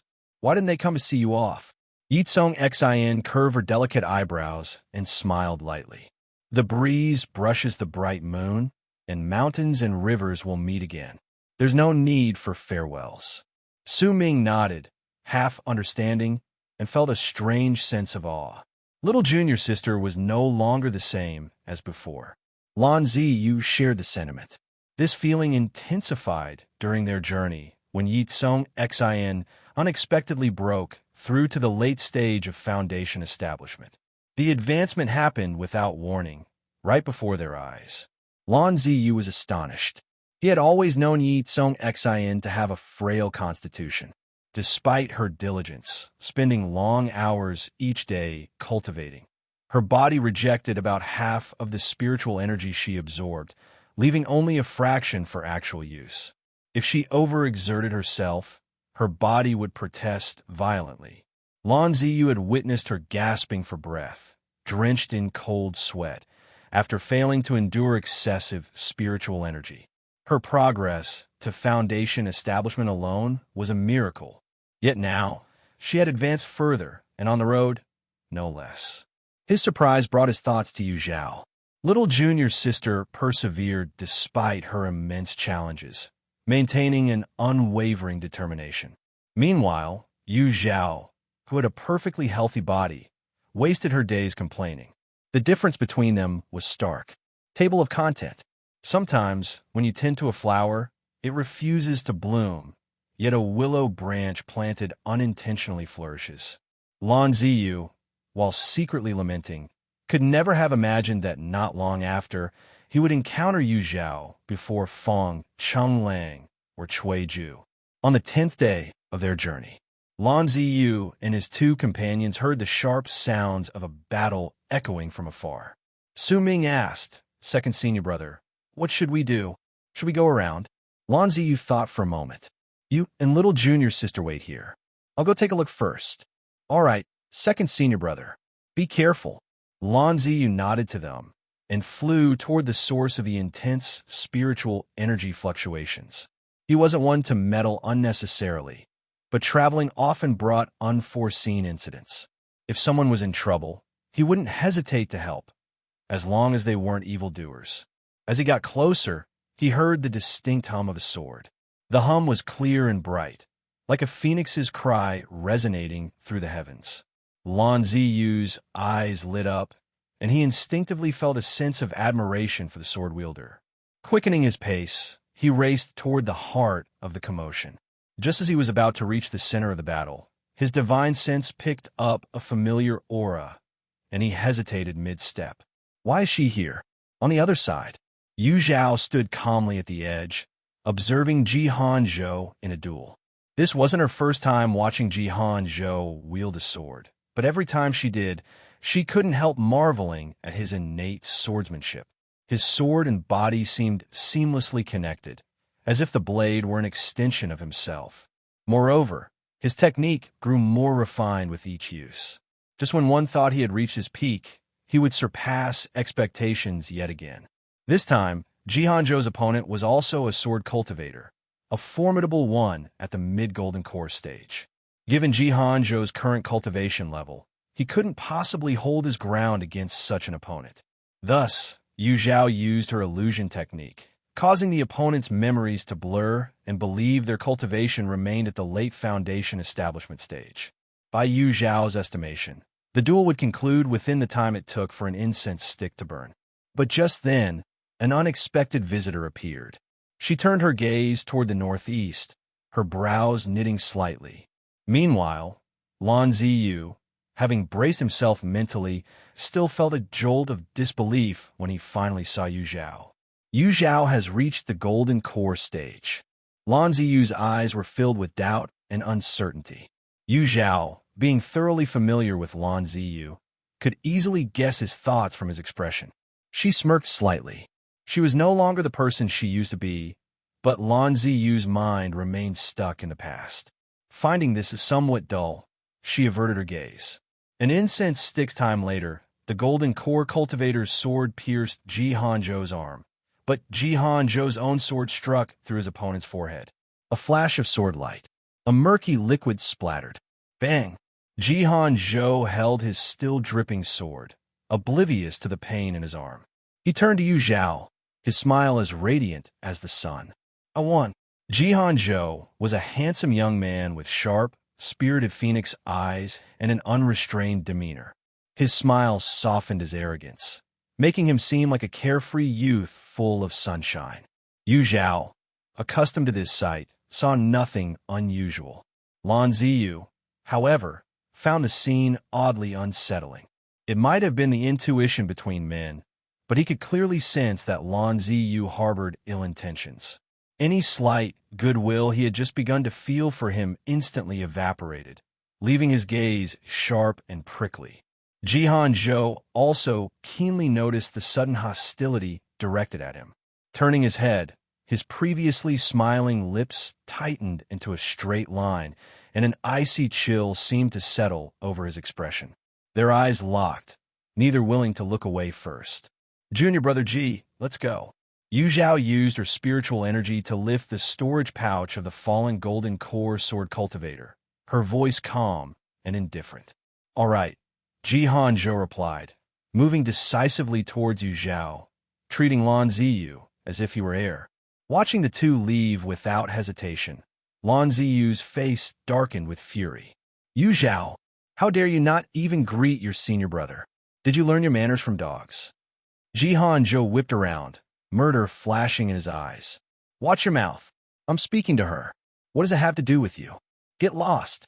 Lan Ziyu's gaze turned cold as he took a step forward, unleashing the oppressive might of a golden core cultivator against Jihan Zhou. Lan Ziyu, this isn't the Five Elements Dao sect, and it's certainly not the place for you to throw your weight around. Yu Zhao flicked her finger, effortlessly dispersing the pressure. Her gaze was steady and bottomless, showing not the slightest ripple of emotion. Jihan Zhou smirked triumphantly, his lips curving upwards. Clearly, Yu Zhao had chosen him over this inexplicable man. Didn't that mean he still held a place in her heart? His spirit soared. Lan Ziyu, on the other hand, was livid, almost to the point of exploding. He couldn't believe that Yu Zhao would openly defy him for some wild man. Yu Zhao, I am your senior brother, he roared. No, you're not, Yu Zhao replied with a faint smile. Shall I remind you again? Lan Ziyu, I am no longer a part of Lone Moon Peak. From now on, I hope you'll pretend not to know me when we meet outside. Let's not trouble each other. This wasn't the first time she'd said such words, but Lan Ziyu had never taken her seriously. This time was no different. Yu Zhao, how much longer do you intend to act out? Don't you realize that your unreasonable behavior has thrown all of Lone Moon Peak into chaos? Can't you learn a bit of sensibility from your junior sister? He barked. Yu Zhao shook her head. Talking to him was like playing music to a cow. She turned to Jihan Zhou, speaking softly. Let's go. You're not leaving. Lan Ziyu's eyes gleamed with menace, his voice chilling.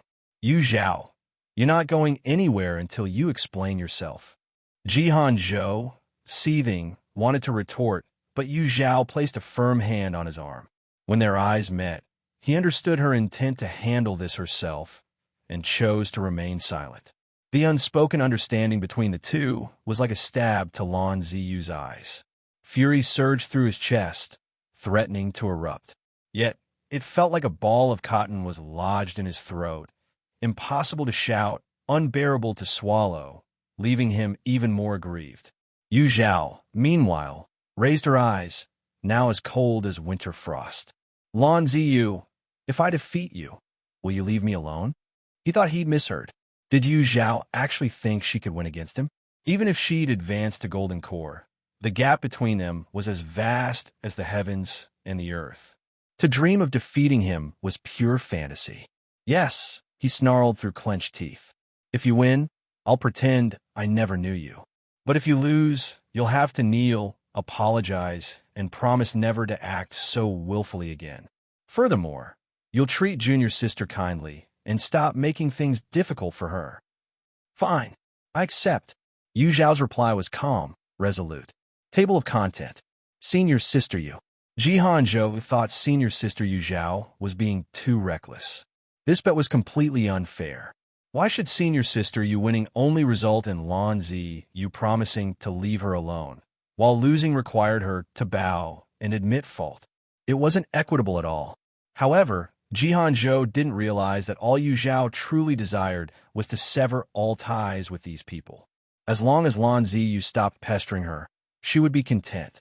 As for losing, neither Yu Zhao nor Jihan Zhou considered it a possibility. Despite being on the run from the Dark Pavilion's bounty, they had faced numerous assassination attempts along the way. Yet, Yu Zhao not only remained unscathed, but even managed to control the killers to serve as sparring partners for Jihan Zhou. While Lan Ziyu might be a standout among his peers, his complacency had left him far behind Yu Zhao, who had soared to new heights. "I'll let you strike first so you can't claim I bullied you," Lan Ziyu said arrogantly, lifting his chin in confidence. Hearing this, Jihan Zhou sneered. To let senior sister Yu attack first? What a fool. He quickly retreated to avoid being caught in the impending chaos. "All right," Yu Zhao responded calmly. For her, it made no difference whether she attacked first or second. Though Lan Ziyu appeared unfazed, a subtle wariness began to creep into his heart. But as time passed with no movement from Yu Zhao, impatience overtook him. "How long are you going to stall?" he snapped irritably. "Lan Ziyu," Yu Zhao declared firmly, "remember your words. From now on, if you see me, you'd better go the other way." Lan Ziyu's anger flared, ready to lash out at her perceived arrogance.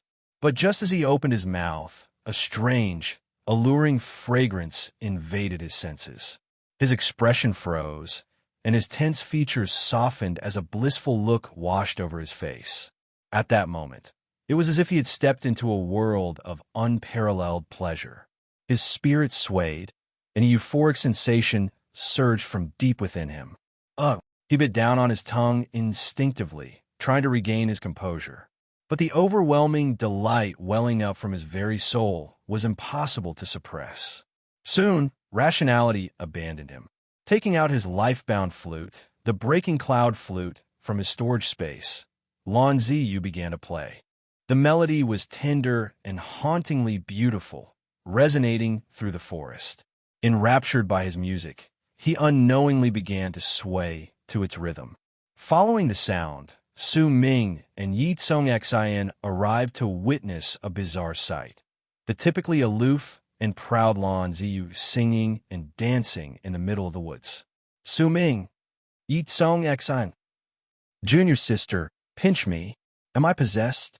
Why does it look like second senior brother is dancing? It must be an illusion."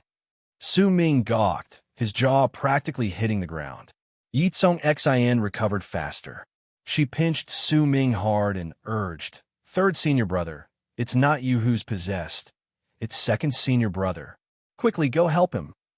She hadn't yet stolen Lan Ziyu's luck, so he absolutely couldn't suffer any harm. Oh. Su Ming stumbled forward awkwardly, stopping in front of the oblivious Lan Ziyu. He scratched his head at a loss.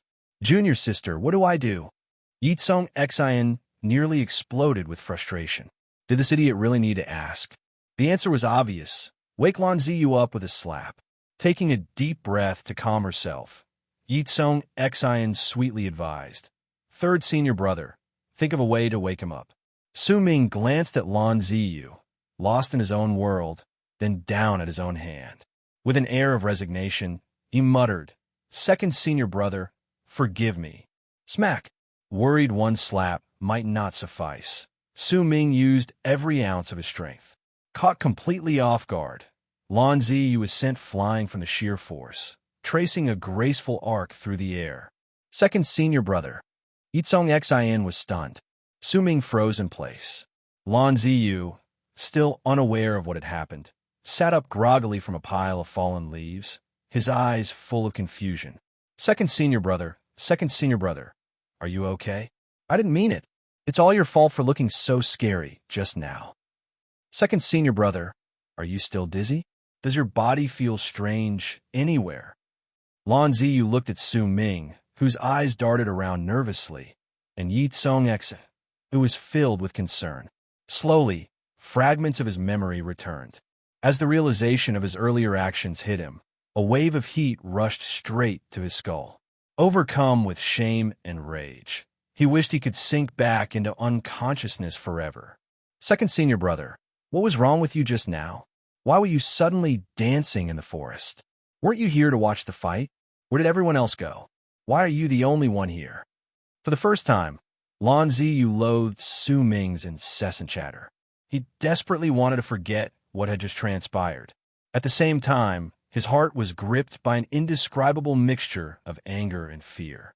Yu Zhao. Since when had Yu Zhao become so powerful? Under her illusion technique, he had been utterly defenseless, toyed with at her whim. Her growth was so alarming that he couldn't help but doubt. Was she really Yu Zhao? Second senior brother, why aren't you speaking? Are you? Shut up. Lan Ziyu's sudden roar silenced Su Ming, who pouted in frustration but dared not speak further. However, when Su Ming glanced at Lan Ziyu's visibly swollen cheek, he could barely suppress his laughter. The internal struggle between his sympathy and amusement left him deeply conflicted. If you still see me as your senior brother, you must never mention what happened today to anyone, not even Master. Lan Ziyu's icy gaze warned them both. This humiliation must not be known to anyone else. Oh, Su Ming muttered reluctantly, his curiosity almost unbearable. He regretted not following along earlier. Ye Cong Xin nodded obediently. Senior brother, we won't say a word. Lone Moon Peak is a collective. Your honor is our honor. Your shame is our shame. Lan Ziyu felt a slight sense of relief at Ye Cong Xin's reassurance, but his anger reignited as he recalled that Yu Zhao had brought him to such disgrace. His expression turned dark and pale alternately. Yu Zhao, you caught me off guard this time, but I won't let you off so easily next time. Just you wait. Ha ha ha. Ha ha ha. Yu Zhao helplessly glanced at Jihan Zhou, who was laughing so hard he nearly fell off his flying sword. Is it really that funny? Jihan Zhou had been laughing nonstop for the entire journey, making her ears ache. It's absolutely hilarious. Jihan Zhou clutched his stomach, sore from laughter, and tried to compose himself. Senior sister you, how did you even come up with the idea of making him dance in the forest? It's genius. Yu Zhao's lips curled slightly. I got some inspiration from Xianling. Back in the Merfolk Pavilion, Xianling had trapped her in an illusion where Feng Chenglang, Lan Ziyu, and others danced awkwardly in disarray before her. On a whim, she tailored an illusion that unleashed Lan Ziyu's true nature to its fullest potential. The result exceeded her expectations. Knowing Lan Ziyu, Yu Zhao was certain he must be fuming by now. From now on, whenever he saw her, he would undoubtedly recall this mortifying lesson. Hopefully, it would teach him to keep his promises and stay far away from her. Or so Yu Zhao speculated, slightly unsure. Table of content. You two better have something important to tell me, or be ready to face my wrath. Wang Qian's icy words seemed to be squeezed through gritted teeth, each syllable carrying a chilling edge. His latest alchemy attempt had ended in an explosion, leaving him in a foul mood. Now, with someone daring to disturb him at such a time, they unwittingly became perfect outlets for his frustration. Tianhan and Guoming inwardly groaned. They hadn't wanted to interrupt Wang Qian either, but the situation had spiraled out of control, leaving them no choice. Junior brother Wang Qian, the Dark Pavilion, just sent a message, Tianhan began cautiously. The Dark Pavilion? Wang Qian, preoccupied with his recent alchemy work, took a moment to recall the bounty he had posted through them. His eyes lit up. Yu Zhao is dead? How did it happen? Did they bring her body back? Tianhan hesitated. Yu Zhao isn't dead. Not dead. Wang Qian's expression darkened as he looked at him disdainfully. Then why are you here? Hoping for a reward. Tianhan gritted his teeth and pressed on. The Dark Pavilion said no assassin is willing to take on the task of eliminating Yu Zhao. They've decided to withdraw the bounty, and they don't intend to return the reward money. Wang Qian exploded in rage. They failed to complete the mission. What right do they have to keep the bounty? Because Tianhan stammered, unsure if it was due to nervousness or fear. Wang Qian pointed at Guoming-en. You explain. Guoming-en's face was bitter. Yu Zhao killed all the assassins they sent after her. The Dark Pavilion suffered heavy losses, so they're withholding the bounty as compensation. Wang Qian was momentarily stunned, unsure whether to be more shocked at Yu Zhao's fighting prowess or at the Dark Pavilion's audacity. Say that again. Who killed whom? Yu Zhao killed all the assassins. She's only at the late Foundation establishment stage. How could she possibly do that? She's reached the Golden Core stage. Guoming-en clarified reluctantly. But even a Golden Core cultivator shouldn't. Wang Qian suddenly recalled Yu Zhao's master, Master Qing Yin, renowned as the #1 in cultivation. As the personal disciple of such a formidable figure, it was only natural that Yu Zhao would live up to that reputation, if not surpass it. A cold chill washed over Wang Qian as if someone had poured a bucket of ice water over him. The assassins of the Dark Pavilion were now too terrified to take another contract on Yu Zhao. It was likely that Yu Zhao's ferocity had left them utterly paralyzed with fear. And if Yu Zhao discovered that it was Wang Qian who had posted the bounty, his days would surely be numbered. No, he thought with rising dread. Yu Zhao probably already knew. In his initial fury, he had sent Tian Han to the Dark Pavilion immediately after clashing with Yu Zhao, without considering the consequences. It wouldn't take much for someone as sharp as Yu Zhao to piece it all together. The more Wang Qian thought about it, the more frightened he became. A bead of cold sweat slid down his temple. Junior brother Wang Qian, only the heavens, the earth, and we three know about this, Guoming-en said, trying to sound reassuring.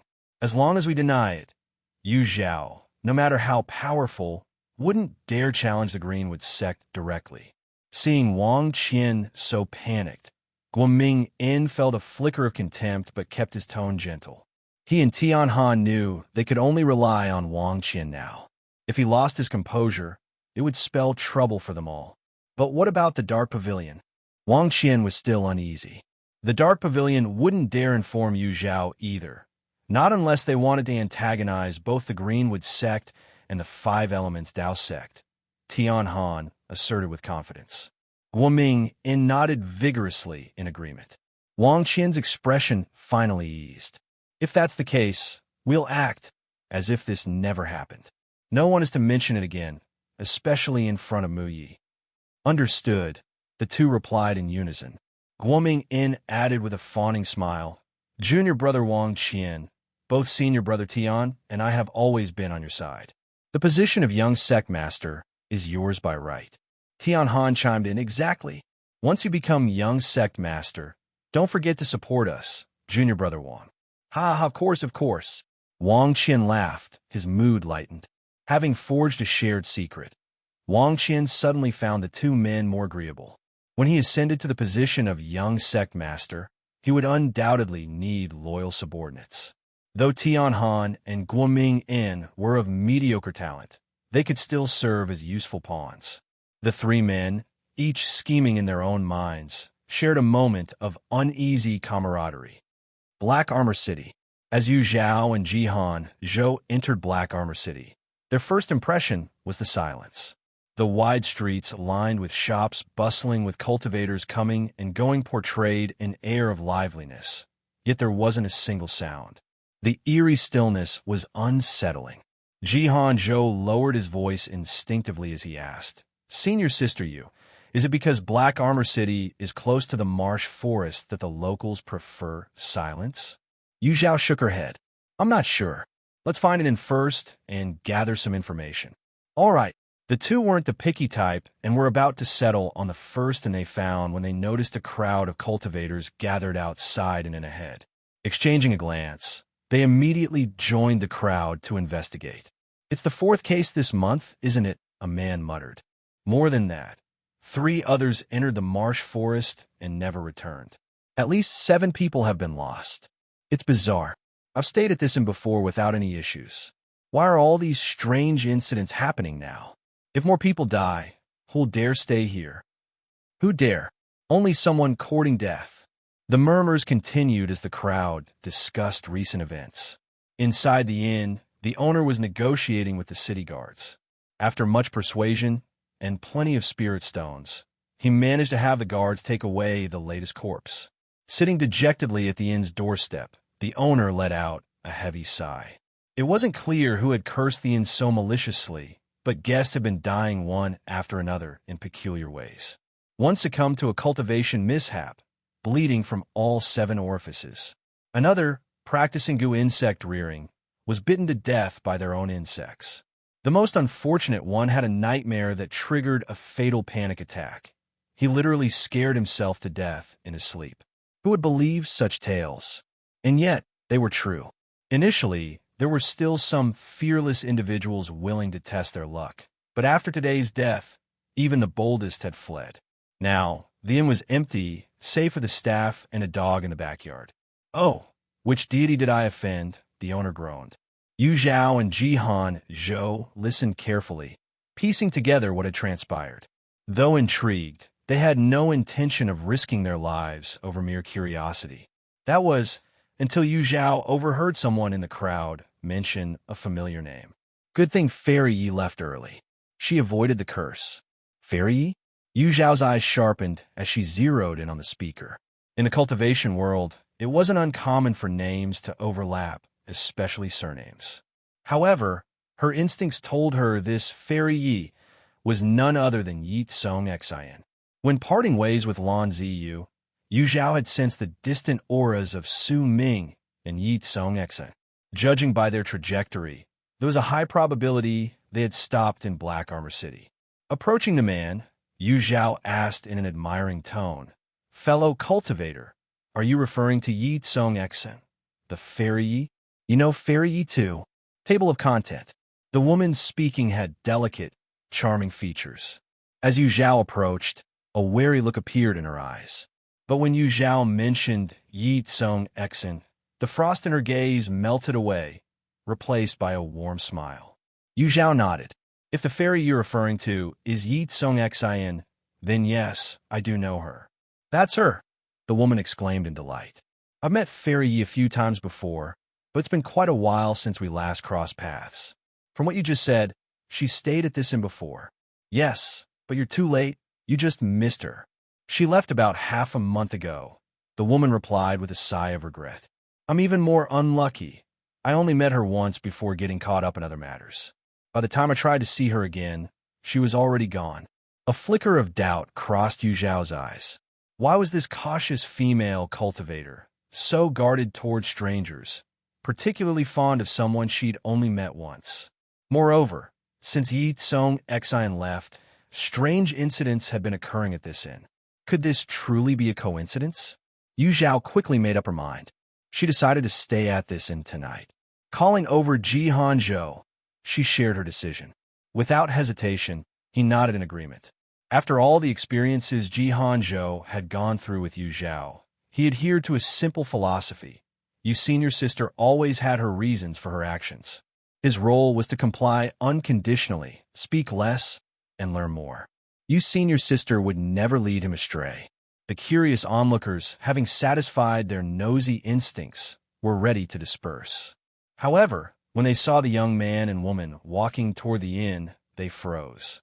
The innkeeper, slouched against the doorframe, noticed the shadows of the pair cast over him.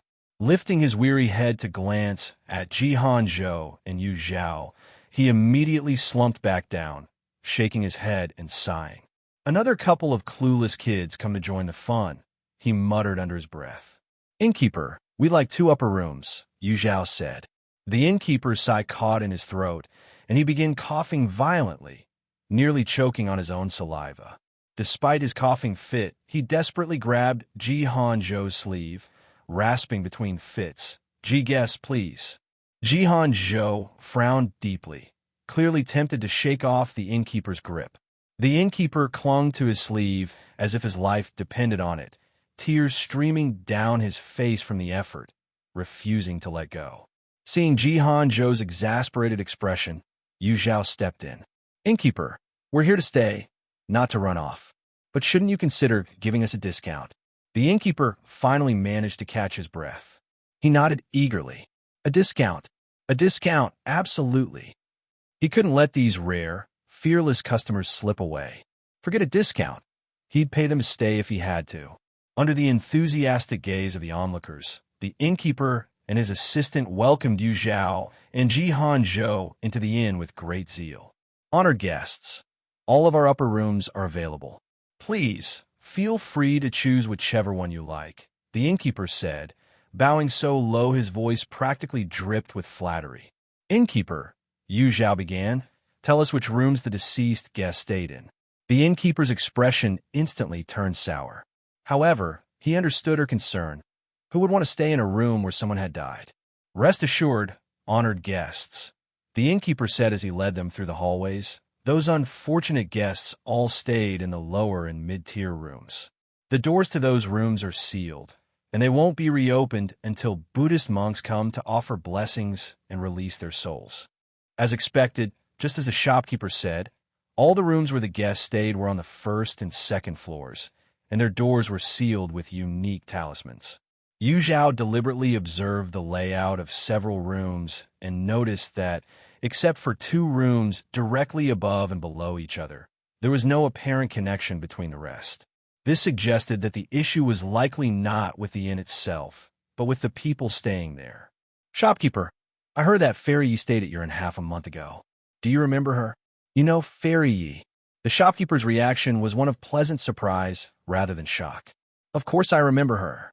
In all my years of running this business, I've never seen a female cultivator as popular as Fairy Yi. She stayed here for a few months, and during that time, our inn's business thrived. Rooms were fully booked every day. After his enthusiastic reply, the shopkeeper suddenly seemed to realize something, and his expression darkened.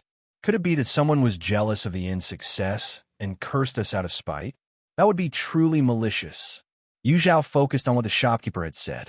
Ye Cong Xin had stayed at this inn for several months, which also meant that Lan Ziyu and Su Ming had been in Black Armor City for the same amount of time. But what were they doing here?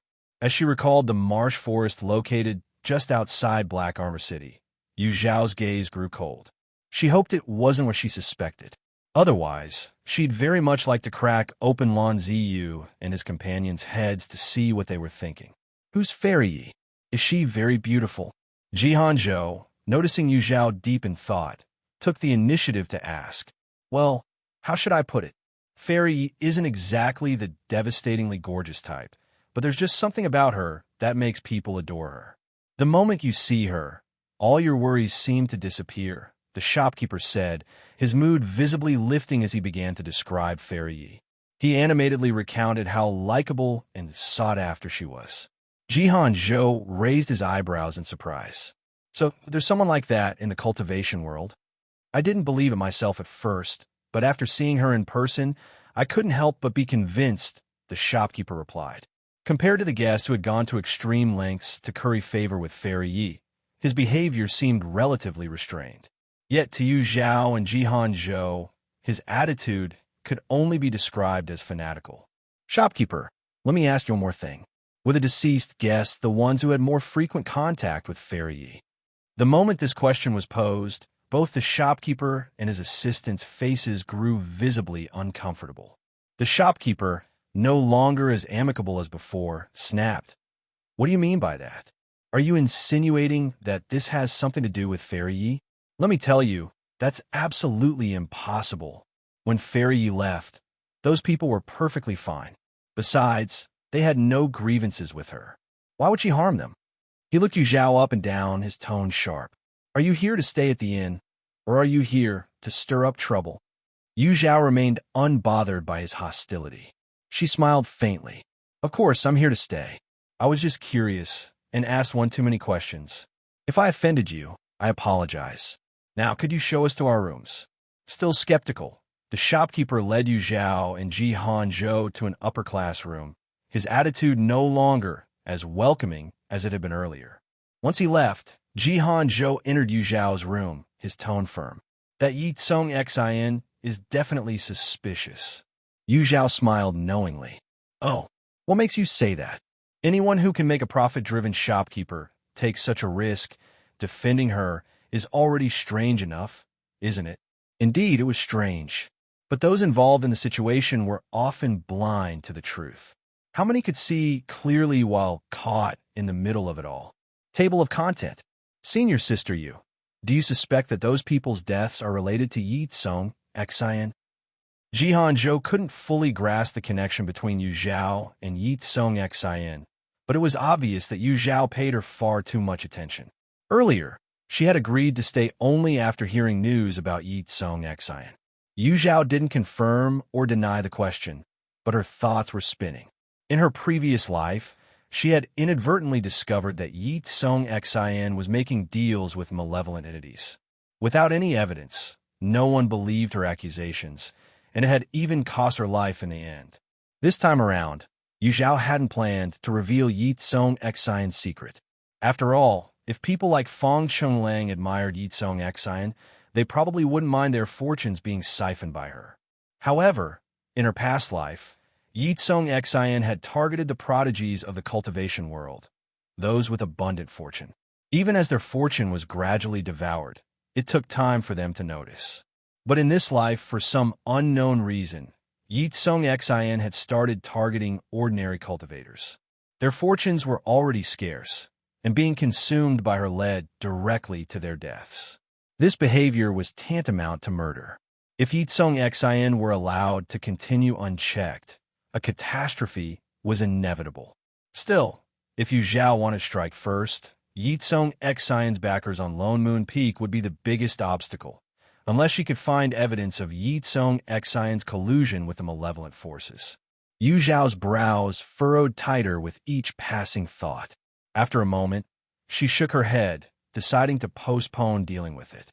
Since Ye Cong Xin dared to act recklessly outside, she would likely exercise more restraint upon returning to the Five Elements Dao sect.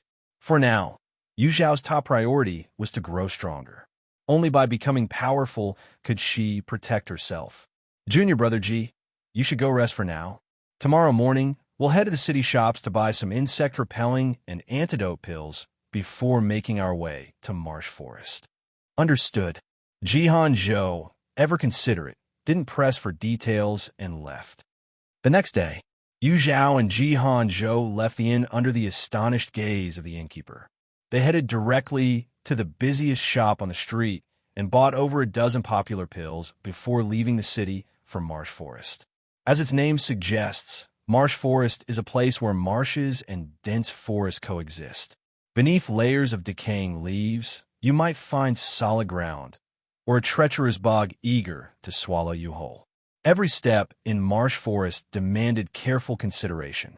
Surprisingly, the greatest dangers in Marsh Forest weren't the bogs, but the pervasive miasma and the venomous insects lurking everywhere. Most of these creatures carried deadly toxins capable of incapacitating even nascent soul cultivators before they could react, proof of their ferocity. Yet danger and opportunity often go hand in hand. Despite its perils, Marsh Forest was also a treasure trove. Items like the heavenly fairy herb Yu Zhao sought and the Een flower honey cultivators used to win Ye Cong Xin's favor were unique to Marsh Forest and couldn't be found elsewhere. Because of this, cultivators flocked to Marsh Forest every year, fully aware of the risks. Along the way, Yu Zhao and Zhao encountered many cultivators heading toward the forest. Some even approached, proposing to team up, but Yu Zhao firmly declined. In such a treacherous environment, the real threats weren't just the miasma or poisonous insects, but other cultivators. In Marsh Forest, more cultivators likely died at the hands of their own kind than from the forest's natural hazards. Yu Zhao refused to introduce any unstable elements into their group. She and Zhao moved quickly and reached the forest's outskirts after 2 hours. The trees in Marsh Forest were vastly different from those in the outside world. Their trunks were tall and slender, rarely wider than an arm span. Yet their canopies were dense, forming umbrella-like shades that interconnected to block out the sun entirely. The damp, cold air mingled with the stench of decay, creating a chilling atmosphere that sent shivers down the spine. Yu Zhao retrieved 2 emerald green alchemy pills and handed one to Zhao. Hold it under your tongue. Don't swallow it. Zhao took the pill with a solemn nod. After preparing themselves, the two turned into streaks of light and darted into the dense marsh forest. As soon as they entered the marsh forest, Zhao felt her skin enveloped by the clammy, chilling air. Her expression remained calm as her divine sense rapidly swept the surroundings. According to legend, the heavenly fairy herb grew in swampy regions. Highly toxic and delicate, it could not be touched directly by limbs, nor could it survive exposure to light. Zhao knew the chances of finding the heavenly fairy herb near the forest's outskirts were slim, but even the slightest chance was worth pursuing. Suddenly, a blood-curdling scream pierced the sky. Rustling noises echoed as all the surrounding leaves began trembling. Jump! Zhao's face shifted slightly as she propelled herself upward. Zhao followed, a beat slower. In the next instant, countless black dots rained down, blanketing the spot they had just vacated. Perched on a tree branch, Zhao observed the writhing mass of black beetles swarming below, her face darkening. Even ants could devour an elephant. Though these beetles were neither exceptionally durable nor offensively strong, Zhao could destroy them in waves with a single move.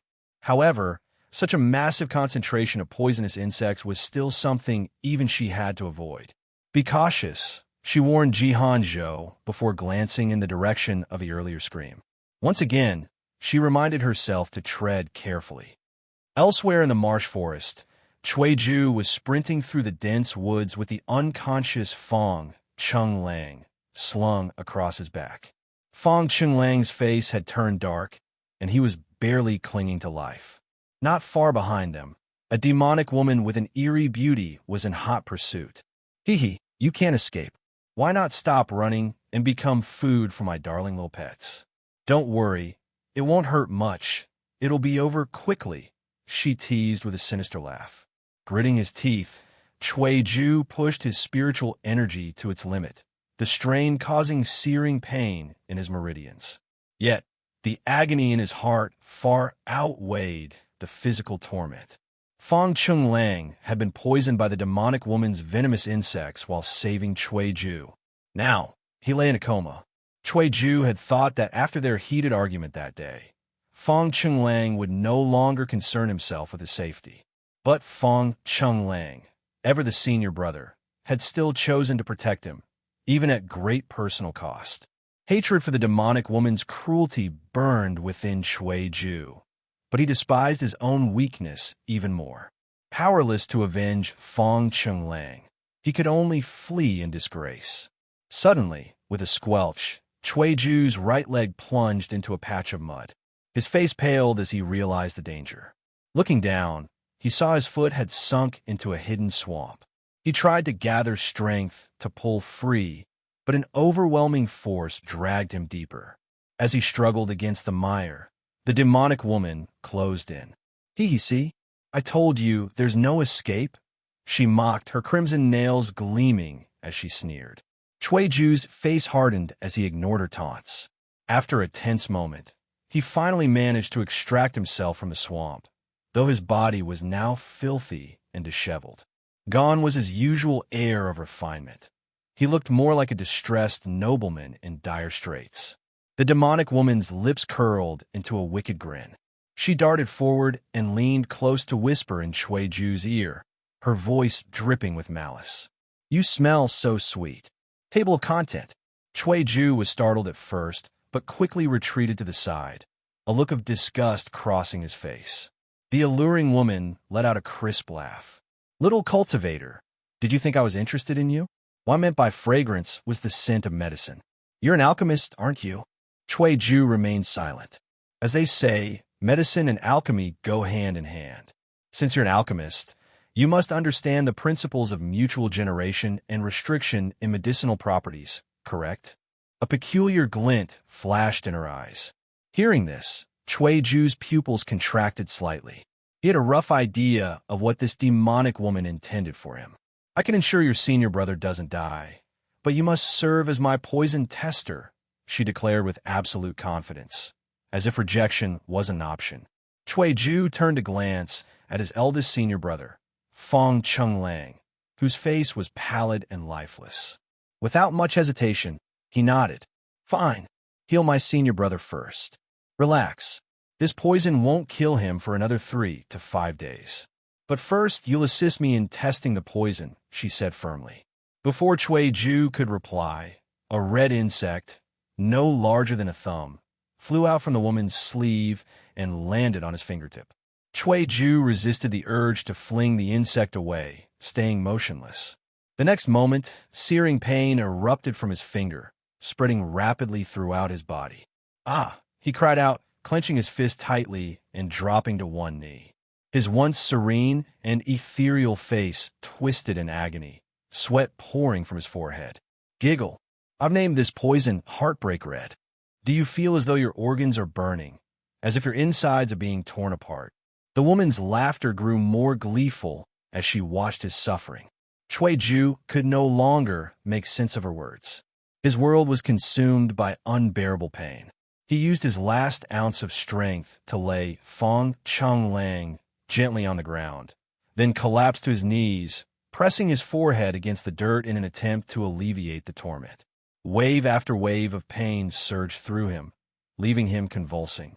Blood-tinged foam seeped from the corners of his mouth. As his consciousness faded, a fleeting thought crossed his mind. Was this how Zhao felt when he swallowed the bone-eroding pill? A deafening hiss echoed through the forest. A black python, over 10 feet long, let out a piercing cry as its massive head fell to the ground, sending a gust of wind that scattered countless rotting leaves. Zhao leapt down from the tree, rushing toward the snake's carcass. Among serpentine demonic beasts like this black python, the most valuable parts were the snake gall and inner core, especially the gall, which was prized for its detoxifying properties, perfect for aiding cultivators during breakthroughs. He drew a dagger and began dissecting the snake's body at its vital spot. Suddenly, the sound of unusual wind reached his ears.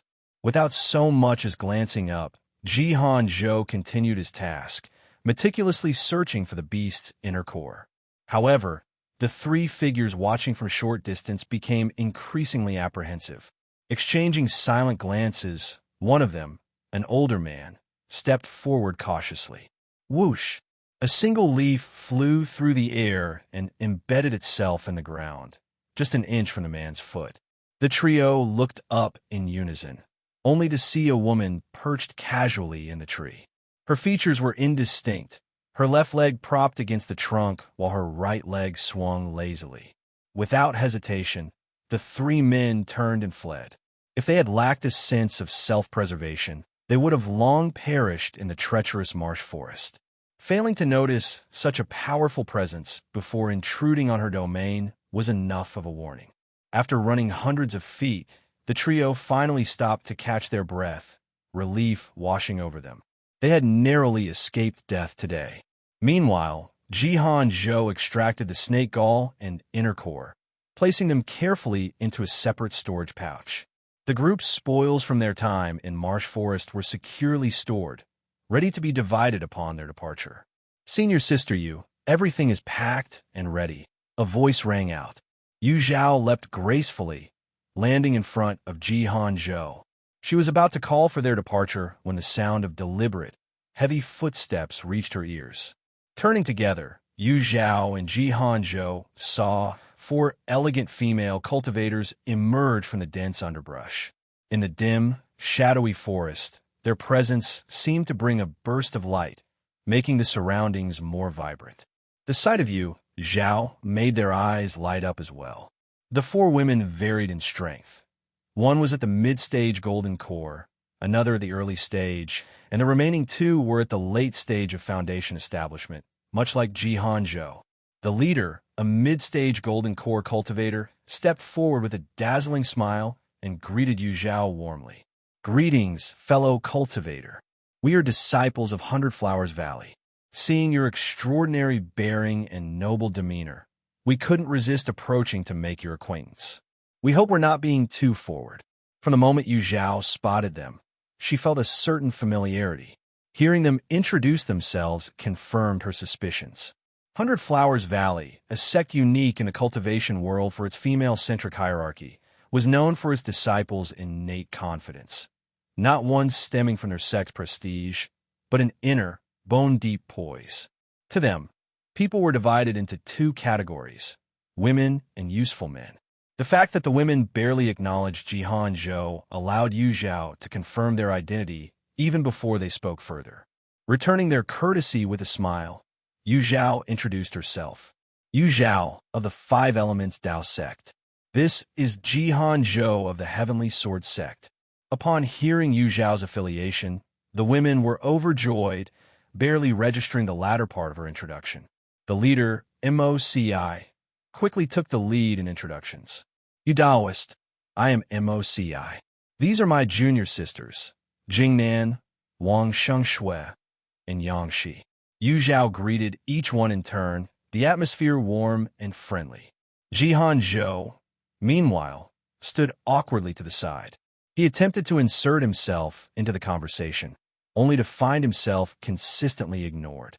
Slowly, he began to suspect they were deliberately excluding him. At first, he dismissed it as his imagination, but repeated attempts made it clear. The women were collectively shunning him. The realization left him flabbergasted. His mother, none other than the sword's sovereign Jiuhua, had often told him tales of the gracious and tender nature of Hundred Flowers Valley disciples. But as Jihan Zhou observed the way they surrounded Yu Zhao, their syrupy voices coaxing and pleading, he couldn't reconcile the reality with those stories. You Taoist, are you also training in the marsh forest? Why not travel with us? It would be safer for all. You sister, you're so kind. Meeting you feels like meeting my own elder sister. Please join us, won't you? You senior sister, I'm so scared of this dangerous forest. Won't you protect us? Their soft, lilting voices poured into Jihan Zhou's ears like an unrelenting tide.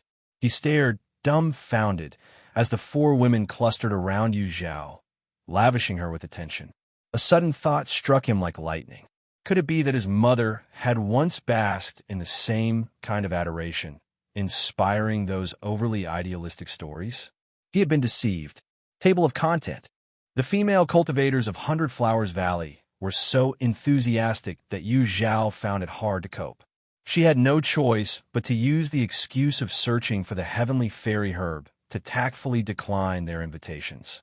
Unexpectedly, upon hearing this, MOCI and her companions exchanged amused glances, their smiles widening.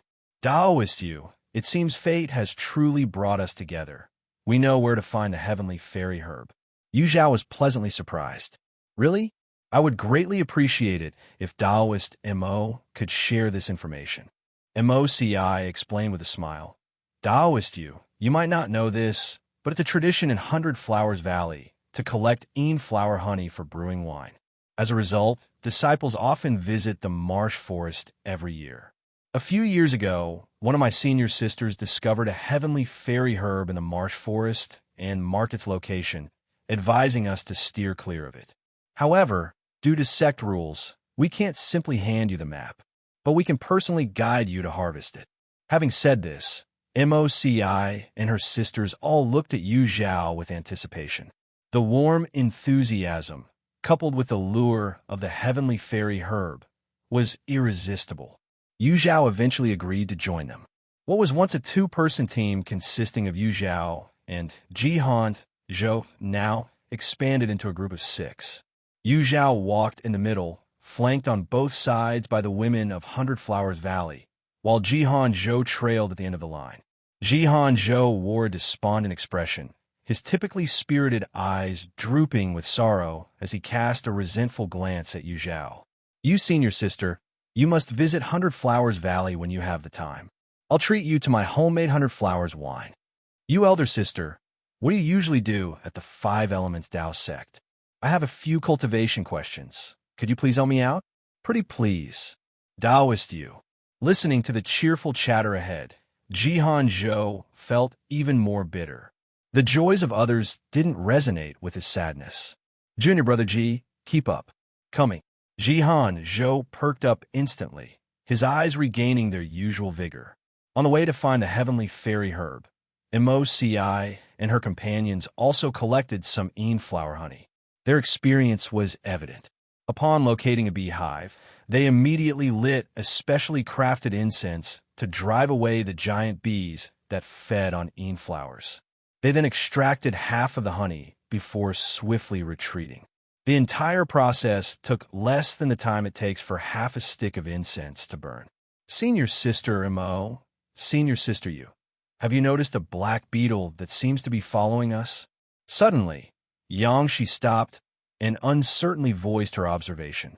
A black beetle? Moci turned and looked behind them in confusion.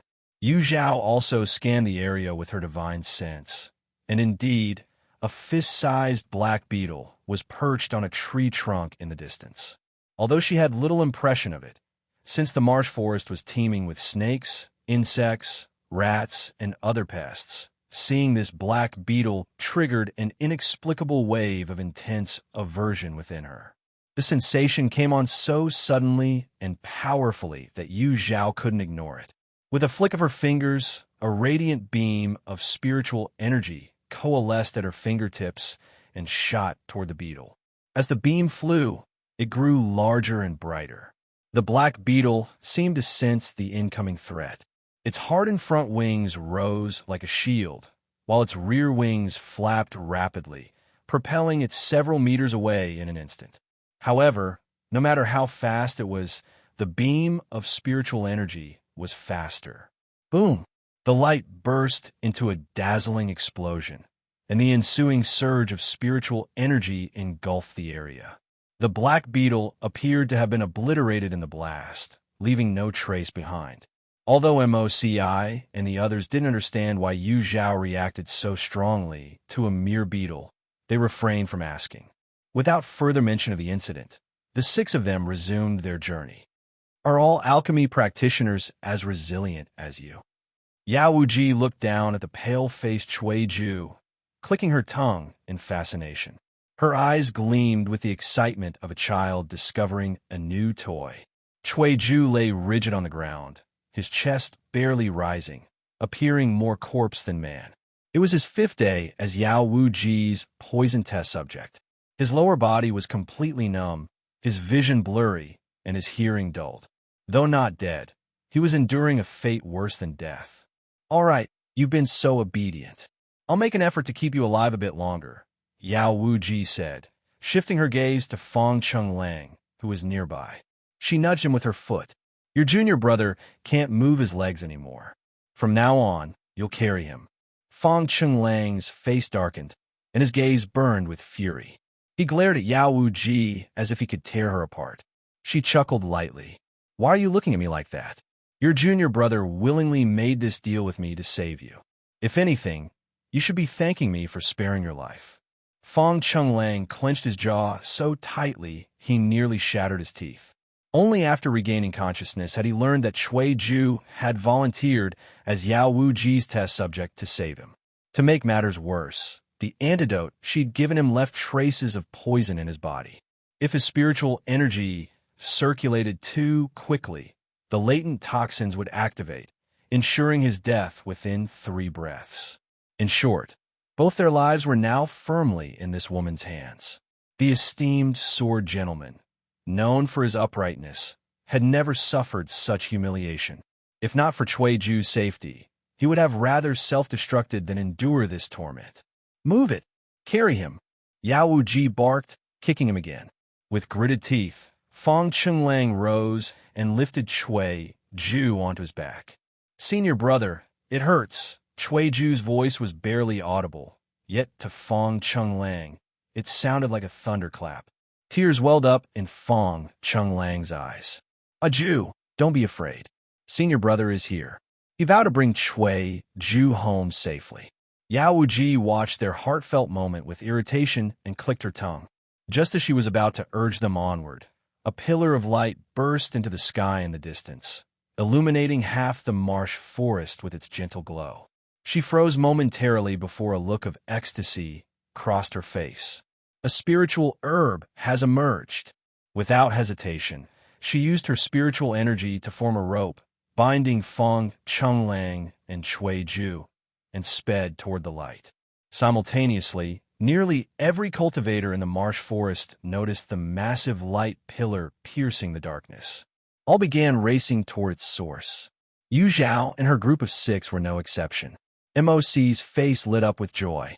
"Senior sister Yu, we're so lucky.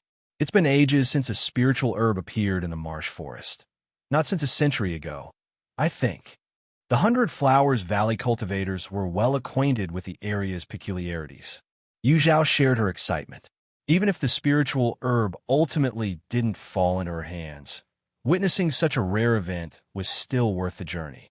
Still, she remained vigilant and reminded MOCI and Jihan Zhou to stay wary of unfamiliar cultivators nearby.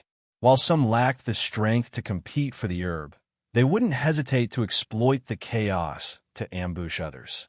Yu Zhao could already envision the fierce battle that was about to erupt, a clash so intense she wasn't confident she could emerge unscathed.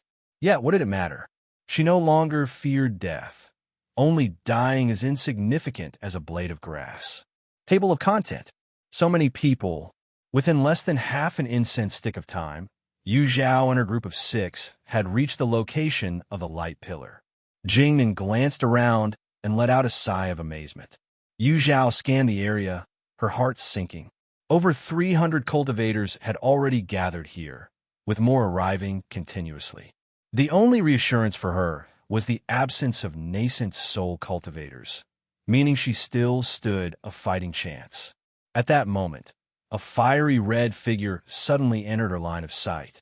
Trailing behind this figure were 2 all too familiar faces. Yu Zhao raised an eyebrow, but surprisingly, she wasn't too shocked. However, seeing those 2 dragged along the ground like lifeless dogs, battered and utterly pathetic, she couldn't help but wonder. After just one glance, she turned her gaze away, pretending not to recognize them. Currently deprived of his 5 senses and unable to extend his divine sense, Cui Ju was effectively a cripple and naturally didn't notice Yu Zhao's fleeting glance. Feng Chenglang, on the other hand, noticed immediately. In fact, as soon as he entered the area, his gaze honed in on Yu Zhao amid the crowd. Upon confirming her presence, a fleeting smile appeared in his eyes, but it was quickly replaced by regret when he realized their current predicament. He feared Yu Zhao might endanger herself to rescue them. The thought of her getting hurt again because of him was unbearable. Yet, to his utter disbelief, Yu Zhao not only saw them but chose to completely ignore them, as though they were mere strangers. For a brief moment, time seemed to freeze.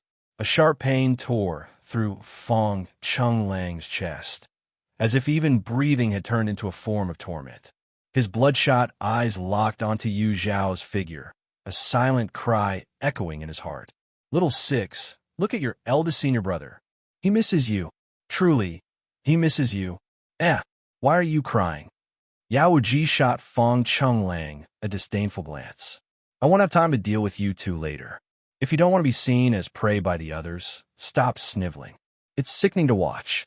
Feng Chenglang didn't need Yao Wuji's warning. He could already feel numerous malicious gazes directed at him.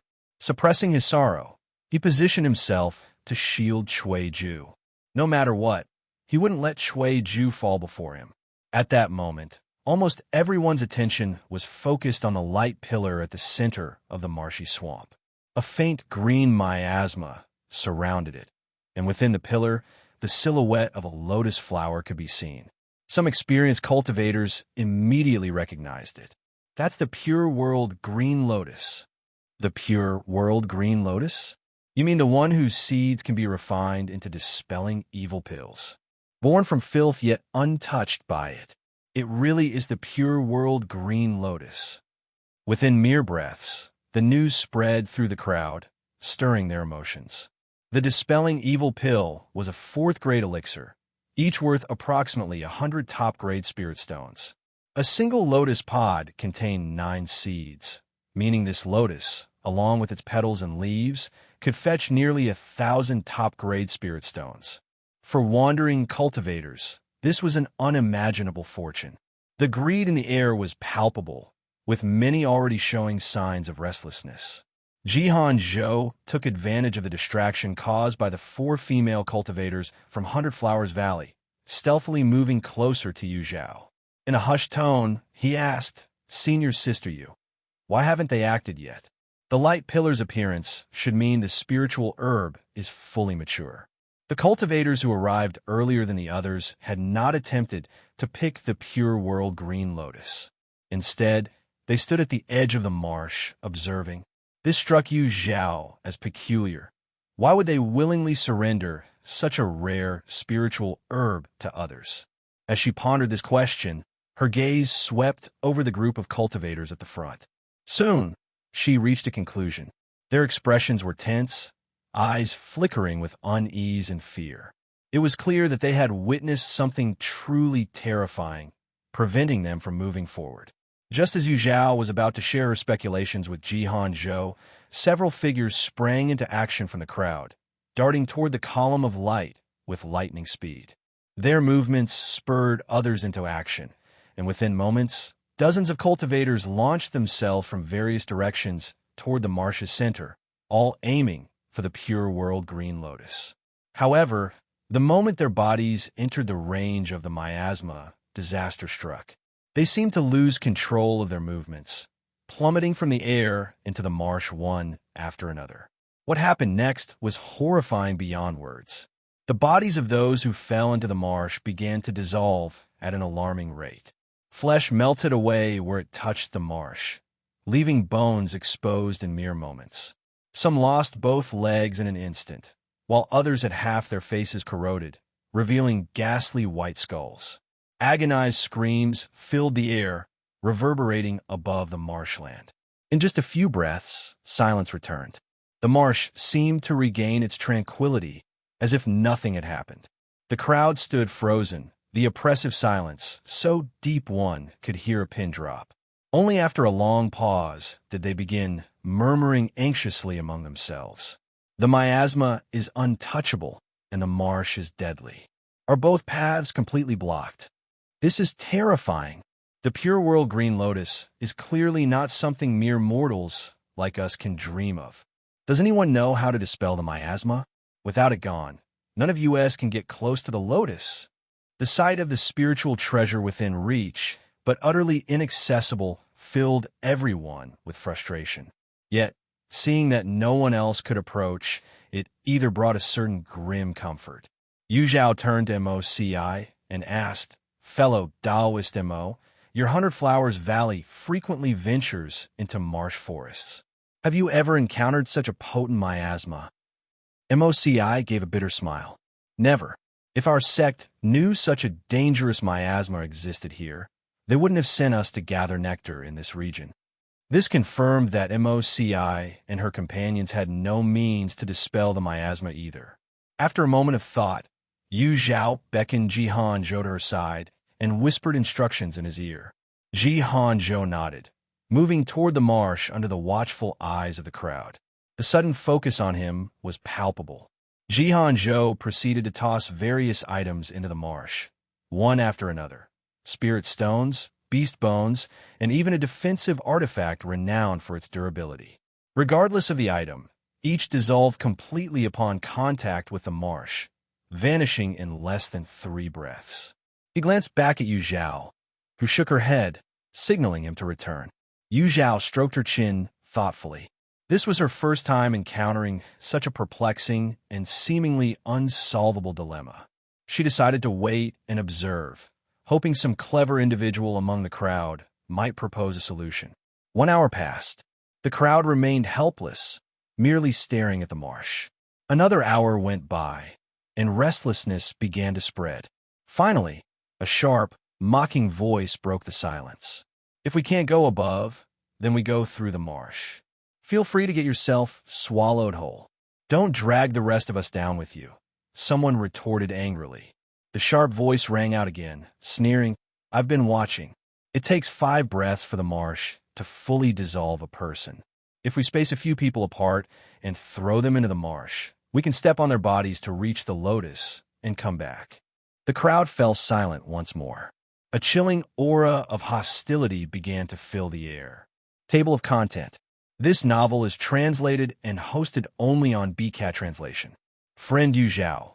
MOC's eyes shifted warily as she scanned the surrounding cultivators. Be careful. Yu Zhao exchanged a quick glance with Jihan Zhou, signaling him to remain vigilant. Amid the tense atmosphere, everyone was on high alert, unwilling to become a stepping stone for others. Time passed as slow as burning incense. Better you die than me. Brother Wang, rest easy on your way. Near the edge of the swamp, a man suddenly punched his companion in the back, his movements as swift as lightning. Unexpectedly, the intended victim dodged the strike, spun around, and delivered a vicious kick to the attacker's waist. Ah! The man cried out in terror as he lost control of his body, flying forward and plunging into the swamp. His companion laughed heartily from the edge. Brother Zhang, I'll let you pave the way for me. Ah! Before he could finish, multiple spiritual lights struck his back simultaneously, sending him flying into the swamp as well. Their gruesome demise triggered the surrounding cultivators, their bloodlust exploding like a powder keg. In an instant, flashes of colorful spiritual light illuminated the area as shouts, screams, and sounds of combat filled the air. Yu Zhao struck down an attacker with a single palm strike, turning to MOCI. Fall back. Don't get caught up in this. MOCI nodded emphatically, retreating alongside her 3 junior sisters while defending themselves. The 6 of them quickly withdrew to a relatively safe distance. This is madness. Are they after the pure world Green Lotus? Or do they just want to kill people? Jing Nan's horrified gaze swept over the chaotic battlefield, blood and flesh flying everywhere. They want both, Yu Zhao replied coldly. Killing others only increases their odds of obtaining the lotus. Why show mercy? The brutality of the scene left Jihan Zhou, Yang Shi, and Wang Shengshui pale-faced. Having spent most of their time cultivating within their sect, they were unaccustomed to such carnage. Yet, they knew this was a trial they had to endure, forcing themselves to stomach the gruesome sight. Elsewhere, Fang Chenglang and Cui Zhu found themselves targeted. One was severely weakened, the other feeble and frail, a pair of easy prey. 3 cultivators, exuding violent auras, approached them stealthily. Although his spiritual energy was suppressed, Fang Chenglang's instincts remained sharp. Sensing danger, he drew his life-bonded flying sword, holding it horizontally in front of him. His gaze was as sharp as a blade. The trio, undeterred by his stance, smirked mockingly. Sword cultivators were among the most feared of all cultivators. Once their blades were drawn, it often ended in death or severe injury. The most adept needed no weapon to unleash lethal sword energy. However, Fang Chenglang's disheveled appearance, coupled with the sickly figure he carried on his back, diminished his intimidating presence. Does he think holding a sword will scare us? Ridiculous, one of them sneered. Enough talk. Let's grab them and use their bodies to fill the swamp, another urged. Without hesitation, the 3 closed in on Fang Chenglang, their brutish faces twisted into cruel grins. Not far away, Yao Wuji crossed her arms, watching with mild amusement, showing no intention of intervening. I only need 1 strike to kill you. Fang Chenglang's deep voice rang out. The 3 men froze for a moment, then burst into laughter as if they had just heard the most ridiculous joke in the world. One of them mockingly mimicked Fang Chenglang's tone, sneering, Killiwell with just stone sword. Ha ha! Does this kid think he's the sword sovereign Jiahua? What a joke! Enough of this nonsense. Let me send you on your way. A small black gold hammer whistled through the air like a shooting star, heading straight for Fang Chenglang's head. Fang Chenglang didn't dodge or flinch. With his sword in hand, he slashed downward. His movement seemed slow and deliberate, but it was so fast that the naked eye couldn't track it. To the 3 men, it was as if a flash of white light streaked by. Then, an enormous surge of sword energy rushed toward them. In that instant, memories of countless life or death escapes replayed in their minds. Once again, they faced the cold grip of death. Their bodies reacted faster than their minds. They immediately retrieved various defensive artifacts from their storage pouches, placing them before themselves as they retreated hastily. The sword energy collided with the black gold hammer midair, sending it flying. Undeterred, the energy continued its path, barreling toward the three men.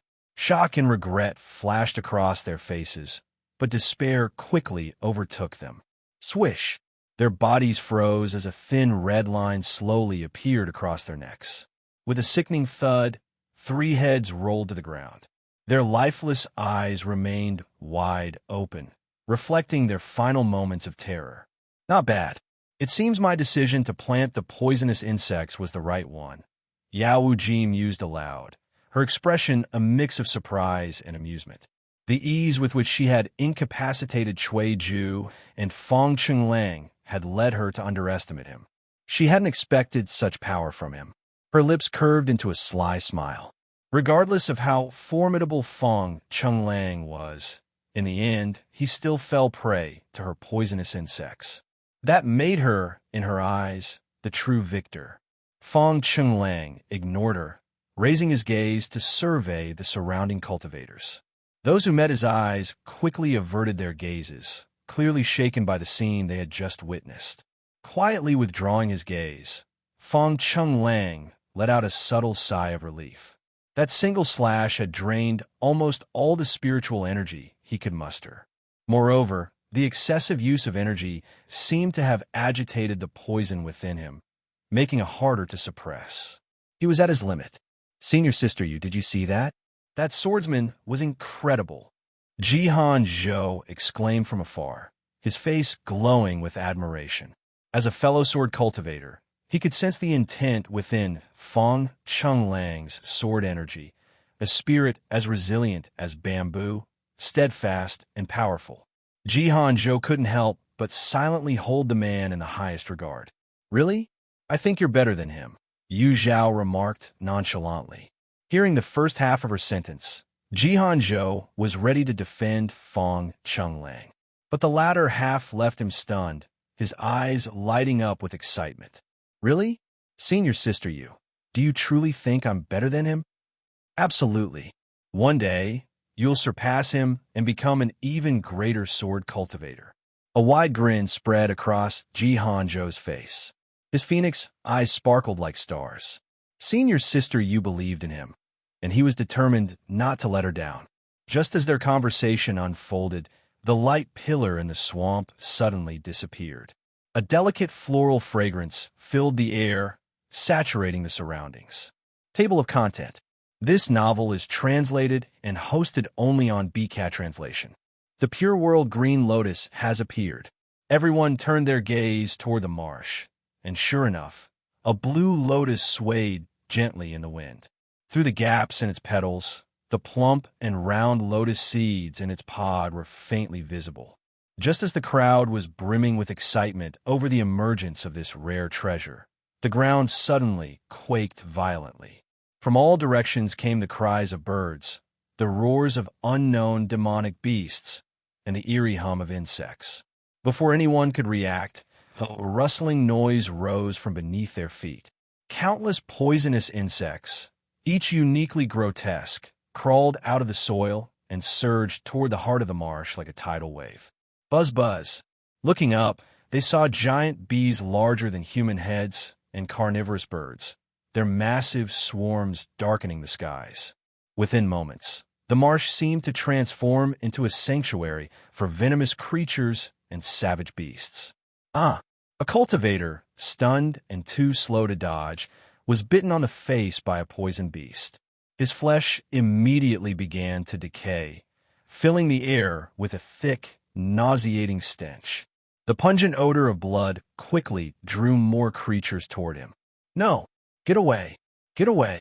He conjured a protective spiritual energy shield, desperately trying to fend off the onslaught. However, under the relentless barrage of attacks, his shield shattered in less than a second. In the blink of an eye, he was overwhelmed by the swarm, his screams abruptly silenced. Run! Get out of here! Panic spread as others screamed and fled, their fear overriding reason. Yet, Before they could get far, waves of poisonous insects descended upon them, leaving only lifeless skeletons behind. "Stand behind me." Yu Zhao's expression was grave as she formed hand seals and quickly set up multiple illusion arrays in front of her. These arrays served to conceal their presence, mask their aura, and distort the senses of their pursuers. Zhao, showing perfect coordination, urged Moci and the others to stay close behind Yu Zhao, cautioning them not to stray too far. Although unfamiliar with Yu Zhao's capabilities, Moci and her companions followed her instructions without hesitation, trusting her implicitly. What they witnessed next was astonishing. The swarms of snakes, insects, and beasts seemed to encounter an invisible barrier. They instinctively bypassed Yu Zhao's group, unaware of their existence. Moci and her group exchanged incredulous glances, struggling to process what they were seeing. Zhao, observing their reactions, felt a tinge of pride. They don't know the half of it. He and senior sister Yu Zhao made the best team under heaven. As this thought crossed his mind, the youngest female cultivator from the 100 Flowers Valley let out a soft cry and clung to Yu Zhao's sleeve with her tiny hands. "Sister Yu, you're amazing. With you here, I feel like I'm not scared at all." "Me too, Sister Yu," another chimed in. "And me as well," a third. Zhao's face darkened with jealousy. "Unacceptable. They're taking it too far." While Yu Zhao performed her illusion techniques, others displayed their own talents. Yao Wuji summoned a massive giant red spider and sat cross-legged on its back. She directed the spider to spit out sticky, translucent webs, definitely not saliva, at Fong Chenglang and Cui Ju. The webbing, odorless and harmless to humans, repelled poisonous insects and caused them to veer away. With a smug expression, Yao Wuji declared to Fong Chenglang, "Once again, I've saved your lives." She seemed to find these two amusing and was in no hurry to let them die. Understanding her peculiar humor, Fong Chenglang remained silent, his gaze piercing through the chaos to land on Yu Zhao. He saw her guarding a group of unfamiliar cultivators, her familiar face now carrying an unfamiliar resoluteness that left him dazed. So, Little Six has grown into someone who can shield others from the storm. Regret flickered in his eyes. What's lost will always remain lost. Who are you staring at? Your little lover. Fong Chenglang had been lost in thought for far too long, enough for Yao Wuji to notice something unusual. Following his gaze, Yao Wuji's sharp eyes immediately pinpointed the person who had captured his attention. Her lips curled into a smile that carried an inscrutable meaning. Interesting. Startled back to reality, Fong Chenglang wanted to say something but swallowed his words. He feared arousing Yao Wuji's suspicions and dragging Yu Zhao into unnecessary trouble. Suppressing his unease, he dared not glance her way again. At this moment, only a few dozen cultivators still struggled to hold their ground, while the rest had perished during the earlier battle or under the relentless attacks of the demonic beasts. These beasts, lured by the presence of the pure world green lotus, were now launching a frenzied assault on the marsh. The marsh, impartial to all creatures, was merciless. Any beast venturing into its territory was either poisoned by the miasma or devoured by the swamp itself. Yet, like fearless warriors, the beasts pressed forward relentlessly. One by one, countless beasts surged toward the marsh, their numbers overwhelming. The swamp devoured them slower than they could arrive. Eventually, corpses began to pile up across the swamp, forming floating masses resembling driftwood scattered across the murky waters. The sight sparked thoughts in the remaining cultivators. Was this not the perfect opportunity to harvest the pure world green lotus? If they could return before the swamp claimed the corpses, they might safely traverse the marsh. It might be their only chance. Let's do it. Whoosh, whoosh, whoosh. A dozen figures broke free from the beast's encirclement, rushing toward the swamp at lightning speed. As the first cultivator stepped onto the floating corpses and successfully entered the marsh, the crowd erupted with excitement. It's possible. What are we waiting for? More figures darted forward. Yu Zhao's eyes flashed with temptation.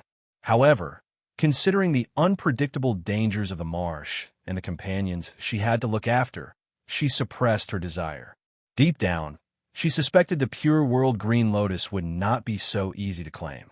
Ha ha! The pure world green lotus is mine. Among those racing toward the lotus, one figure moved with unparalleled speed. By the time others merely entered the marsh, he was already nearing the lotus at its center. His eyes burned with fervor as he reached out to seize the flower's stem without hesitation. The other cultivators held their breath, each showing a mix of awe, envy, and hesitation. Just as his fingertips were about to touch the stem, a beast's head, coated in black mud and nearly indistinguishable from the swamp, shot up suddenly. With terrifying precision, it bit through his waist. The cultivator didn't even have time to scream. His body was severed, and he was swallowed whole within moments. The crunch of bones and grinding of teeth echoed chillingly in the ears of every onlooker. All stared in stunned silence at the monstrous, unknown beast capable of surviving in this lethal marsh. Their shock was palpable. Aya! The sudden, agonized scream snapped everyone back to attention. Turning to look, they saw other cultivators paralyzed by fear of the beast. Their hesitation had cost them precious seconds, and the marsh had begun to reclaim the floating corpses. Forced to linger too long, they found themselves blocked by others attempting to retreat. Desperate, they leaped into the air, but were struck down by the pervasive miasma. One by one, they fell, sinking into the swamp's depths, becoming yet more sustenance for the marsh. Table of content. This novel is translated and hosted only on BCAT translation. Whoosh. Amidst the soft pattering sounds, an enormous figure slowly emerged from the swamp. Its entire body was covered in black mud, obscuring any discernible colors or patterns. Only its general shape could be made out. A long neck with a small head, thick and short limbs, and a semicircular shell resembling a turtle's. The shell rose sharply at the back. What astonished everyone most was the pure world green lotus growing on its shell. As the creature rose from the swamp, the lotus ascended toward the sky. A companion beast? Yu Zhao gasped.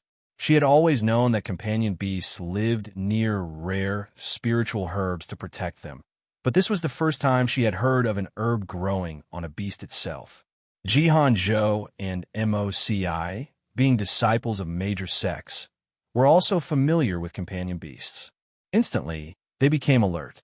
Companion beasts and spiritual herbs existed in symbiosis. The higher the herb's rank, the stronger the beast. Judging by this beast's ability to survive in the swamp, which corroded everything, its strength had to be at least at the nascent soul stage. Roar! The companion beast seemed either agitated by the cultivator's intrusion or aware of other beasts coveting the pure world green lotus. Its temperament grew volatile. It buried its massive head into the swamp, inhaled deeply, then lifted it abruptly. Splatter, splatter, splatter. Countless blobs of black mud shot into the air like rain. Birds and beasts flying above were pierced by the mud and fell from the sky, crying in agony. Yu Zhao's pupils shrank. With a flick of her right hand, she scattered numerous talismans, infusing herself with spiritual energy to propel her rapidly backward. Jihan Zhou, Moci, and the others standing behind her were also pushed back by her retreat. Bang! Bang! Bang! The talisman made barriers shattered layer by layer. Some cultivators failed to dodge in time. The mud struck them, leaving bloody holes in their bodies, blood pouring incessantly. Damn it! Yao Wuji cursed under her breath and lightly patted the red spider beneath her. The spider's 8 legs bent and sprang up, avoiding the splattering mud. Behind the spider, Fang Chenglang and Cui Ju were wrapped in spider silk. Fang Chenglang remained calm, pulling out a defensive artifact before the web reached him. A golden barrier unfolded before him, absorbing the relentless strikes of the mud. The light dimmed rapidly, but held until after the first round of attacks, another group of cultivators had fallen. Only about 10 people remained. Even the frenzied beasts and birds sensing the companion beast's might, screamed and fled, leaving behind piles of their kin's corpses. Fellow Taoist Yu, should we retreat? A female cultivator from the Hundred Flowers Valley, who had come to regard Yu Zhao as the team's anchor after the earlier crises, sought her opinion. Yu Zhao glanced at the remaining cultivators and whispered, "Wait a bit longer." None of them would willingly leave empty-handed. The final confrontation was yet to come. Yu Zhao's prediction was correct. The survivors, chosen from nearly 1,000 competitors, were all uniquely skilled. Even Fong Chenglang, who was almost incapacitated, had relied on extraordinary swordsmanship to protect himself and Shui Ju. Having endured so much, none of them would easily give up now. "Let's work together." Yao Wuji glanced around the group before suddenly speaking. "It's impossible to kill this companion beast relying on individual strength alone. The only way is for everyone here to join forces." "I agree. Count me in."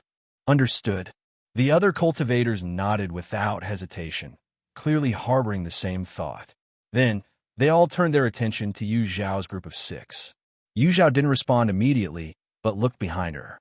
Moci and Jihan Zhou gave firm nods in return. At this point, no one was willing to back down. All right, excluding Fong Chenglang and Shui Ju, who were incapacitated, there were still 17 people able to fight. After a brief discussion, they decided to attack the companion beast from 3 directions. No one even mentioned how the pure world green lotus should be distributed. Everyone understood that their fragile alliance would collapse the moment the companion beast fell. "Move out." Countless beams of spiritual energy erupted simultaneously, precisely striking the companion beast. However, despair set in when they realized its flesh was as impenetrable as a fortress. Their attacks couldn't harm it at all. Instead, their assault enraged the beast, which charged at them with its massive limbs. Despite its enormous size, the companion beast was terrifyingly swift. In an instant, it stepped onto the shore, leaving a 5-foot-deep footprint in the ground. The consequences of being trampled by such a creature were clear. Anyone caught beneath its feet would be crushed in a pulp. High defense, immense speed. This companion beast had no apparent weaknesses. Just as some cultivators' eyes began to fill with despair and thoughts of retreat crept into their minds, Yu Zhao and Yao Wuji's gazes lit up with identical clarity. The companion beast's weakness was clear. It was the pure world green lotus on its back. Without a word, the 2 launched simultaneous strikes at the pure world green lotus, then leapt into action. Their eyes met midair, both filled with unwavering determination to claim it. Though the companion beast was tough, the pure world green lotus growing on its back was as delicate as a flower. A dull thud echoed as Yao Wuji's spiritual energy was blocked by the companion beast's extended neck. However, Yu Zhao's attack arced around, striking the stalk of the pure world green lotus from behind. With a crisp snap, the pure world green lotus detached, leaving only a small portion of its stalk, and flew forward through the air. The companion beast let out an unwilling roar, its eyes dimming rapidly before its colossal body collapsed with a resounding thud. Yet, no one paid any attention to its death. All eyes were fixed on the pure world green lotus hovering midair. "Huh." Yao Wuji sneered and commanded the red spider beneath her. "Go snatch the pure world green lotus for me." If they wanted to compete with her, they'd have to prove themselves capable. The red spider paused momentarily before spitting out a thread of webbing. The web shot through the air at lightning speed, leaving Yu Zhao far behind. Fong Chenglang, Jihan Zhou, and Moci clenched their fists nervously, silently praying that the pure world green lotus wouldn't fall into Yao Wuji's hands. Just as the webbing came within reach of the pure world green lotus, a look of triumph spread across Yao Wuji's face. Yet, in a surprising twist, the webbing veered off course, brushing past the pure world green lotus and snagging a nearby corpse instead. "What? Wrong target. That's not it!" Yao Wuji cried out in shock. In that moment, Yu Zhao surged forward, using her spiritual energy to pull the pure world green lotus into her grasp. The next instant, she smoothly slipped it into her storage space.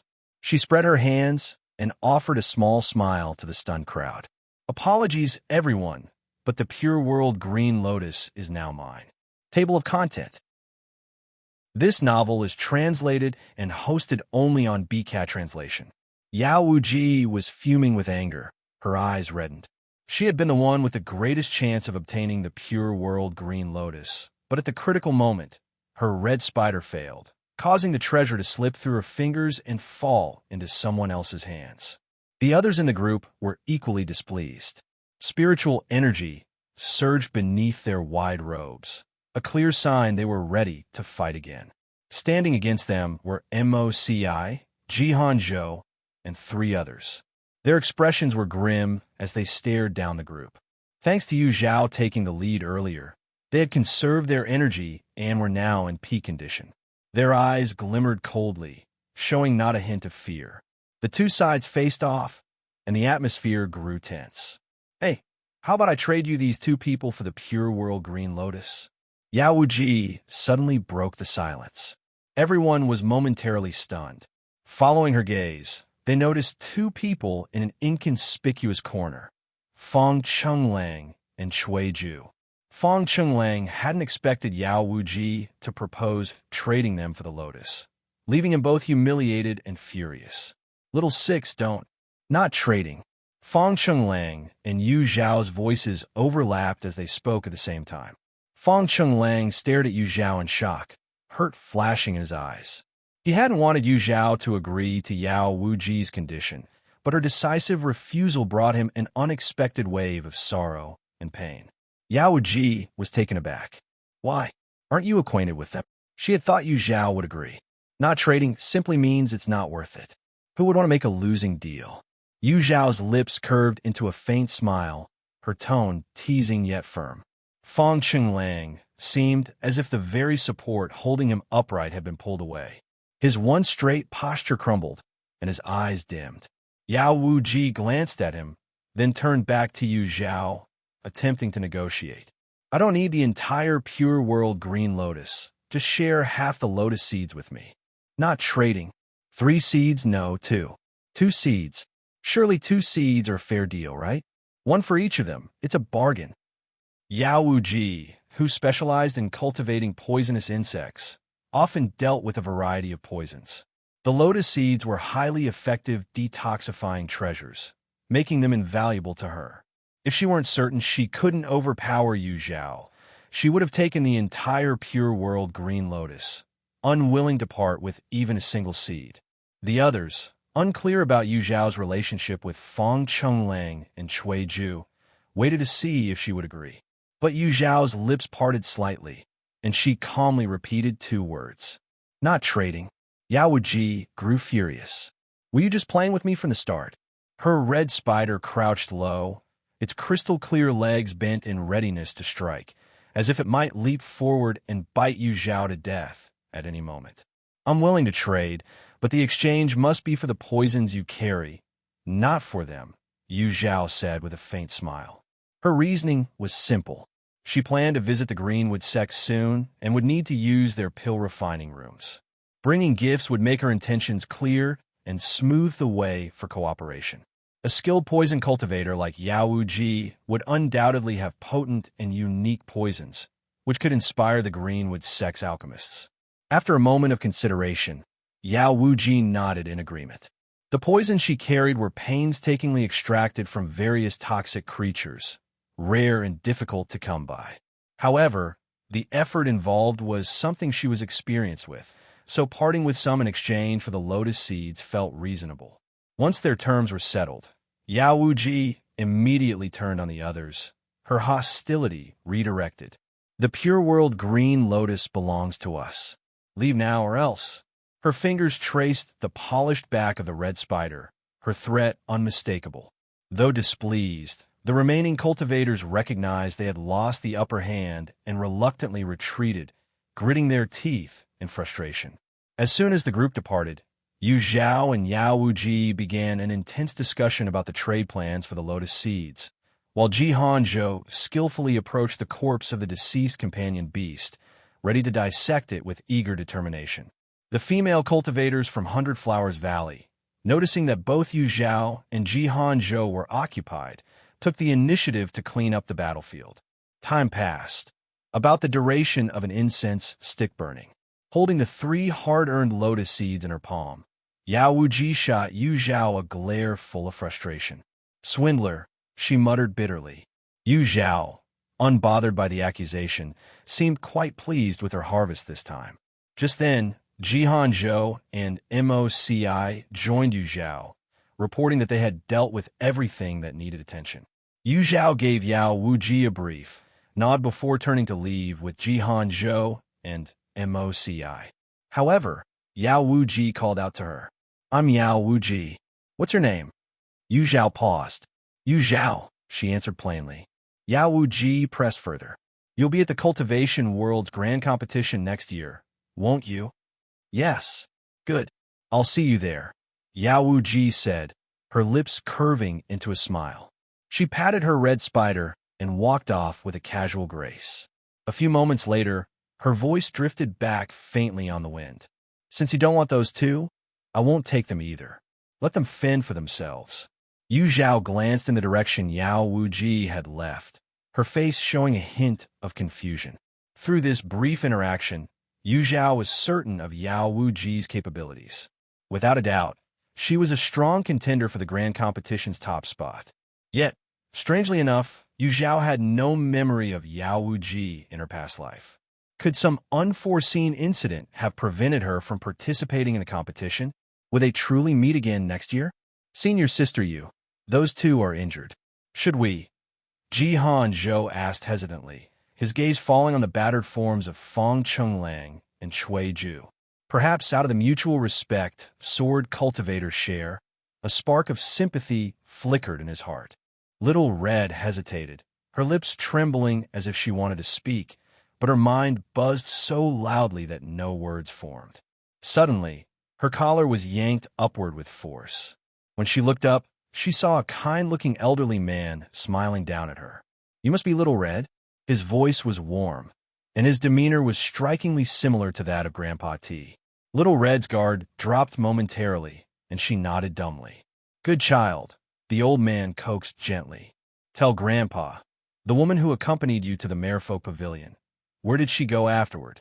Whom did she meet? If you tell Grandpa, he'll give you a medium-grade spirit stone. With that, you and your little brothers could live in a warm, spacious house." His words were sweet and tempting, and even the 3 young boys nearby looked at Little Red with hopeful eyes. However, Little Red was no longer a naive child. She could sense the malice beneath his apparent kindness. Lowering her gaze, she stammered, I don't know." The old man's smile disappeared instantly, his face growing dark as a murderous aura burst from him. The dilapidated house collapsed under the force of his energy, stirring up dust and debris. The 3 little boys fell to the ground, trembling uncontrollably. Little Red felt like someone was choking her, making it hard to breathe. Her small face turned crimson from the pressure. "Lying is not a good habit, child," he said ominously. "You wouldn't want your brothers to lose their lives because of a stranger, would you?" "No," Little Red cried, her voice quivering with desperation. "Sir, please, I beg you. Spare my brothers. They're innocent." "Innocent or not, that's not for us to decide," the old man said coldly, stepping forward. His foot landed squarely on Little Mao's hand. Sister, help me. Save me." Little Mao screamed in agony, his cries piercing the air. Tears welled up in Little Red's eyes as she pleaded, "I'll talk. Just let my brothers go." As soon as the words left her lips, Little Red froze. Was she really going to betray her benefactor? But she had no time to think. Under the relentless threat to her brothers' lives, she spilled everything. She even revealed secrets about the fragrant tea house and tea master. The old man gestured to his subordinates, who immediately went to verify her claims.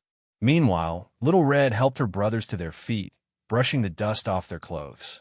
Little she muttered irritably, "You should have talked earlier." Dragging it out was so annoying.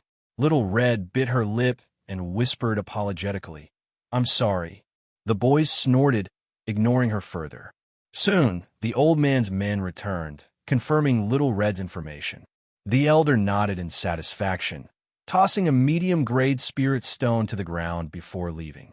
The three boys dove for the stone, fighting over it until their faces were bruised and bleeding. Little Red didn't intervene this time. She stood stiffly, as though her soul had left her body, haunted by the image of a blood-stained him from the messenger she betrayed. Had she made a terrible mistake?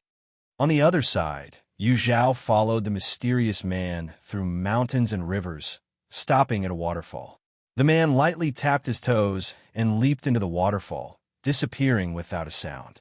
Zhao waited, then wrapped herself in spiritual energy as a shield and jumped through the waterfall. She landed in a spacious, damp tunnel and noticed fresh footprints. Following them cautiously, she moved deeper into the tunnel, which gradually narrowed until only one person could pass at a time. After walking a little further, she heard voices. "Brother, take my advice and stop being so stubborn. She's being patient now, but if you keep refusing, her mood will change. She's no delicate maiden. She has strength and means to deal with you." Zhao paused, doubting her ears. "Let her give up. Even if I starve to death, I won't submit to her." The defiant voice echoed, filled with indignation. "Brother, why make it hard on yourself? She saved your life when you were injured. Without her, you'd be dead. Your late Foundation establishment level can't resist a golden core cultivator." "Disagree. Rubbish. I had healing pills before I passed out. She's just taking advantage. Despicable. Shameless. If she comes near me, I'll fight to the death." Listening carefully, Zhao pieced together the situation. The two men were arguing about a woman, likely a golden core cultivator, who wanted the captive man to dual cultivate with her. The young man refused vehemently. Zhao rubbed her chin, amused. Who would have thought the stern master Zi Wei had such a scandalous side? Though tempted to leave, ignoring the situation seemed heartless. Scanning with her divine sense, she confirmed no third presence and stepped forward. The cave was spacious, with separate chambers carved into its walls. The young man, confined in one chamber, vented angrily at the mysterious man, who stood with his back to Zhao. The young man's youthful features were even more striking than she imagined. His defiant phoenix eyes burned with indignation, his unkempt hair adding to his wild charm. Seeing him, Zhao suddenly understood why Master Zi Wei wanted him so badly. The irritable young man was cursing passionately when, out of the corner of his eye, he noticed Zhao entering the cave. Startled, he nearly bit his tongue and broke into an awkward coughing fit. Cough, cough, cough. Clutching the iron bars of his cell, he coughed desperately, his wide eyes locked onto Zhao. Soon, a faint blush crept up his ears and spread across his face. The mysterious man glanced at him, bewildered. "How can you be so clumsy? You even managed to choke on nothing." He harbored conflicted feelings about this youth, who competed for Master Zi Wei's favor. Sympathy and jealousy warred within him. Seeing the young man's eyes water from the coughing fit, he couldn't help but ask, "Are you all right?" The irritable youth couldn't reply, but his angry and defiant expression softened into something more complicated. "So, this is what the woman who saved me looks like. Maybe he could repay her. As the saying goes, a life-saving debt can only be repaid by offering oneself." Yet his mother had always said that men must uphold their dignity and not easily fall for a woman. Determined to maintain a cool demeanor, he still couldn't stop his gaze from flitting toward Zhao. Why hasn't she spoken to me yet? Could she be waiting for me to lower my pride? Would it seem desperate if I spoke first? His mind was a mess. Even the most oblivious person would have noticed his odd behavior. The mysterious man turned suddenly and looked behind him, his expression darkening. "Who are you?" The irritable youth's face grew tense as well. "What's your connection to Master Zi Wei?" Zhao asked, ignoring his question.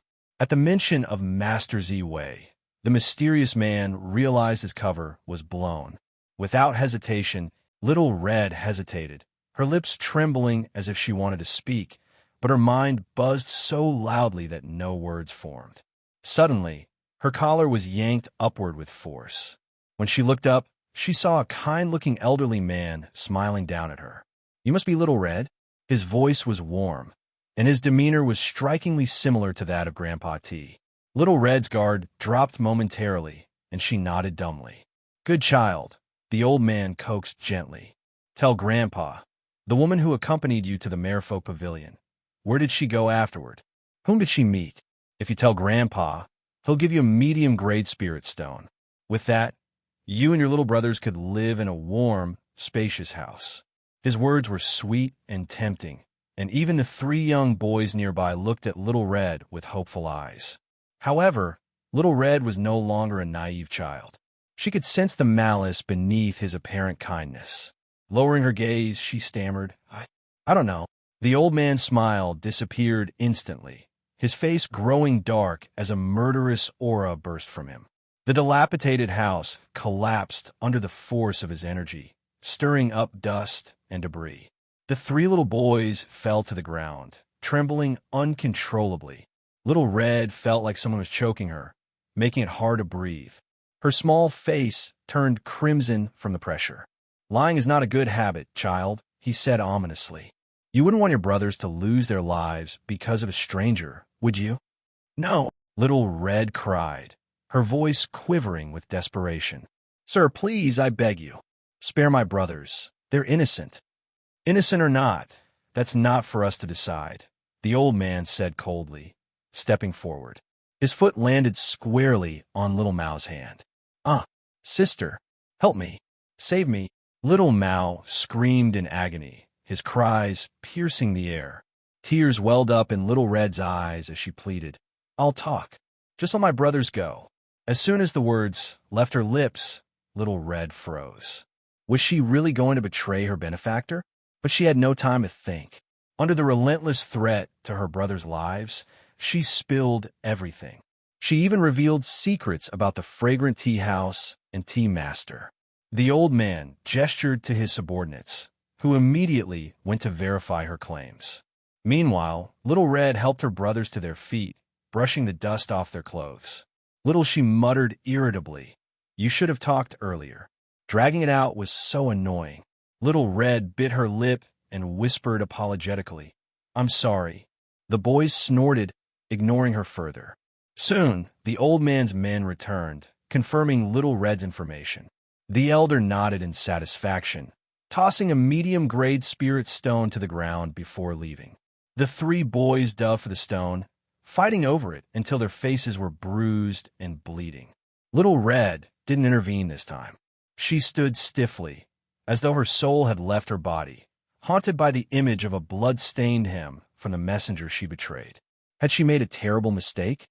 On the other side, Zhao followed the mysterious man through mountains and rivers, stopping at a waterfall. The man lightly tapped his toes and leaped into the waterfall, disappearing without a sound. Zhao waited, then wrapped herself in spiritual energy as a shield and jumped through the waterfall. She landed in a spacious, damp tunnel and noticed fresh footprints. Following them cautiously, she moved deeper into the tunnel, which gradually narrowed until only one person could pass at a time. After walking a little further, she heard voices. "Brother, take my advice and stop being so stubborn. She's being patient now, but if you keep refusing, her mood will change. She's no delicate maiden. She has strength and means to deal with you." Zhao paused, doubting her ears. "Let her give up. Even if I starve to death, I won't submit to her." The defiant voice echoed, filled with indignation. "Brother, why make it hard on yourself? She saved your life when you were injured. Without her, you'd be dead. Your late Foundation establishment level can't resist a golden core cultivator." "Disagree." "Rubbish.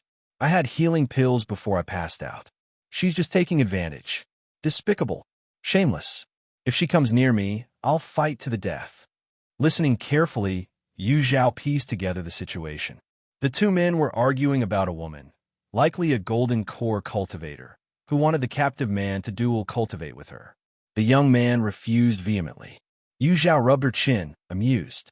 Who would have thought the stern Master Zi Wei had such a scandalous side? Though tempted to leave, ignoring the situation seemed heartless. Scanning with her divine sense, she confirmed no third presence and stepped forward. The cave was spacious, with separate chambers carved into its walls. The young man, confined in one chamber, vented angrily at the mysterious man who stood with his back to Zhao. The young man's youthful features were even more striking than she imagined. His defiant phoenix eyes burned with indignation, his unkempt hair adding to his wild charm. Seeing him, Zhao suddenly understood why Master Zi Wei wanted him so badly. The irritable young man was cursing passionately when, out of the corner of his eye, he noticed Zhao entering the cave. Startled, he nearly bit his tongue and broke into an awkward coughing fit. Cough, cough, cough. Clutching the iron bars of his cell, he coughed desperately, his wide eyes locked onto Zhao. Soon, a faint blush crept up his ears and spread across his face. The mysterious man glanced at him, bewildered. How can you be so clumsy? You even managed to choke on nothing. He harbored conflicted feelings about this youth, who competed for Master Zi Wei's favor. Sympathy and jealousy warred within him. Seeing the young man's eyes water from the coughing fit, he couldn't help but ask, "Are you all right?" The irritable youth couldn't reply, but his angry and defiant expression softened into something more complicated. So, this is what the woman who saved me looks like. Maybe he could repay her. As the saying goes, a life-saving debt can only be repaid by offering oneself. Yet his mother had always said that men must uphold their dignity and not easily fall for a woman. Determined to maintain a cool demeanor, he still couldn't stop his gaze from flitting toward Zhao. Why hasn't she spoken to me yet? Could she be waiting for me to lower my pride? Would it seem desperate if I spoke first? His mind was a mess. Even the most oblivious person would have noticed his odd behavior. The mysterious man turned suddenly and looked behind him, his expression darkening. "Who are you?" The irritable youth's face grew tense as well. "What's your connection to Master Zi Wei?" Zhao asked, ignoring his question. At the mention of Master Zi Wei, the mysterious man realized his cover was blown. Without hesitation, according to the inner disciples, after conversing with senior sister Ye Cong Xin, they experienced a sudden clarity, as if a veil had been lifted. Some even claimed to have achieved minor breakthroughs after just a few exchanges with her. This led them to regard talking with Ye Cong Xin as a new, effortless, and highly effective way of cultivating. Every day, they enthusiastically gathered at the base of Lone Moon Peak, hoping for even a brief conversation with her.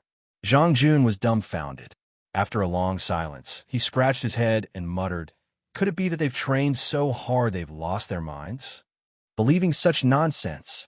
If breakthroughs could be achieved just by chatting, why would cultivators bother with rigorous training? They could simply hound Ye Cong Xin every day, gaining a level in 1 day, 3 in 2 days. How convenient would that be? They aren't falling into demonic obsession. They are just seeking a shortcut." Among these people, aside from inner sect disciples, there are even quite a few personal disciples involved. Zhou Jin, you had observed that the top-ranked disciples among the inner sect and personal disciples weren't among them, which was her only source of comfort in this troubling situation. "Strange, this is way too strange," Zhang Jun muttered, thoroughly puzzled. If 1 or 2 people believed in such nonsense, he would dismiss it as a joke. But with so many disciples swayed, doubt began to creep into his own thoughts. He asked, "Does Master know about this?" "Not yet, but many elders in the sect have noticed. It's only a matter of time before word reaches Master's ears," Zhou Jinyu replied. Zhang Jun let out a sigh of relief. "Senior sister, I think it's best if you stay out of this.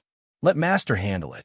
This situation, if not dealt with carefully, could easily spark resentment among the disciples." Zhang Jun didn't want Zhou Jinyu to get implicated. "Understand," she nodded. Zhou Jinyu was well aware of the complexities involved. Although deeply worried, she didn't recklessly head to Lone Moon Peak to disperse the gathering disciples. Instead, she felt a mix of heartbreak and confusion, and a growing wariness toward Ye Cong Xin. Previously, her impression of Ye Cong Xin had been that of a harmless, optimistic junior sister.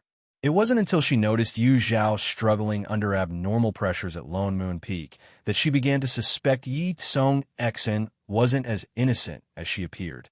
The tipping point came during their expedition to Dragon Roar Valley, where Ye Cong Xin, despite contributing nothing, attempted to claim the Starry Sky Stone from Zhao. Rejected by everyone, Ye Cong Xin returned to the Five Elements Dao sect and even lodged a complaint with Master Qin Yin, forcing Zhao to request an early departure from his sect. From that moment on, Zhou Jinyu's view of Ye Cong Xin plummeted. Still, she had only considered her to be scheming and manipulative. However, this current gathering of disciples made Zhou Jinyu realize she had greatly underestimated Ye Cong Xin. How on earth had Ye Cong Xin convinced the disciples to have such unwavering faith in her abilities? While Zhou Jinyu harbored deep suspicion toward Ye Cong Xin, the latter was at her wits' end with the chaos spiraling out of control at Lone Moon Peak. System, can I lower my affinity level? Ye Cong Xin asked anxiously. Ding. Host, once a transaction is completed, it cannot be reversed. But didn't you see those people acting like maniacs? I've told them this has nothing to do with me, but they just won't believe it. This damned affinity level is going to be the death of me. Ye Cong Xin fretted as she paced back and forth in her room. Initially, to quickly gain favor, she had raised her affinity level to 90. Anyone with a weak mind would see her and immediately regard her as a trusted confidant, believing every word she said. At first, the high affinity level was immensely helpful. She easily completed tasks requiring good impressions and freely plundered others' luck values. But after returning to the Five Elements Dao sect, she realized how inconvenient a high affinity level could be. Those who already liked her became clingy to the point of suffocation, while even those with previously neutral impressions grew overly attentive and eager to please. For a while, Ye Cong Xin basked in the adoration. Yet, wherever she went, it wouldn't take more than the time of a single incense stick burning for a crowd of disciples to gather around her. Crowds inevitably led to disputes, and the more hot-headed disciples often escalated from words to blows. Because of this, she was repeatedly reprimanded by the elders of the disciplinary hall. She wanted to distance herself from the overly zealous disciples, but they only grew more determined. Now, they were blocking the base of the mountain, leaving her too frightened to even step outside. If this continued, her unusual situation would undoubtedly draw the attention of the sect master, or even her own master. And if that happened, the existence of the system might be exposed. Ding. No one in the cultivation world can detect the system's presence. Please use it without worry. Table of content. This novel is translated and hosted only on BCAT translation. You don't understand the terrifying nature of nascent soul cultivators at all. Ye Cong Xin muttered, her tone heavy with concern. What worried her wasn't the system being discovered, but whether her peculiarities might draw the attention of figures like Master Qin Yin or Sect Master Ji Yuan. Once they suspected her, evidence wouldn't matter. They'd deal with her regardless. Ye Cong Xin cursed her earlier recklessness. She had impulsively raised her affinity value too high in one go, backing herself into a corner with no clear way forward or retreat. System, think of something. If I die, there'll be no one left to complete your tasks, she pleaded. The system remained silent for a moment before suggesting a compromise. Ding. The system can grant the host early access to the marketplace. The host may exchange luck points for a special skill, concealment. This skill will allow the host to adjust their aura as needed, aiding in disguise. Marketplace. Ye Cong Xion's eyes brightened. Closing her eyes, she silently summoned the system. A mysterious screen appeared in her sea of consciousness. On the right side of the screen was her portrait, accompanied by a row of data displayed below. Name, Ye Cong Xion. Spiritual roots, gold waterwood, triple roots. Cultivation, late foundation establishment. Appearance, 70. Comprehension, 40. Physique, 20. Affinity, 90. Unopened.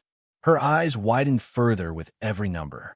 This was her first time seeing her own stats since most of her exchanges with the system had been through mental communication. Then her gaze fell on her comprehension score, and it stung. 40 points? That was all. Even worse, those 40 points included values gained from trading luck points after absorbing loose cultivator's fortune. Little Red hesitated, her lips trembling as if she wanted to speak, but her mind buzzed so loudly that no words formed. Suddenly, her collar was yanked upward with force. When she looked up, she saw a kind-looking elderly man smiling down at her. "You must be Little Red?" His voice was warm, and his demeanor was strikingly similar to that of Grandpa T. Little Red's guard dropped momentarily, and she nodded dumbly. "Good child," the old man coaxed gently. "Tell Grandpa, the woman who accompanied you to the Merfolk Pavilion. Where did she go afterward? Whom did she meet? If you tell Grandpa, he'll give you a medium-grade spirit stone. With that, you and your little brothers could live in a warm, spacious house." His words were sweet and tempting, and even the 3 young boys nearby looked at Little Red with hopeful eyes. However, Little Red was no longer a naive child. She could sense the malice beneath his apparent kindness. Lowering her gaze, she stammered, I don't know." The old man's smile disappeared instantly, his face growing dark as a murderous aura burst from him. The dilapidated house collapsed under the force of his energy, stirring up dust and debris. The 3 little boys fell to the ground, trembling uncontrollably. Little Red felt like someone was choking her, making it hard to breathe. Her small face turned crimson from the pressure. "Lying is not a good habit, child," he said ominously. "You wouldn't want your brothers to lose their lives because of a stranger, would you?" "No," Little Red cried, her voice quivering with desperation. "Sir, please, I beg you. Spare my brothers. They're innocent." "Innocent or not, that's not for us to decide," the old man said coldly, stepping forward. His foot landed squarely on Little Mao's hand. Sister, help me. Save me." Little Mao screamed in agony, his cries piercing the air. Tears welled up in Little Red's eyes as she pleaded, "I'll talk. Just let my brothers go." As soon as the words left her lips, Little Red froze. Was she really going to betray her benefactor? But she had no time to think. Under the relentless threat to her brothers' lives, she spilled everything. She even revealed secrets about the fragrant tea house and tea master. The old man gestured to his subordinates, who immediately went to verify her claims. Meanwhile, Little Red helped her brothers to their feet, brushing the dust off their clothes. Little she muttered irritably, "You should have talked earlier." Dragging it out was so annoying. Little Red bit her lip and whispered apologetically, "I'm sorry." The boys snorted, ignoring her further. Soon, the old man's men returned, confirming Little Red's information. The elder nodded in satisfaction, tossing a medium-grade spirit stone to the ground before leaving. The 3 boys dove for the stone, fighting over it until their faces were bruised and bleeding. Little Red didn't intervene this time. She stood stiffly, as though her soul had left her body, haunted by the image of a blood-stained him from the messenger she betrayed. Had she made a terrible mistake? On the other side, Zhao followed the mysterious man through mountains and rivers, stopping at a waterfall. The man lightly tapped his toes and leaped into the waterfall, disappearing without a sound. Zhao waited, then wrapped herself in spiritual energy as a shield and jumped through the waterfall. She landed in a spacious, damp tunnel and noticed fresh footprints.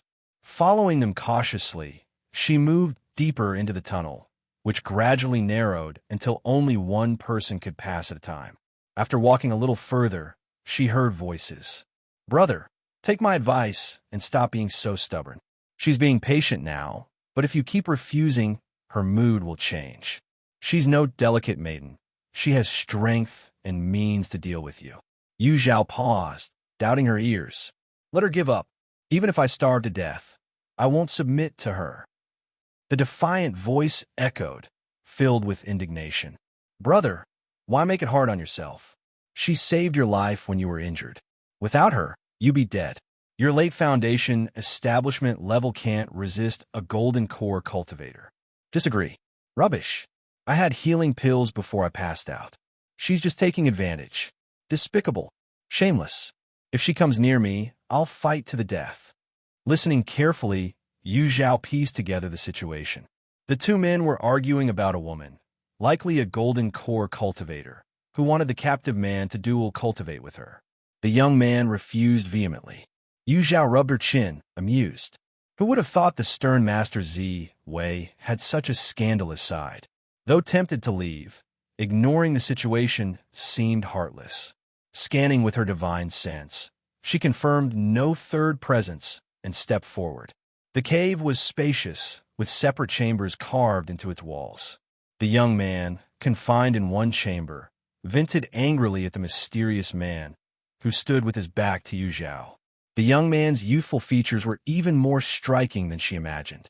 His defiant phoenix eyes burned with indignation, his unkempt hair adding to his wild charm. Seeing him, Zhao suddenly understood why Master Zi Wei wanted him so badly.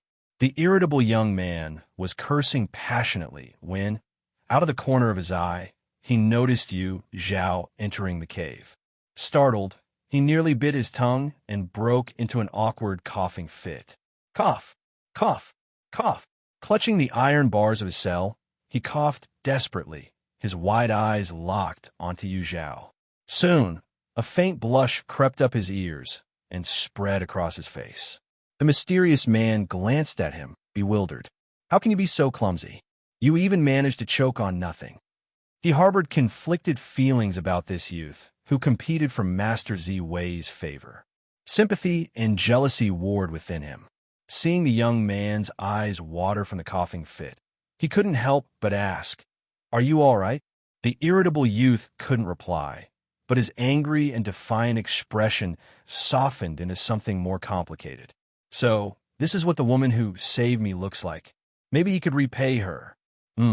As the saying goes, a life-saving debt can only be repaid by offering oneself. Yet his mother had always said that men must uphold their dignity and not easily fall for a woman.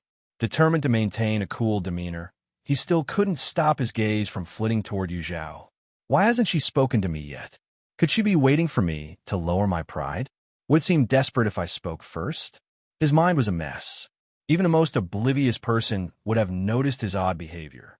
The mysterious man turned suddenly and looked behind him, his expression darkening. Who are you? The irritable youth's face grew tense as well. What's your connection to Master Zi Wei? Zhao asked, ignoring his question. At the mention of Master Zi Wei, the mysterious man realized his cover was blown. Without hesitation, this novel is translated and hosted only on BCAT Translation. Zhao, why are you here alone? Didn't senior sister Zhao come with you? Mu Yi, having calmed down, quickly wiped away her tears and feigned curiosity to cover up her earlier reaction. Zhao smiled gently. I'm traveling alone for this training session, so I didn't come with senior sister Zhao. What's the matter? Are you unhappy to see me? How could I be unhappy? I'm overjoyed. Mu Yi puffed up her cheeks. Come on, let me show you around the Greenwood sect. I suppose you've never been here before? No, I haven't, Zhao replied. Great. There are a few places with stunning scenery here. It'd be a shame to miss them. Follow me. True to her energetic nature, Mu Yi wasted no time, grabbing Zhao's hand and leading her out of the guest hall toward the inner sect. The Greenwood sect has two main peaks, Mu Yi began explaining as they walked. One is Pill Peak, where disciples of the Pill Hall refine elixirs, and the other is Herb Peak, where disciples cultivate spiritual herbs. The disciples of the Martial Hall live in the valley between the two peaks. On their way, Mu Yi briefly introduced the sect's layout to Zhao. Since this information wasn't a sect secret, she shared it without hesitation. Zhao nodded quietly, all the while contemplating how to broach her request for borrowing the pill refining chamber. The pill refining chamber was meant for crafting elixirs, and Zhao intended to use it for artifact crafting, a purpose that could easily offend alchemists. She could, of course, hire a master craftsman, but her unique cultivation technique and the highly hallucinogenic materials needed for crafting pose a risk. If something went wrong, it could harm the craftsman. Therefore, Yu Zhao felt it safer to handle the task herself, even if she failed. Now, her challenge was finding the right moment to explain her situation to Mu Yi. Yu Zhao, up ahead, are Pill Peak and Her Peak. Which one do you want to visit first? Mu Yi pointed to the two mountains in the distance. Let's go to Her Peak first. Yu Zhao decided without hesitation. She wanted more time to think. Mu Yi nodded enthusiastically. Perfect. I need to pick up some herbs from Her Peak anyway. We can do that together. For alchemists, success was never guaranteed. A 50% success rate in crafting elixirs was already impressive, marking someone as a master. However, such expertise came at the cost of enormous amounts of spiritual herbs. Mu Yi, for example, used herbs worth at least 100 mid-grade spirit stones every month. It was an expense far beyond her personal means, so most of her resources came from the sect. Disciples of the Pill Hall could collect a set amount of spiritual herbs from Her Peak every month. However, this wasn't entirely free. At the end of the year, they had to provide a corresponding quantity of elixirs to offset the cost. Chatting along the way, Yu Zhao and Mu Yi followed the main path leading up Her Peak. After walking for less than an incense stick's time, Yu Zhao noticed the spiritual energy around her growing denser, accompanied by a familiar medicinal fragrance. The scent brought back memories of her time on Lone Moon Peak, where she tended the herb fields for Cui Ju. Deep down, Yu Zhao didn't mind working in the herb fields. Unlike some people who dismissed her efforts as insignificant, the herb fields responded honestly to her care.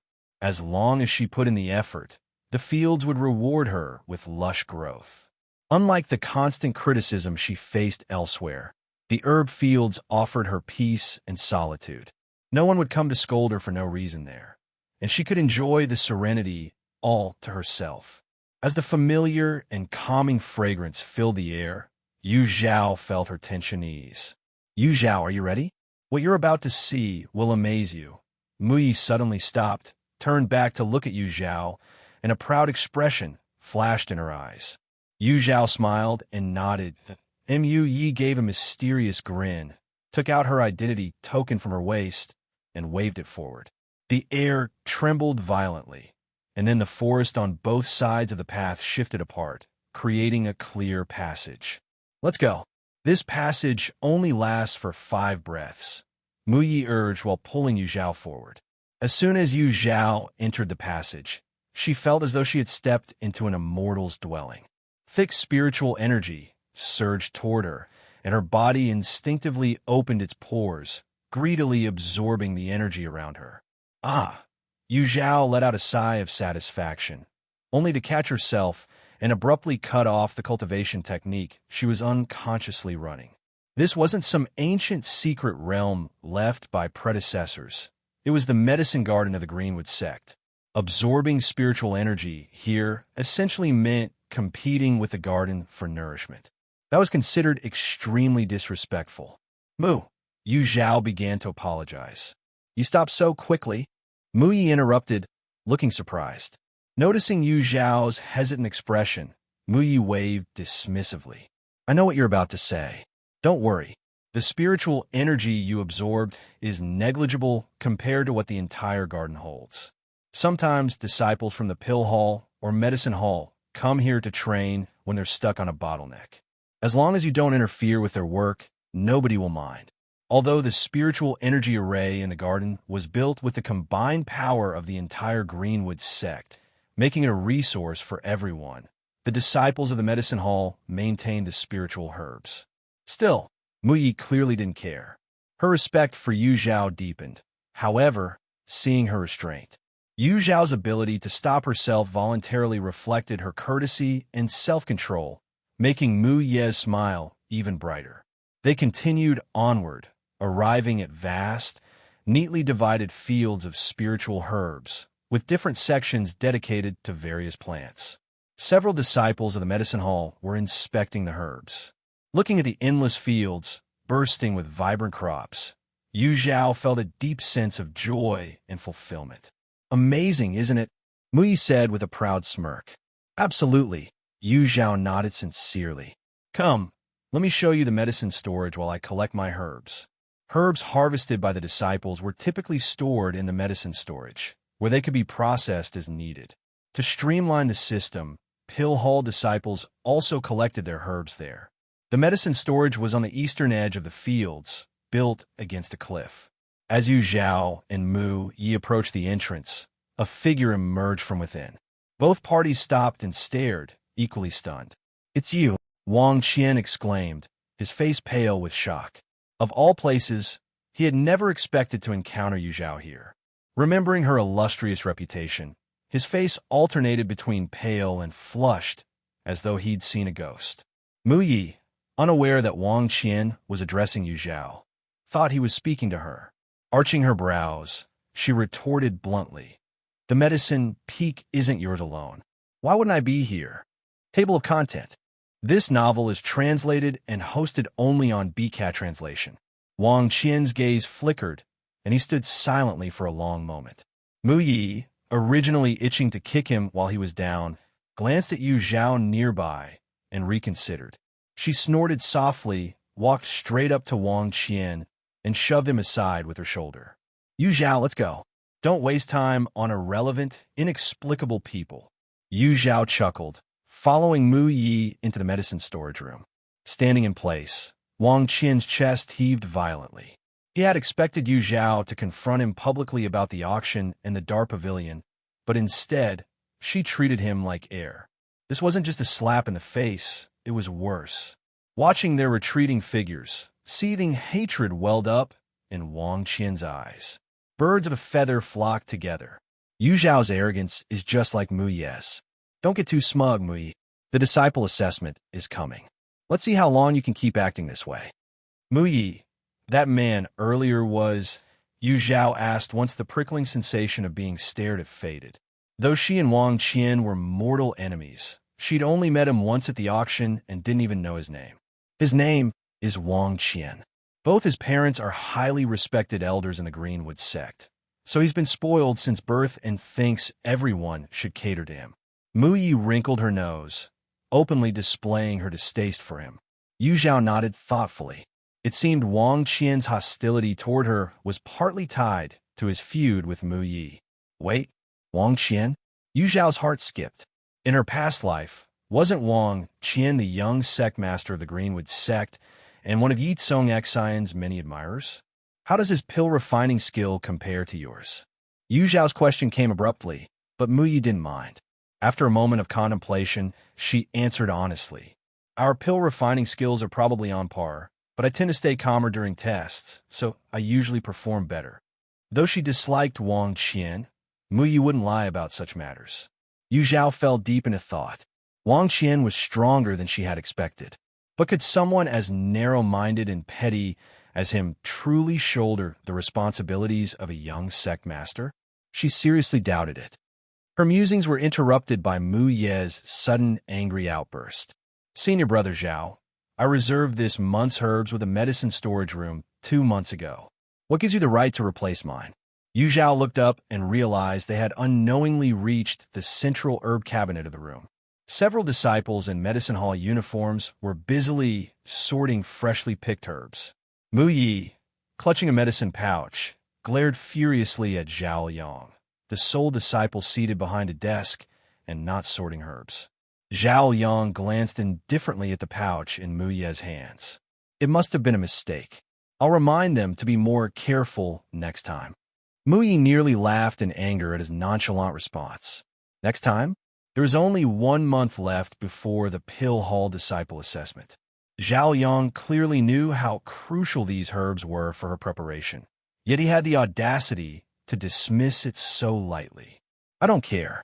I want the herbs I reserve now." Mu Yi slammed the pouch onto the desk, her anger surging. Zhao Yang maintained his leisurely demeanor. "Junior Sister Mu, it's not that I don't want to help you, but you came too late. Many of the herbs you wanted are already gone. My hands are tied. I reserved them first."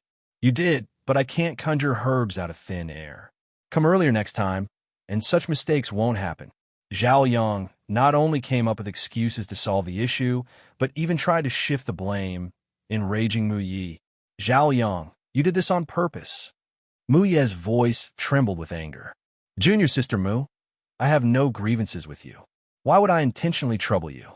This was truly an accident. Please be careful with your accusations, Zhao Yang retorted, his expression calm. Mu Yi hesitated for a moment. Indeed, Zhao Yang had no reason to target her deliberately, unless her thoughts turned to Wang Qian, who had arrived at the medicine warehouse before her. Wang Qian's father was an elder of the pill hall, and Zhao Yang worked directly under him.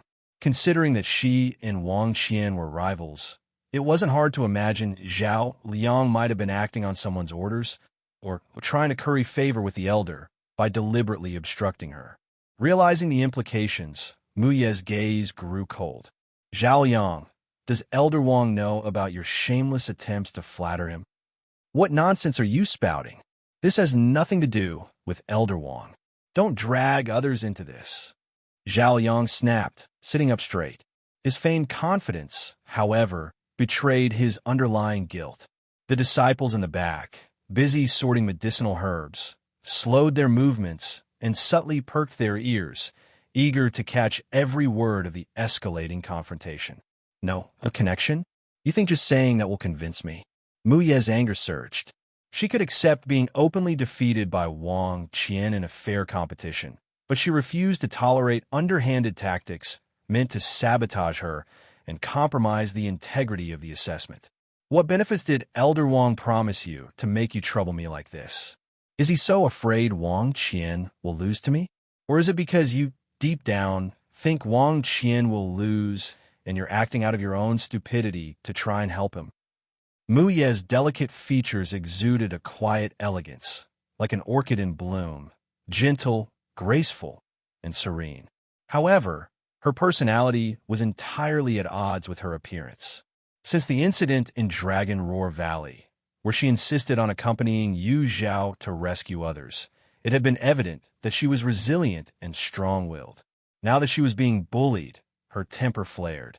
For Mu Yi, to endure silently would mean she was no longer herself.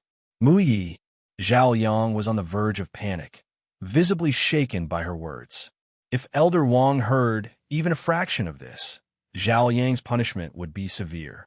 You're being unreasonable. I've told you this was an accident. If you continue making trouble, I'll have no choice but to force you to leave. Zhao Yang's face darkened as he unleashed the aura of a golden core cultivator, pressing it toward Mu Yi. Instinctively, Mu Yi started to retreat, trying to resist the oppressive energy, when suddenly a hand rested on her lower back. Don't back down. I'll help you, a calm and steady voice whispered. It was Yu Zhao.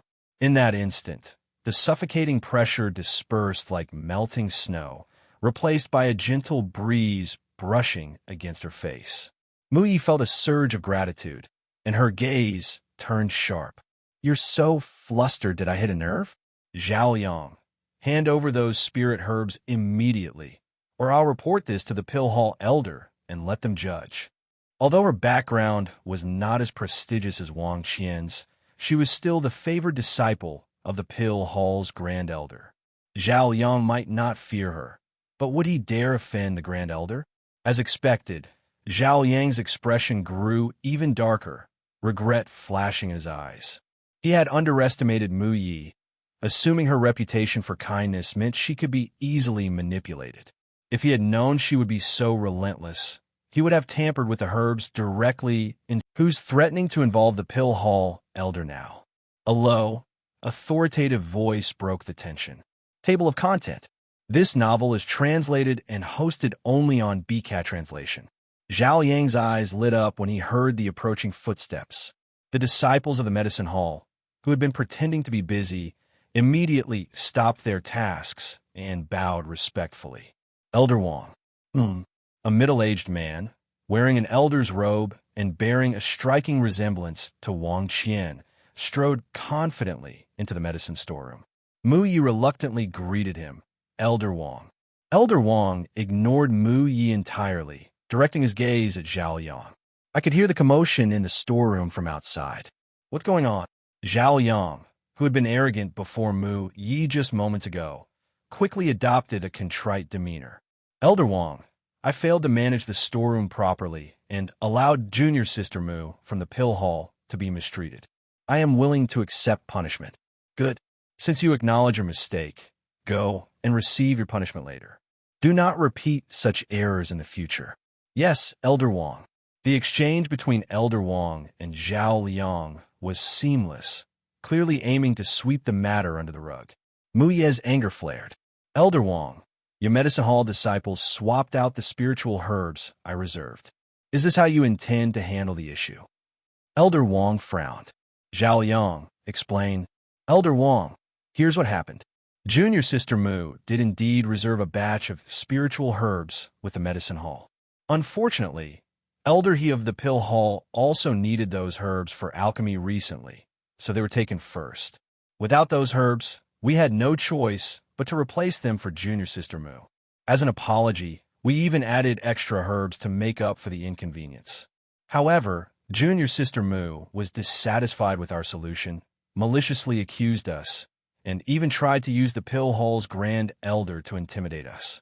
I was left with no option but to ask for your judgment, Elder Wang. Zhao Yang's well-rehearsed explanation deflected all blame from himself, leaving him seemingly innocent. Finally, Elder Wang looked directly at Mu Yi, his tone haughty. Although this matter stems from the medicine hall's mistake, compensation has already been provided. You shouldn't push your luck. Mu Yi was about to argue her case when she felt Yu Zhao press firmly against her waist. Her words circled in her throat before she swallowed them. Let's go, Yu Zhao said to her through spiritual transmission. As an outsider, Yu Zhao saw the situation more clearly than Mu Yi. Elder Wang was clearly aligned with Zhao Yang and had intervened solely to shield him. If Mu Yi continued to argue, not only would she gain nothing, but she might also end up labeled as disrespectful or unreasonable. This would damage her standing in the Greenwood sect, especially as she vied for the position of young sect master. It was better to retreat for now and reassess later. Mu Yi, realizing the precariousness of the situation, calmed herself. She inhaled deeply and spoke. Elder Wang, your lesson is appreciated. Mu Yi, will reflect deeply on my behavior. Her last few words were delivered through gritted teeth, each one squeezed out like it pained her to say. Without waiting for a response, she grabbed Yu Zhao's arm and strode toward the exit. Before leaving, she made sure to collect the medicine pouch from the table. It was hers, and she wasn't about to let the medicine hall benefit from her loss. Elder Wang's eyes narrowed slightly. Who is that woman with Mu Yi? Zhao Yang hurried to Elder Wang's side, lowering his voice. I don't recognize her. She doesn't seem to be a disciple of the Greenwood sect. Elder Wang also thought the woman didn't look like she belonged to the sect. Her sudden appearance raised concerns about potential complications. However, no matter the situation, the position of young sect master would belong to Qian'er. No one would take it from him. Such audacity! Such audacity! Mu Ye's voice trembled with anger as they descended the mountain path. Her cheeks puffed out in frustration, reminding Yu Zhao of a peculiar fish she had once seen in the southern abyss. This fish, short-bodied and plump, would inflate instantly when threatened to fend off predators. Mu Ye's demeanor was undeniably adorable, and Yu Zhao couldn't help but let a faint smile curve her lips. However, her amusement didn't escape Mu Ye's sharp eyes. Yu Zhao, are you even my friend anymore? Mu Ye asked, disbelief lacing her tone. I'm being bullied, and instead of helping me get even, you're laughing at me. I'm sorry, Yu Zhao said hastily, suppressing her smile. It wasn't on purpose. What are you planning to do now? Mu Yi sighed in defeat, lowering her head. What can I do? They've already come up with excuses. Even if I ask Master to intervene, it'll likely end up being handled lightly, with no real consequences for them. Isn't the Greenwood sect about to hold its young sect master selection exam? Yu Zhao asked suddenly. How do you know about that? Mu Yi asked, startled. The disciples of the Pill Hall had annual assessments, but this year's exam had been secretly merged with the Greenwood sect selection process for the young sect master. This was a closely guarded secret, even among the Marshall Hall disciples. Zhao, of course, couldn't admit that she had deduced this from her knowledge of past events. Instead, she lied, saying, "The elder who hosted me at the Greenwood sect mentioned it." Muyi nodded, thinking Zhao's connections were impressive if even Elder Luo was willing to share such sensitive information. "That's right," Muyi confirmed. "The exam is less than a month away. I plan to refine stabilizing essence pills, which are of the third rank. They must have guessed this from the spiritual herbs I reserved and deliberately swapped out the ingredients." Yu Zhao's eyes narrowed. "Do you only have one pill recipe prepared?" "Of course not," Muyi replied quickly. "I have a few other third-rank recipes, but after careful consideration, none are as suitable as the stabilizing essence pill." The pill hall exam didn't just evaluate the grade of the refined pill. It also judged completion, temperature control, and several other factors. A higher difficulty didn't automatically guarantee a better score. "Did you know Wang Qian has a recipe for a fourth-rank pill?" Yu Zhao asked, seemingly out of nowhere. "A fourth-rank recipe?" Muyi froze, both astonished by Yu Zhao's revelation and with Wang Qian's current skill level. His success rate in refining a fourth-rank pill was less than 10%. Surely, he wouldn't risk it in such an important exam. Yet Yu Zhao shared the story of how Wang Qian had bid extravagantly at the Blackwater City auction to obtain the recipe. Initially, Muyi couldn't help but laugh when Yu Zhao mentioned raising the price on Wang Qian, but her smile faded as the tale continued. For Wang Qian to buy a fourth-rank recipe at an exorbitant price meant he had a hidden agenda. Muyi's mind raced. Could the recipe contain unique alchemy techniques? That would explain why Wang Qian was so desperate to secure it. Most recipes simply listed the required ingredients and their preparation order. However, a rare few included specialized alchemical techniques that could significantly improve success rates. Such recipes were understandably far more valuable. Muyi suspected that Wang Qian, having learned of this, had traveled great distances to acquire the recipe. If she were in his position, she would have done the same. After all, the true treasure lay not in the recipe itself, but in the exclusive techniques it contained. Table of content.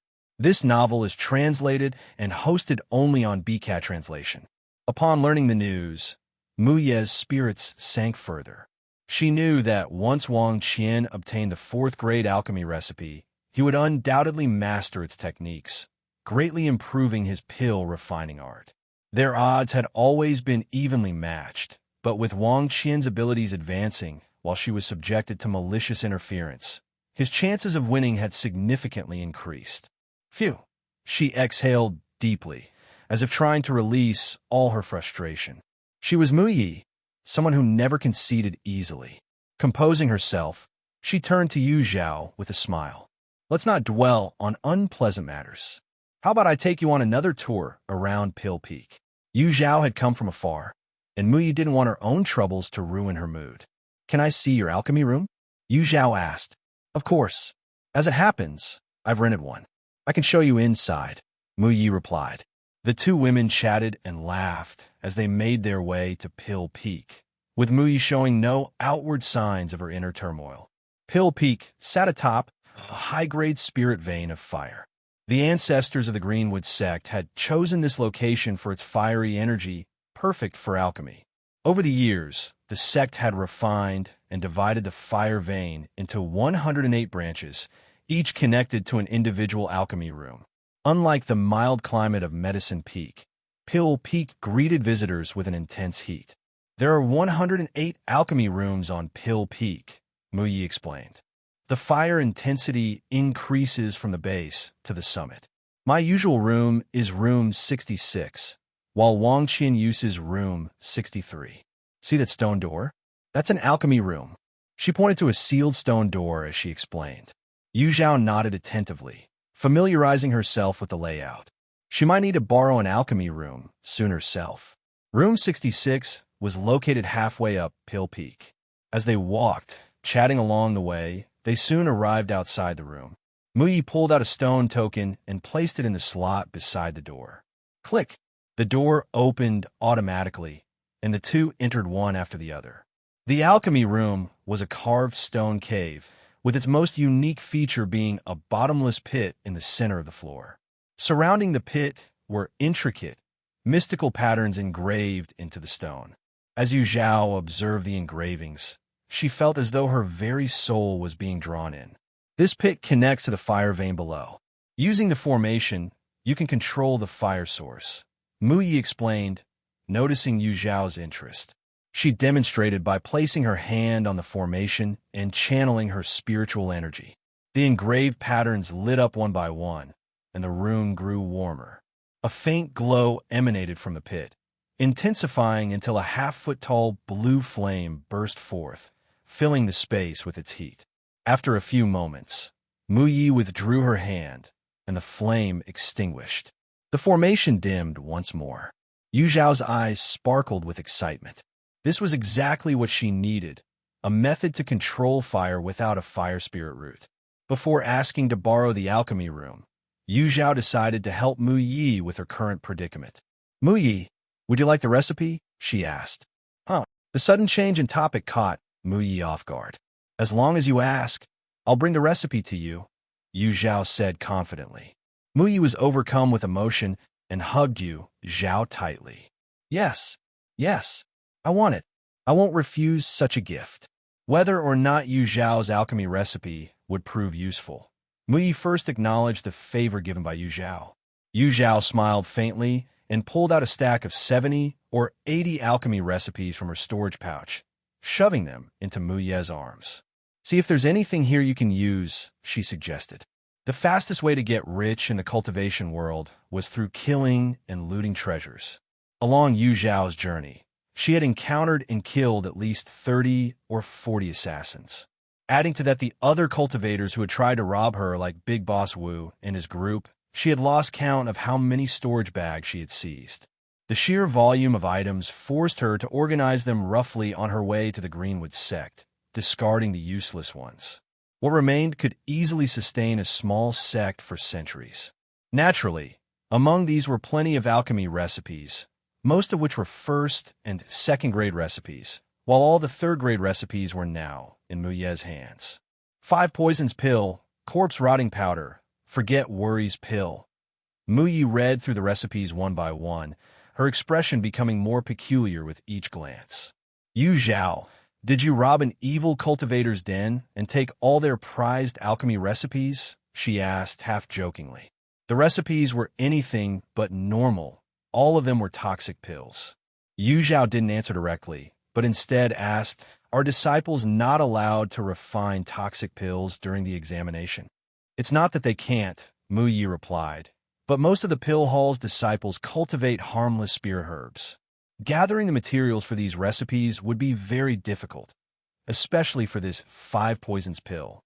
It would be nearly impossible to collect even 3 of the required poisons.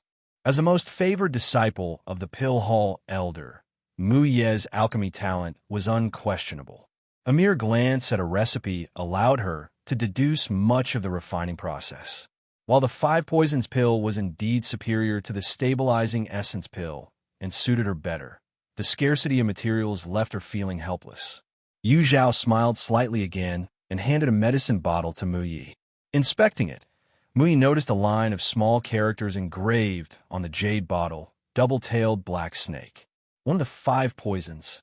Before she could express her surprise, Zhao handed her a second jade bottle, Thunderface Toad. One of the 5 poisons. And then the 3rd, 4th, and 5th bottles followed. The supposedly impossible-to-collect poisons were now fully assembled in Mu Yi's hands in an instant. Just as Mu Yi thought that was the end, Zhao began piling various other alchemical materials on the ground. Ingredients from the sea, creatures from the mountains, and even items Mu Yi had never seen or heard of. Soon, the items overflowed, almost filling the entire floor. Zhao, sister, you my dear sister. From this day on, you are my reborn parent. I love you to death. Mu Yi exclaimed in excitement. She hugged Zhao tightly, jumping up and down with joy, as though she wanted to plant a big kiss on her face. No wonder Zhao had worn that mysterious smile at the medicine peak. It wasn't mockery, but pure confidence. Sister Yu, next time you go adventuring, you must call me. I'll cover all your pill needs. Mu Yi said, recalling their last meeting. Back then, Yu Zhao didn't even have a decent magical artifact. The only powerful spirit treasure she had was used up saving someone. Yet in less than 2 years, Yu Zhao had become unimaginably wealthy. Mu Yi felt so envious her tears nearly ran down her cheeks. These materials are for refining pills, and these, Yu Zhao said, pulling out another box, are for your enjoyment. Yu Zhao had purchased many beautiful accessories from the Merfolk Pavilion during her travels. She had kept a separate set for Mu Yi and now handed it over. Holding the weighty jewelry box, Mu Yi was moved to tears for the first time, realizing what it felt like to be genuinely cherished by a friend. Sister Yu, she sobbed. Stop! Yu Zhao shuddered, interrupting the emotional moment before it became too sappy. The materials for the 5 poisons pill are all here. You can start refining it now. 1 month, Yu Zhao said with a hopeful tone. Let's hope it's enough. Understood, Mu Yi replied, full of determination. Table of content. This novel is translated and hosted only on BCAT translation. Elder Luo, 2 outer sect disciples have come to visit, a disciple reported. Elder Luo was lounging leisurely on a recliner, pretending to nap. Upon hearing the message, he asked lazily, which sect are they from? They are 2 senior brothers from the 5 Elements Dao sect. The 5 Elements Dao sect again? Elder Luo opened his eyes, surprised. While visits from the 5 Elements Dao sect were not unheard of, back-to-back visits were rare. As he pondered, the disciple urged anxiously, Elder Luo, you'd better come quickly. Those 2 senior brothers are in bad shape. They look like they might not make it. Elder Luo's eyes snapped open. Not make it? That couldn't happen. Disciple from the 5 Elements Dao sect must not die on Greenwood sect grounds. Before the reporting disciple could react, Elder Luo had vanished, leaving behind only the gently rocking recliner. When Elder Luo rushed to the mountain gate, the disciples guarding it nearly burst into tears. Elder Luo, you're finally here. What exactly is going on? Elder Luo demanded. Elder Luo, you should take a look at their condition first, one of the disciples suggested, leading him to a nearby wooden hut. Inside, Elder Luo's face darkened as he took in the sight of 2 individuals lying side by side on the wooden bed. Without even using his divine sense, his sharp eyes detected that they were poisoned, and with a particularly lethal toxin. There was no time to waste. Elder Luo quickly retrieved 2 pills from his storage space and fed them to the pair. While channeling his spiritual energy to assist the pills in taking effect, he ordered, Quick, summon Elder Lotus from the pill hall. Yes. Knowing the urgency, the disciple rushed to the pill peak. As Elder Luo looked at the deathly pale faces of the 2 poisoned disciples, he sighed deeply. Whatever ordeal they had gone through, it was a miracle they managed to reach the Greenwood sect while carrying such deadly poison in their bodies. This act alone was a testament to their strong will to survive. The 5 Elements Dao sect would owe them a tremendous favor this time.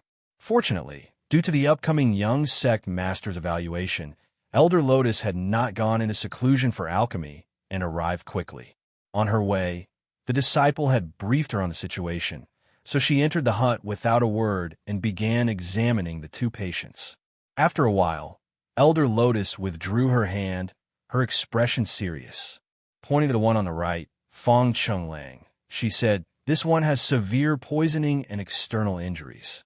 However, as long as he takes the antidote and recuperates, he should recover within a month. Elder Luo nodded.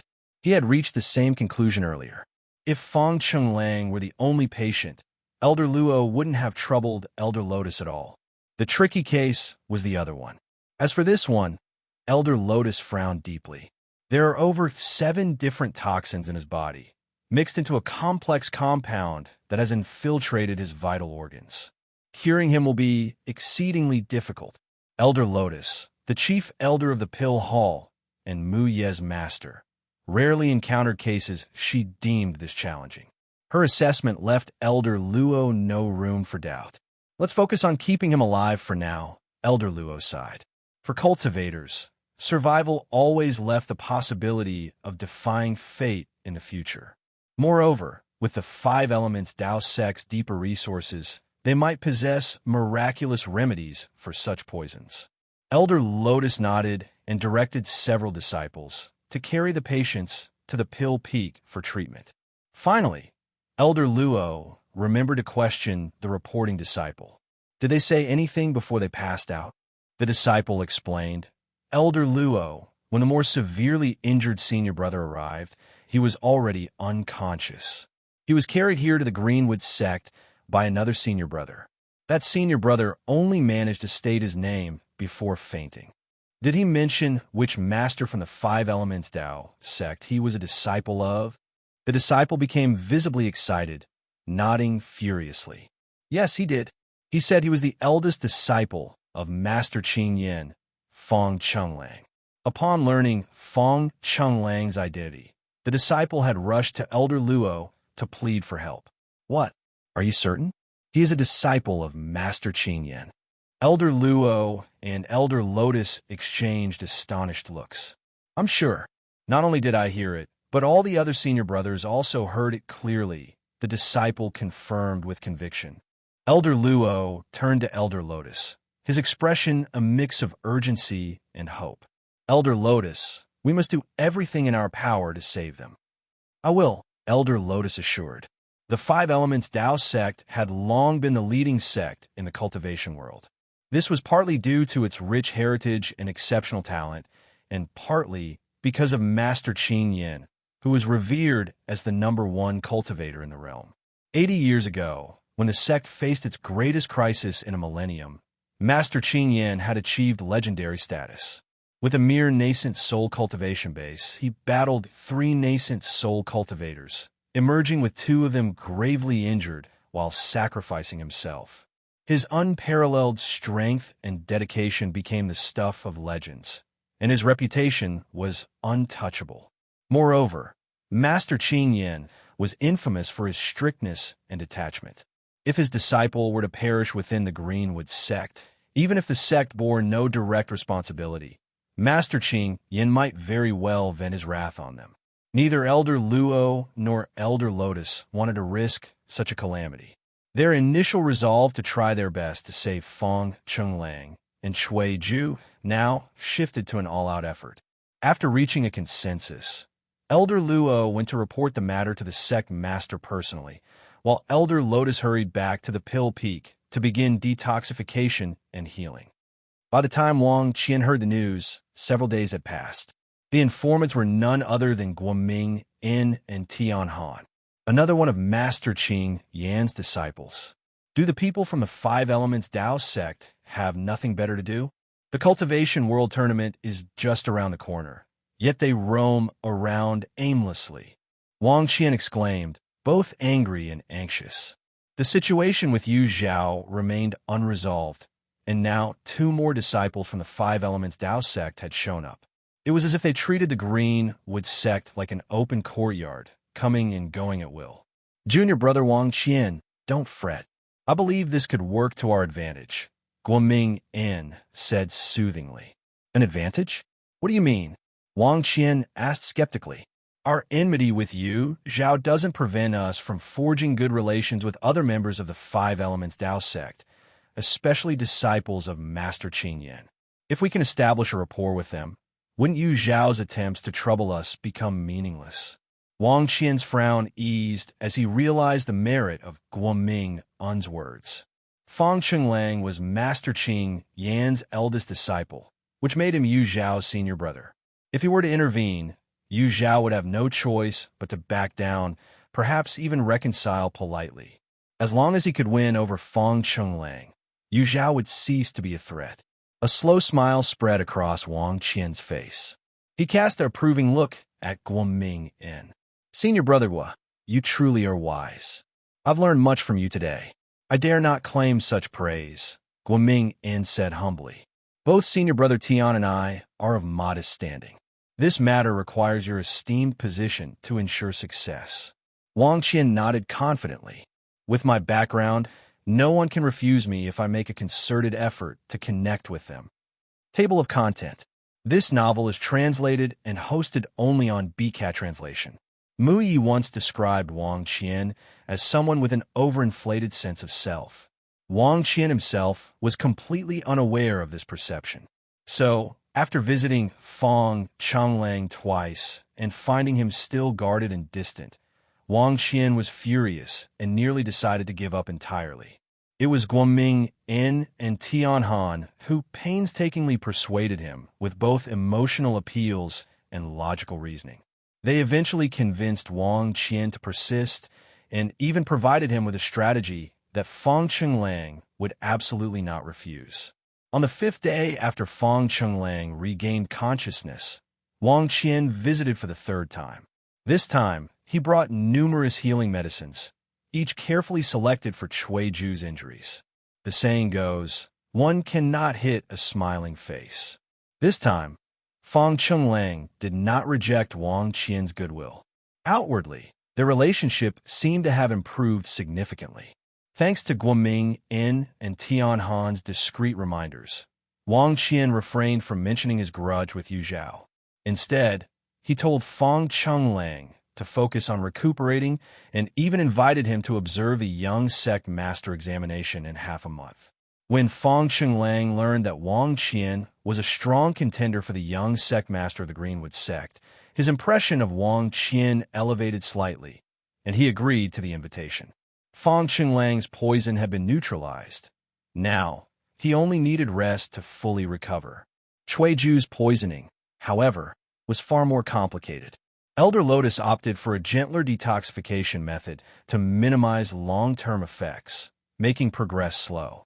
Based on the current trend, Fong Chenglang would need to stay in the Greenwood sect for at least 2 more months, which gave him ample time to observe the young sect master examination. Feeling that he had successfully forged a bond with Fong Chenglang, Wang Qian no longer visited his room. Instead, he threw himself entirely into cultivation. This time, he was determined to make a stunning impact, seize the young sect master position, and completely surpass Mu Yi. Half a month later, the Pill Hall disciples' examination proceeded as scheduled. At the sound of the morning bell, all disciples of the Greenwood sect gathered in the largest square of the sect. Disciples wearing 3 distinct colors of attire stood in separate zones, clearly demarcated. On the high platforms flanking the square, the sect master and elders of the Greenwood sect sat upright with solemn expressions.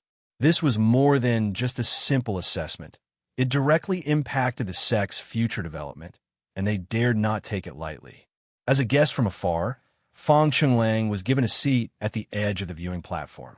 Though his long journey and the ordeal of being poisoned had left him thin and visibly fatigued, his unique demeanor and youthful, handsome face still captured the attention of many disciples. Is that Master Qing Yan's eldest disciple? He doesn't seem all that impressive. Don't speak nonsense. He's injured and hasn't fully recovered. Exactly. Senior brother Fong is a sword cultivator and is known as the Sword Gentleman. Not just any sword cultivator can compare to him. The disciples from the Pill Hall and Medicine Hall were mostly filled with curiosity and admiration for Fong Chenglang. However, the Martial Hall disciples viewed him with more complex emotions. Some were scornful, others unconvinced, and a few seemed eager to challenge him on the spot. Martial Hall disciples held the lowest status within the Greenwood sect, yet they never considered themselves inferior to the disciples of other sections. Still, whenever the Greenwood sect was mentioned externally, the focus was always on the Pill Hall and Medicine Hall disciples, leaving the Martial Hall overshadowed and nearly forgotten. They couldn't help but think, we're all disciples of the same sect. Why is your reputation so widespread while we remain nameless? The unjust treatment made it easier for disciples to develop hostility toward members of other sects, and their attitude toward Fong Chenglang was far from friendly. On the elevated platform, Elder Lotus sat to the right of the sect master, her eyes anxiously scanning the area where the Pill Hall disciples were gathered. Her worry was evident. Mu Yi, her treasured disciple, was nowhere to be seen, and the Pill Hall disciple assessment was about to begin. Where could she possibly be? Whether it was by design or coincidence, Elder Wang Qian's father, was seated right next to Elder Lotus. Mu Yi, being a formidable contender against his son, naturally became the focus of his attention. Mu Yi's absence had not escaped his notice either. A faint smirk tugged at his lips as he let out a soft, ambiguous chuckle. Elder Lotus, your beloved disciple Mu Yi hasn't arrived yet. Is she planning to forego the assessment altogether? His voice was neither too loud nor too soft, but was pitched perfectly to carry to everyone nearby. The other elders immediately turned their attention toward the Pill Hall area. Indeed, Mu Yi's figure was nowhere to be found, which left them all surprised. Even though the assessment had yet to start, everyone already regarded the position of young sect master as a contest between Wang Qian and Mu Yi. Regardless of which one emerged victorious, the result wouldn't be shocking. However, most privately favored Mu Yi. Her ability to shine in critical moments was unparalleled, and her track record in assessments consistently surpassed Wang Qian's. As long as Mu Yi stepped onto the pill refining stage, she was halfway to victory. But nobody had expected her to be absent at such a crucial moment. Elder Lotus's heart was gripped with anxiety, yet outwardly, she maintained a composed and confident demeanor. Mu Yi has always been a calm and reliable child. I have faith in her. If she were truly reliable, she wouldn't still be absent. Could it be she's afraid? Elder Wang countered coldly. Afraid? Elder Lotus chuckled lightly. Afraid of what? Afraid of defeating her usual rival. Elder Wang's expression darkened, as did that of another female elder nearby. Both were about to retort when Master Wu Sang, the sect leader of the Greenwood sect, intervened. There's no need for disputes. We'll know the outcome in half an incense stick's time. Understood. Elder Lotus and Elder Wang replied solemnly, ceasing their bickering. Time flew by quickly. More disciples began noticing that Mu Yi, a strong contender for the young sect master position, had yet to arrive. Speculation and rumors spread like wildfire among the disciples. Wang Qian, Guomingyin, and others clenched their fists, silently praying for Mu Yi's continued absence. Meanwhile, those close to Mu Yi were filled with worry, their eyes scanning the horizon desperately. The Pill Hall assessment is about to begin. Disciples whose names are called, please proceed to the assessment area in order. Elder Luo's booming voice resonated across the plaza. Wang Qian pumped his fist in triumph. With Mu Yi absent, the young sect master position was as good as his. Refining platform number 1, Guo Feng Fei. Refining platform number 2, Sun Mingyu. Refining platform number 3, Cheng Dao. The Pill Hall had the fewest disciples among the 3 halls, just over 400 in total. Even if Elder Luo deliberately left Mu Yi's name for last, there wasn't much time left to stall.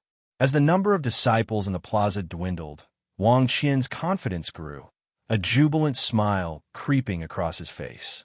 Refining platform number 438, Wang Qian. Refining platform number 439, Mu Yi. As soon as Elder Luo's announcement concluded, Wang Qian confidently stepped on a platform 438. Seeing the empty platform 439 beside him, he couldn't help but grin smugly. Refining platform number 439, Mu Yi. Refining platform number 439, Mu Yi. Elder Luo called out several more times, still unwilling to give up.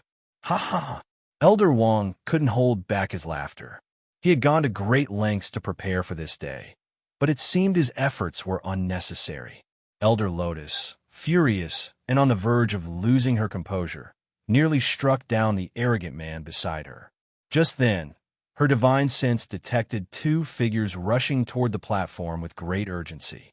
She shot to her feet, her voice brimming with excitement as she shouted, Mu Yi is here. Table of content. This novel is translated and hosted only on BCAT translation. Elder Wang noticed Mu Yi's arrival and, flustered, stood up in protest. Mu Yi is late. According to the rules, she is disqualified from the assessment. Stop spouting nonsense. The assessment hasn't even started yet. Mu Yi is not late, countered Elder Lotus. Elder Lotus, you can't favor Mu Yi just because she's your disciple. That's blatant disregard for sect rules. Elder Wang, it's not favoritism. It's your own bias at play. As Elder Lotus and Elder Wang argued fiercely, Yu Zhao and Mu Yi rushed onto the sect square. Mu Yi gave Yu Zhao a quick nod before leaping to stand next to Wang Qian at the alchemy platform. She announced confidently, Mu Yi, number 439, reporting in. Wang Qian pointed at her, shouting indignantly, Elder Luo, Mu Yi is late. She should be disqualified from the assessment. Elder Luo glanced at him, his tone calm. Did I announce the start of the assessment? Wang Qian was momentarily stunned and could only shake his head. Elder Luo ignored him and turned to bow toward the main stage. Sect Master and esteemed elders, all disciples of the Pill Hall, are present. Umph. Elder Wang snorted heavily. Elder Luo's partiality toward Elder Lotus was evident and had let Mu Yi off the hook. However, Wang Qian comforted himself. If Mu Yi wasn't part of the competition, Wang Qian's potential victory as the young sect master would be controversial. Only by defeating Mu Yi in the assessment would his success be beyond question. Sect Master Wu Sang smiled and nodded. Elder Luo immediately declared, this assessment will follow the usual rules, a 5-day time limit, judged collectively by the sect master and elders. I now declare the Pill Hall assessment officially open. The moment the words were spoken, the disciples on the alchemy platforms sprang into action. Yu Zhao watched Mu Yi, who was fully immersed in the assessment, and felt a wave of relief. They had barely made it. 3 days ago, Mu Yi had finished her training and adjusted her state of mind, ready to tackle the assessment with her full strength. But plans couldn't keep up with changes. Perhaps it was the accumulation of her efforts or the perfect resonance between her and the 5 poisons pill. But shortly after stopping her pill refinement, she experienced a sudden epiphany. She barely had time to grab her pill refining furnace before diving into the process again. As a rule, an alchemist cannot be disturbed during pill refinement. Yu Zhao, though anxious, didn't dare interrupt Mu Yi. Thankfully, Mu Yi remembered the importance of the assessment and completed her refining just in time. While Yu Zhao sought a quiet corner to observe the assessment, she felt a scorching gaze fixated on her, as though it could melt her. She frowned and turned to see Fong Chunglang's slightly aged yet delighted face. Yu Zhao was speechless, for words popped into her mind, persistent as a ghost. Her first thought was that Fong Chunglang was secretly investigating her again. But recalling the state of Fong Chunglang and Chui Ju when they last parted, she guessed why he was here. The poison created by Yao Wuji could only be treated with confidence by the alchemists of the Greenwood sect, the nearest sect to the marsh forest. Fong Chunglang, unless completely addled by the poison, would naturally seek help here. Yu Zhao found it amusing. In her past life, she had clung to Fong Chunglang and his companions for the tiniest scraps of gratitude, behaving like a thoughtless shell eager to stay by their side. In this life, having broken free from those delusions, she worked hard to distance herself from them. Yet they seemed obsessed, entangling her in a mess she couldn't sever or explain. Thinking about returning to the sect after forging her life-bonded artifact, only to meet these people again, Yu Zhao felt her good mood vanish completely. Fong Chunglang, oblivious to the trouble his presence caused, gazed at her with excitement. He only knew that he was truly happy, genuinely happy from the depths of his heart. Meeting Yu Zhao of the Greenwood sect was undoubtedly a delightful surprise. He wanted so badly to rush down from the high platform and tell Yu Zhao how poorly he and Ju had been faring, that they missed her terribly. That Ju, poisoned and unconscious, still murmured her name before collapsing. But Fong Chunglang couldn't do it. In the past, he had wronged Yu Zhao far too much. He had no right to demand anything from her now, let alone plead for her help. Deep down, another fear lingered in his heart, an even greater worry. What if, upon learning about Aju, Yu Zhao remained indifferent? Her previous actions had made it clear she was determined to sever ties with them. If even Aju's dire state couldn't sway her, then Feng Chenglang had no idea what could repair the shattered bond between them. For the first time, Feng Chenglang felt the emotion called cowardice. His head lowered, his shoulders slumped, and an air of sadness and helplessness clung to him. No one noticed Feng Chenglang's unusual demeanor. Everyone's focus was on the Pill Hall disciples undergoing their examination. The next young sect master of the Greenwood sect would soon emerge from their ranks. Naturally, the greatest attention was drawn to Mu Yi and Wang Qian. Both were meticulously preparing for their alchemy, simultaneously retrieving various spiritual herbs from their storage spaces and placing them on their respective pill refining tables. At the same time, they carefully controlled their spiritual flames to preheat the furnaces. Judging from the dozen or so herbs Wang Qian has selected, it seems he intends to refine a departing fire pill, one elder speculated. The departing fire pill was a relatively common third-grade pill in the Greenwood sect, known for expelling residual fire toxins from a body. It was particularly suitable for alchemists and artifact refiners who often worked with spiritual flames. Another elder clicked his tongue in wonder. The refining difficulty of the departing fire pill isn't particularly advantageous among third-grade pills. Elder Wang, could you enlighten us as to why Wang Qian chose it? Elder Wang grinned confidently. You'll see soon enough. Seeing his calm and assured demeanor, the other elders understood Wang Qian must have something up his sleeve. Their curiosity piqued. Look, Elder Lotus, the pill Mu Yi is preparing to refine seems rather unusual, another elder remarked. The group shifted their attention to Mu Yi and noticed the spiritual herbs on her pill refining table were not among the commonly used ones from the medicine hall. Elder Lotus's brows furrowed heavily. She knew that Mu Yi had initially planned to refine a stabilizing essence pill, but changing the prescription on the spot? That was a grave mistake.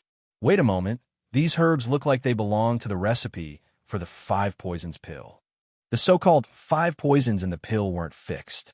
Any combination of 5 complementary poisonous herbs, along with specific supporting materials, could be used to refine the 5 poisons pill. That has seemed to be the case. But why would Mu Yi refine such a pill? Poison pills were the least favored and cheapest category of pills, and there were very few alchemists who specialized in their refinement. A glint of schadenfreude appeared in Elder Wang's eyes. Clearly, Zhao Yang must have swapped out the herbs Mu Yi needed, forcing her to change her prescription at the last minute. A month's preparation wouldn't suffice to perfect such a change. Expecting her to outshine his dear Wang Qian now, wishful thinking. It seemed he could already start celebrating Wang Qian's impending victory. Table of content. This novel is translated and hosted only on BCAT translation. On the elevated platform, the elders wore varied expressions, each lost in thought. Meanwhile, the disciples at the pill refining platform worked with unwavering focus. Even Wang Qian, typically the most self-conscious about others' opinions, was entirely absorbed in handling the spiritual herbs.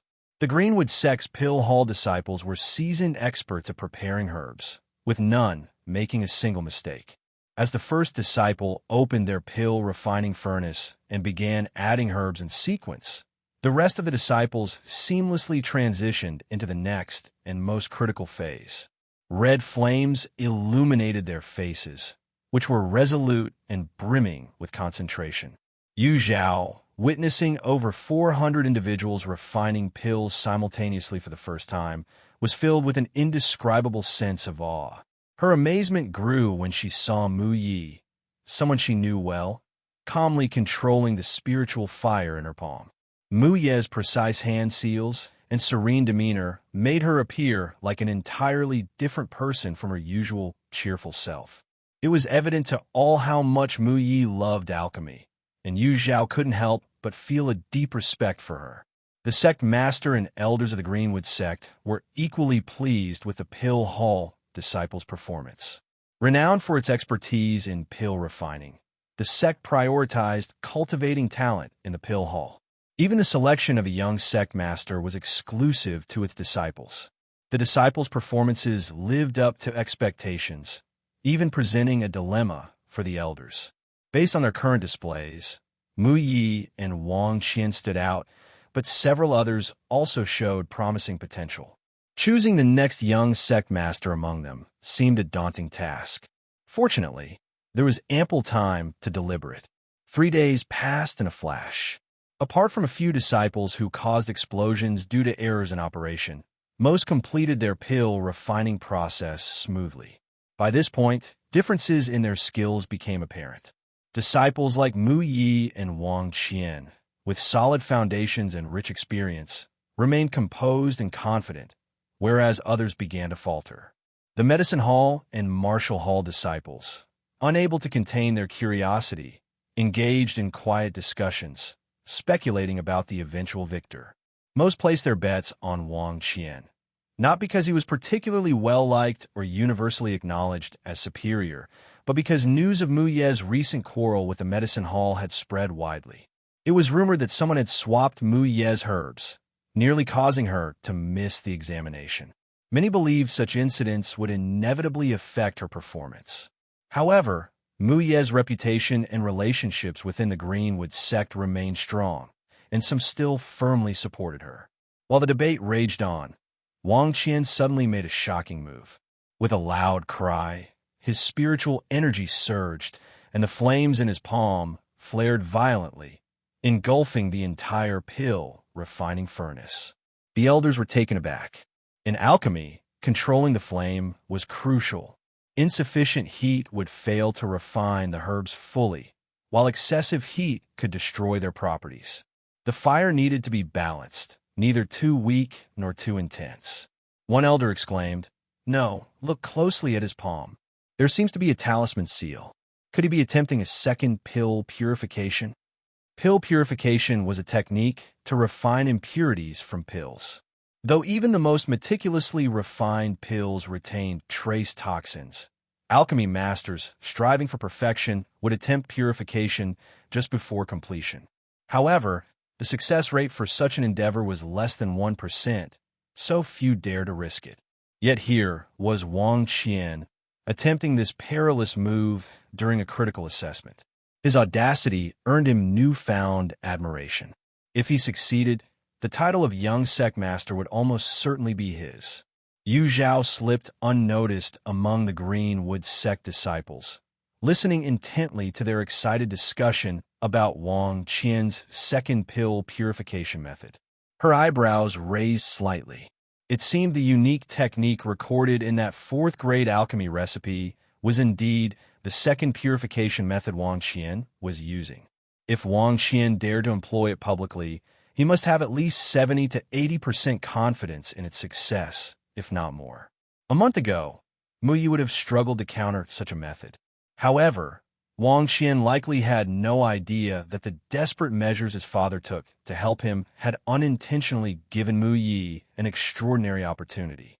She had found a recipe better suited to her, and even mastered a unique alchemical technique. The situation was far from settled. Anything could still happen. A bead of sweat slid down Wang Qian's temple as he focused intensely. His expression grew heavier as he slapped the pill refining furnace with his flame-controlling right hand. The furnace trembled violently. Poof! A breathy sound escaped as a wisp of black smoke puffed from the furnace. The shaking slowed rapidly. Wang Qian's face lit up with joy as he reduced the flame. A faint medicinal fragrance wafted out from the furnace. Success! He had achieved a second purification. Wonderful! Elder Wang slapped his thigh in sheer delight, his grin almost splitting his face. With this, the young sect master position is as good as Qian'er's. Congratulations, Elder Wang. Wang Qian's performance today is simply outstanding. Elder Wang, you have an incredible son. Congratulations to Elder Lu as well.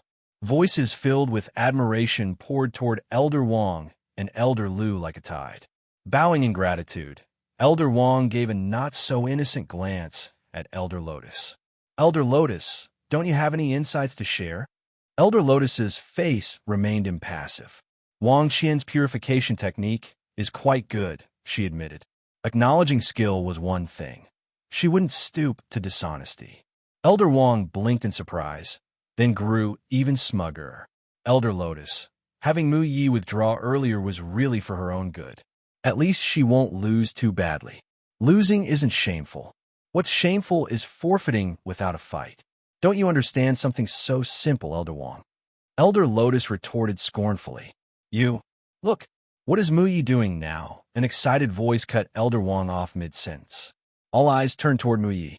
She grasped the furnace handles with both hands, giving them a firm twist. The furnace spun rapidly, like a top. What is this technique? From a sect leader to the disciples of the Greenwood sect, everyone was stunned. While Wang Qian's method was at least familiar, Mu Ye's technique was something entirely new. Elder Lotus, is this one of your unique creations? Someone asked. Elder Lotus looked bewildered, responding with a quick denial.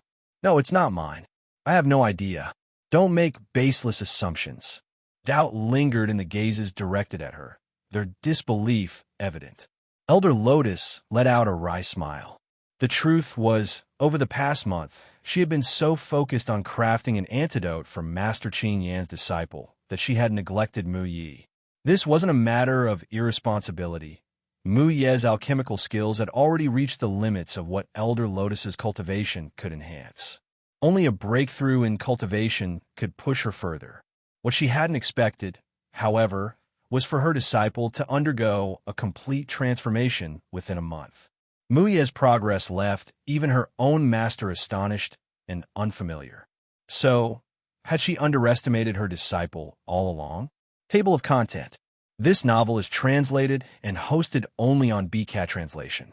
Initially, when Wang Qian utilized the pill purification method, everyone believed he would emerge as the final victor. However, as Mu Yi performed her peculiar techniques, the audience's opinions began to waver. Perhaps Mu Yi could create a miracle? If Zhao could hear their thoughts, she would resolutely tell everyone that Mu Yi absolutely could. After several more hours, the spinning pill refining furnace before Mu Yi finally came to a halt. A thin layer of sweat adorned her face, her cheeks were flushed, and her eyes shone with an extraordinary brightness. Her appearance conveyed one clear message to her observers. She had achieved her goal. The Greenwood sect elders felt like their hearts were being clawed at, desperate to uncover the assessment results immediately. Suddenly, bang! One of the pill hall disciples' pill refining furnaces exploded without warning. The spectators barely gave it a glance before averting their eyes. With the assessment nearing its end, furnace explosions had become all too common. Out of the initial 400 participants, fewer than 200 remained standing at their stations. Amid the crowd's anticipation, Elder Luo once again ascended the platform at the sect square. The assessment time is up. All disciples, cease your pill refining, he announced. As his voice faded, Elder Luo waved his sleeve. An invisible force enveloped the square, extinguishing the spiritual flames in the hands of disciples whose refining processes had not yet concluded due to mistakes. Some sighed in disappointment, while others brimmed with confidence. Focused entirely on his own refinement, Wang Qian was unaware that Mu Yi had also employed a unique pill refining method during the assessment. He cast a lofty glance at her and sneered. Mu Yi, remember to perform a grand salute when you see me in the future and respectfully address me as the young sect master. Mu Yi rolled her eyes. Having spent an entire month refining pills without rest, she felt too drained to speak, let alone argue with a fool. Wang Qian gritted his teeth and growled, Mu Yi, I'll let you bask in this brief moment of pride. Soon, you won't even be able to smile. Mu Yi responded flatly, if you're sick, get treated. Don't come here to throw a tantrum. Elder Luo's sharp gaze swept over them. Silence. Wang Qian promptly shut his mouth, secretly cursing the elder's partiality. Once he became the sect leader, He vowed to assign this old man to gatekeeping duties for life. Sect Master, Elders, the Pill Hall Disciples Assessment has concluded. We will now proceed to the second phase. Pill Presentation and Evaluation, Elder Luo declared. The creation of pills was only the first step. Successful refinement required further judgment of their color, fragrance, and medicinal potency. Even among successful pills, there were distinctions of superior, intermediate, and inferior grades. A skilled alchemist could discern a pill's quality from its appearance alone, without tasting it. Thus, this phase of evaluation was a critical part of the assessment. Participant number 3, Cheng Dao, step forward to present your pill. Numbers 1 and 2 had failed due to various issues, making Cheng Dao the first to present his work. Cheng Dao carefully placed his freshly refined pill onto a white jade tray and walked forward with measured steps, holding the tray slightly raised. Sect Master, Elders, please examine this third-grade blood replenishing pill that I have refined. His hands trembled slightly, causing the round pill to roll gently within the tray, producing faint clinking sounds. The elders seated on the high platform nodded subtly. Despite his nervousness, Cheng Dao's performance remained unaffected. The pill's smooth rolling in the tray indirectly testified to its quality, as it had no visible deformities or roughness. Cheng Dao, your assessment grade is Intermediate Superior, declared the Pill Hall elders after a brief telepathic discussion. Thank you, elders. Cheng Dao let out a deep, relieved breath, his excitement evident. He knew he couldn't compete with the prodigious talents of junior sister Mu Yi or junior brother Wang Qian. Thus, achieving an above-average evaluation left him completely satisfied. Senior brother Cheng actually got an above-average this time. His spirit herb allowance for the next year is secured, someone exclaimed. Senior brother Cheng has always been skilled. He just underperformed in the past because of his nerves. Senior brother Cheng is amazing. Voices of admiration echoed around him. Disciples of the Pill Hall who failed the assessment gazed at Cheng Dao with envy. Their results directly affected their sect benefits. Those who didn't complete the assessment would face reduced spirit herb allowances and limited access to the alchemy rooms. Qi Miao Miao, below average. Bai Zhou, poor. Lin Lang, very poor. One by one, disciples presented their alchemy results, and the crowd around the pill furnace gradually thinned. The atmosphere shifted subtly. Elder Wang tried to maintain a calm demeanor, even forcing a smile, but his gaze kept darting toward Mu Yi, who stood beside Wang Qian. Anxiety gnawed at him. What was Mu Yi scheming? Could her tricks jeopardize Qian'er's chances? The 438th participant, Wang Qian, stepped forward to present your pill. Finally, the moment everyone was waiting for arrived. Spirits lifted, and all eyes focused on Wang Qian. With a confident, mischievous smile, Wang Qian smacked the side of his pill refining furnace. A single pill, smooth and lustrous with a radiant glow, shot into the air before landing squarely on a tray in his left hand. The crowd gawked in shock. Most disciples produced 7 or 8 pills at least. Some even managed over 20 in a single batch. Never had they seen a furnace yield only one pill. The elders on the high platform responded with far more excitement. While rare, producing a single pill wasn't unheard of. Such pills often concentrated the essence of the entire batch, their potency and value greatly enhanced. Wang Qian's departing fire pill, further refined through a second purification, exhibited extraordinary potency. Before Wang Qian could explain, an impatient elder used spiritual energy to grab the pill and examine it closely. Others quickly gathered, their faces lighting up with amazement. The pill was undeniably top grade. Its rich fragrance, flawless form, and unique radiance proved its exceptional quality. For the elders, creating a pill of this caliber wasn't particularly difficult. However, the fact that Wang Qian, a foundation establishment cultivator, and one whose prior performance had been merely decent, achieved it, made this accomplishment truly remarkable. I believe Wang Qian's result deserves an outstanding grade, one elder declared. Agreed. I concur. Elder Wang's face twitched as he tried to suppress a grin. It had been 120 years since anyone earned an outstanding grade during the assessment. With this achievement, who could ever claim Qian'er was inferior to Mu Yi? What do you think, Elder Lotus? I have no objections, Elder Lotus replied with a sigh. Wang Qian's skill was undeniable. Even if Mu Yi lost, it would be a loss she couldn't resent. What is the sect master's opinion? Someone asked. Considering the assessment's impact on the position of young sect master, none of the elders dared make a final decision without his approval. Sect master Wu Sang gave a faint smile and nodded. Yet, his expression carried a detached chill, his approval not reaching his eyes. Wang Qian's assessment grade is officially declared as outstanding. A wave of astonishment swept through the crowd. Tian Han and Guo Ming embraced each other in ecstatic celebration. By sheer coincidence, they had aligned themselves with the future sect master. Their fortunes were about to soar. Table of content. This novel is translated and hosted only on BCAT translation. Mu Yi was stunned. She had been rivals with Wang Qian for years, and no one knew his strength better than she did. It was evident that while she had been diligently cultivating, Wang Qian had not been idle either. The arrogance she had developed after her breakthrough dissipated instantly. Her fluttering emotions settled, and a serene determination returned to her expression.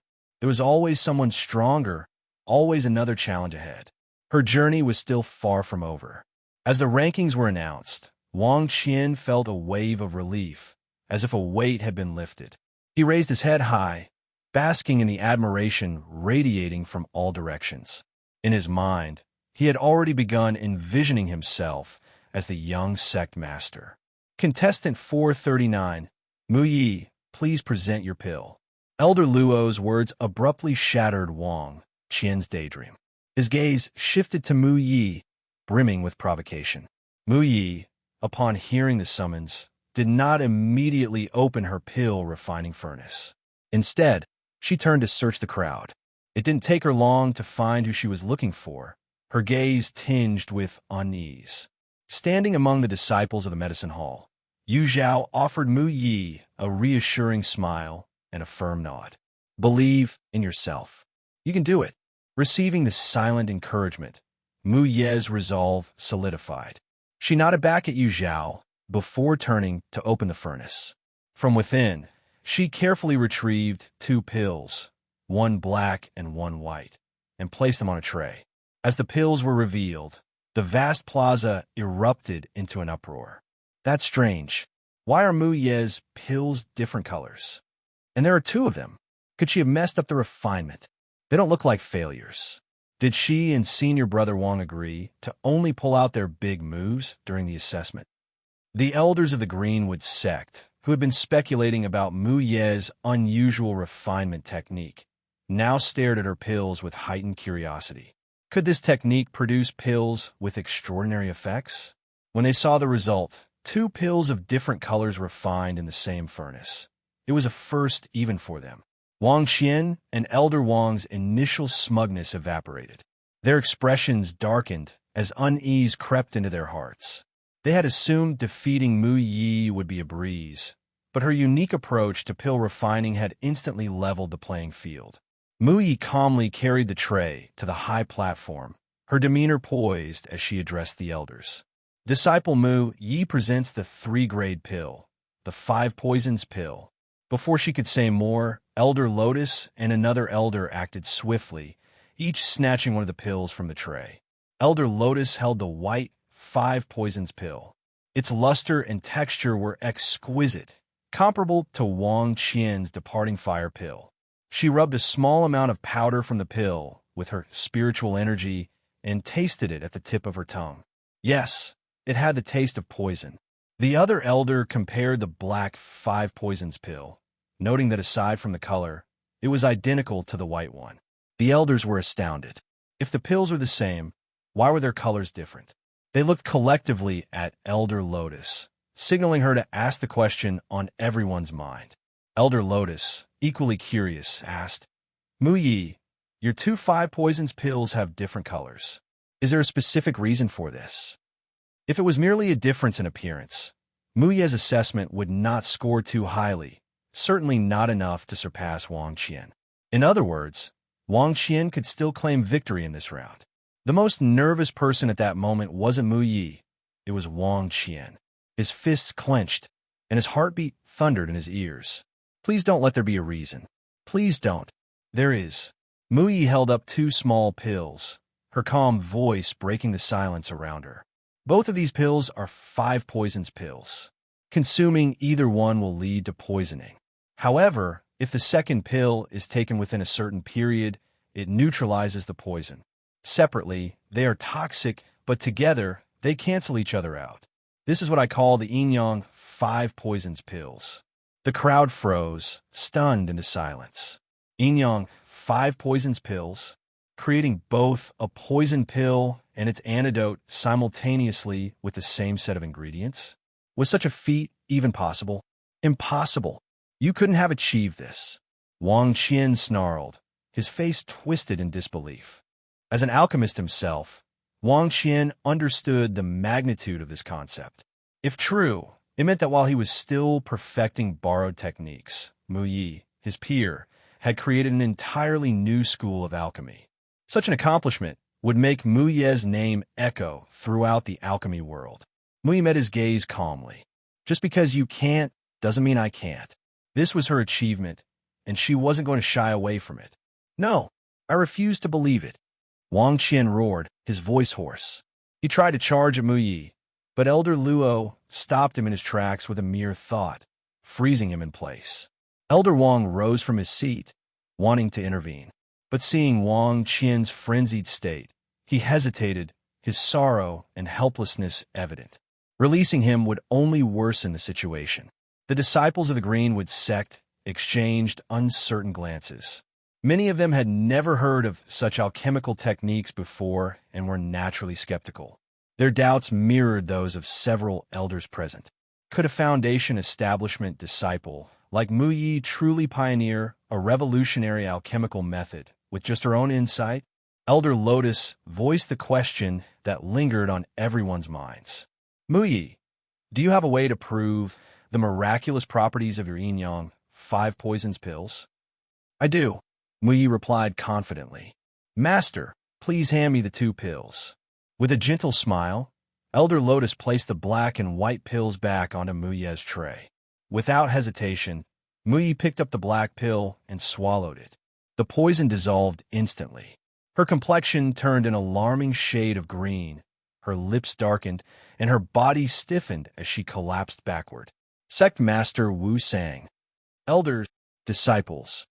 Elder Luo, the closest to her, rushed to catch her falling body. Without wasting a moment, he grabbed the white pill and placed it into her mouth. Moments passed, and the rigidity in Mu Ye's body faded. Her complexion returned to normal, and she regained her balance with Elder Luo's support. Sect Master, Master, Elders, she muttered, her words slightly slurred due to the lingering effects of the poison. Nonetheless, her actions had proven her claims beyond doubt. Elder Lotus looked at her with a mixture of pride and concern. Many believed that Elder Lotus valued Mu Ye for her innate talent, but few knew it was Mu Ye's unwavering dedication and passion for alchemy that truly set her apart. Outstanding, declared an elder from the Pill Hall after a long pause. I agree, another elder affirmed. Mu Ye is undoubtedly deserving of the highest grade, a third added.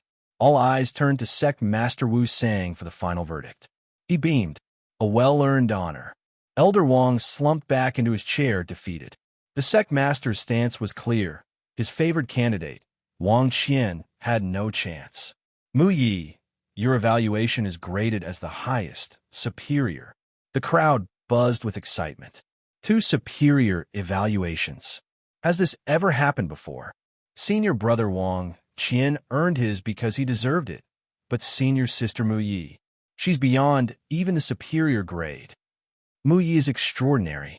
I thought senior brother Wang would win for sure, but she completely outclassed him. If she becomes our next young sect master, I'll fully support her. Table of content. Hello, everyone. As we wrap up this video, I want to share a quick note. I have a Patreon account.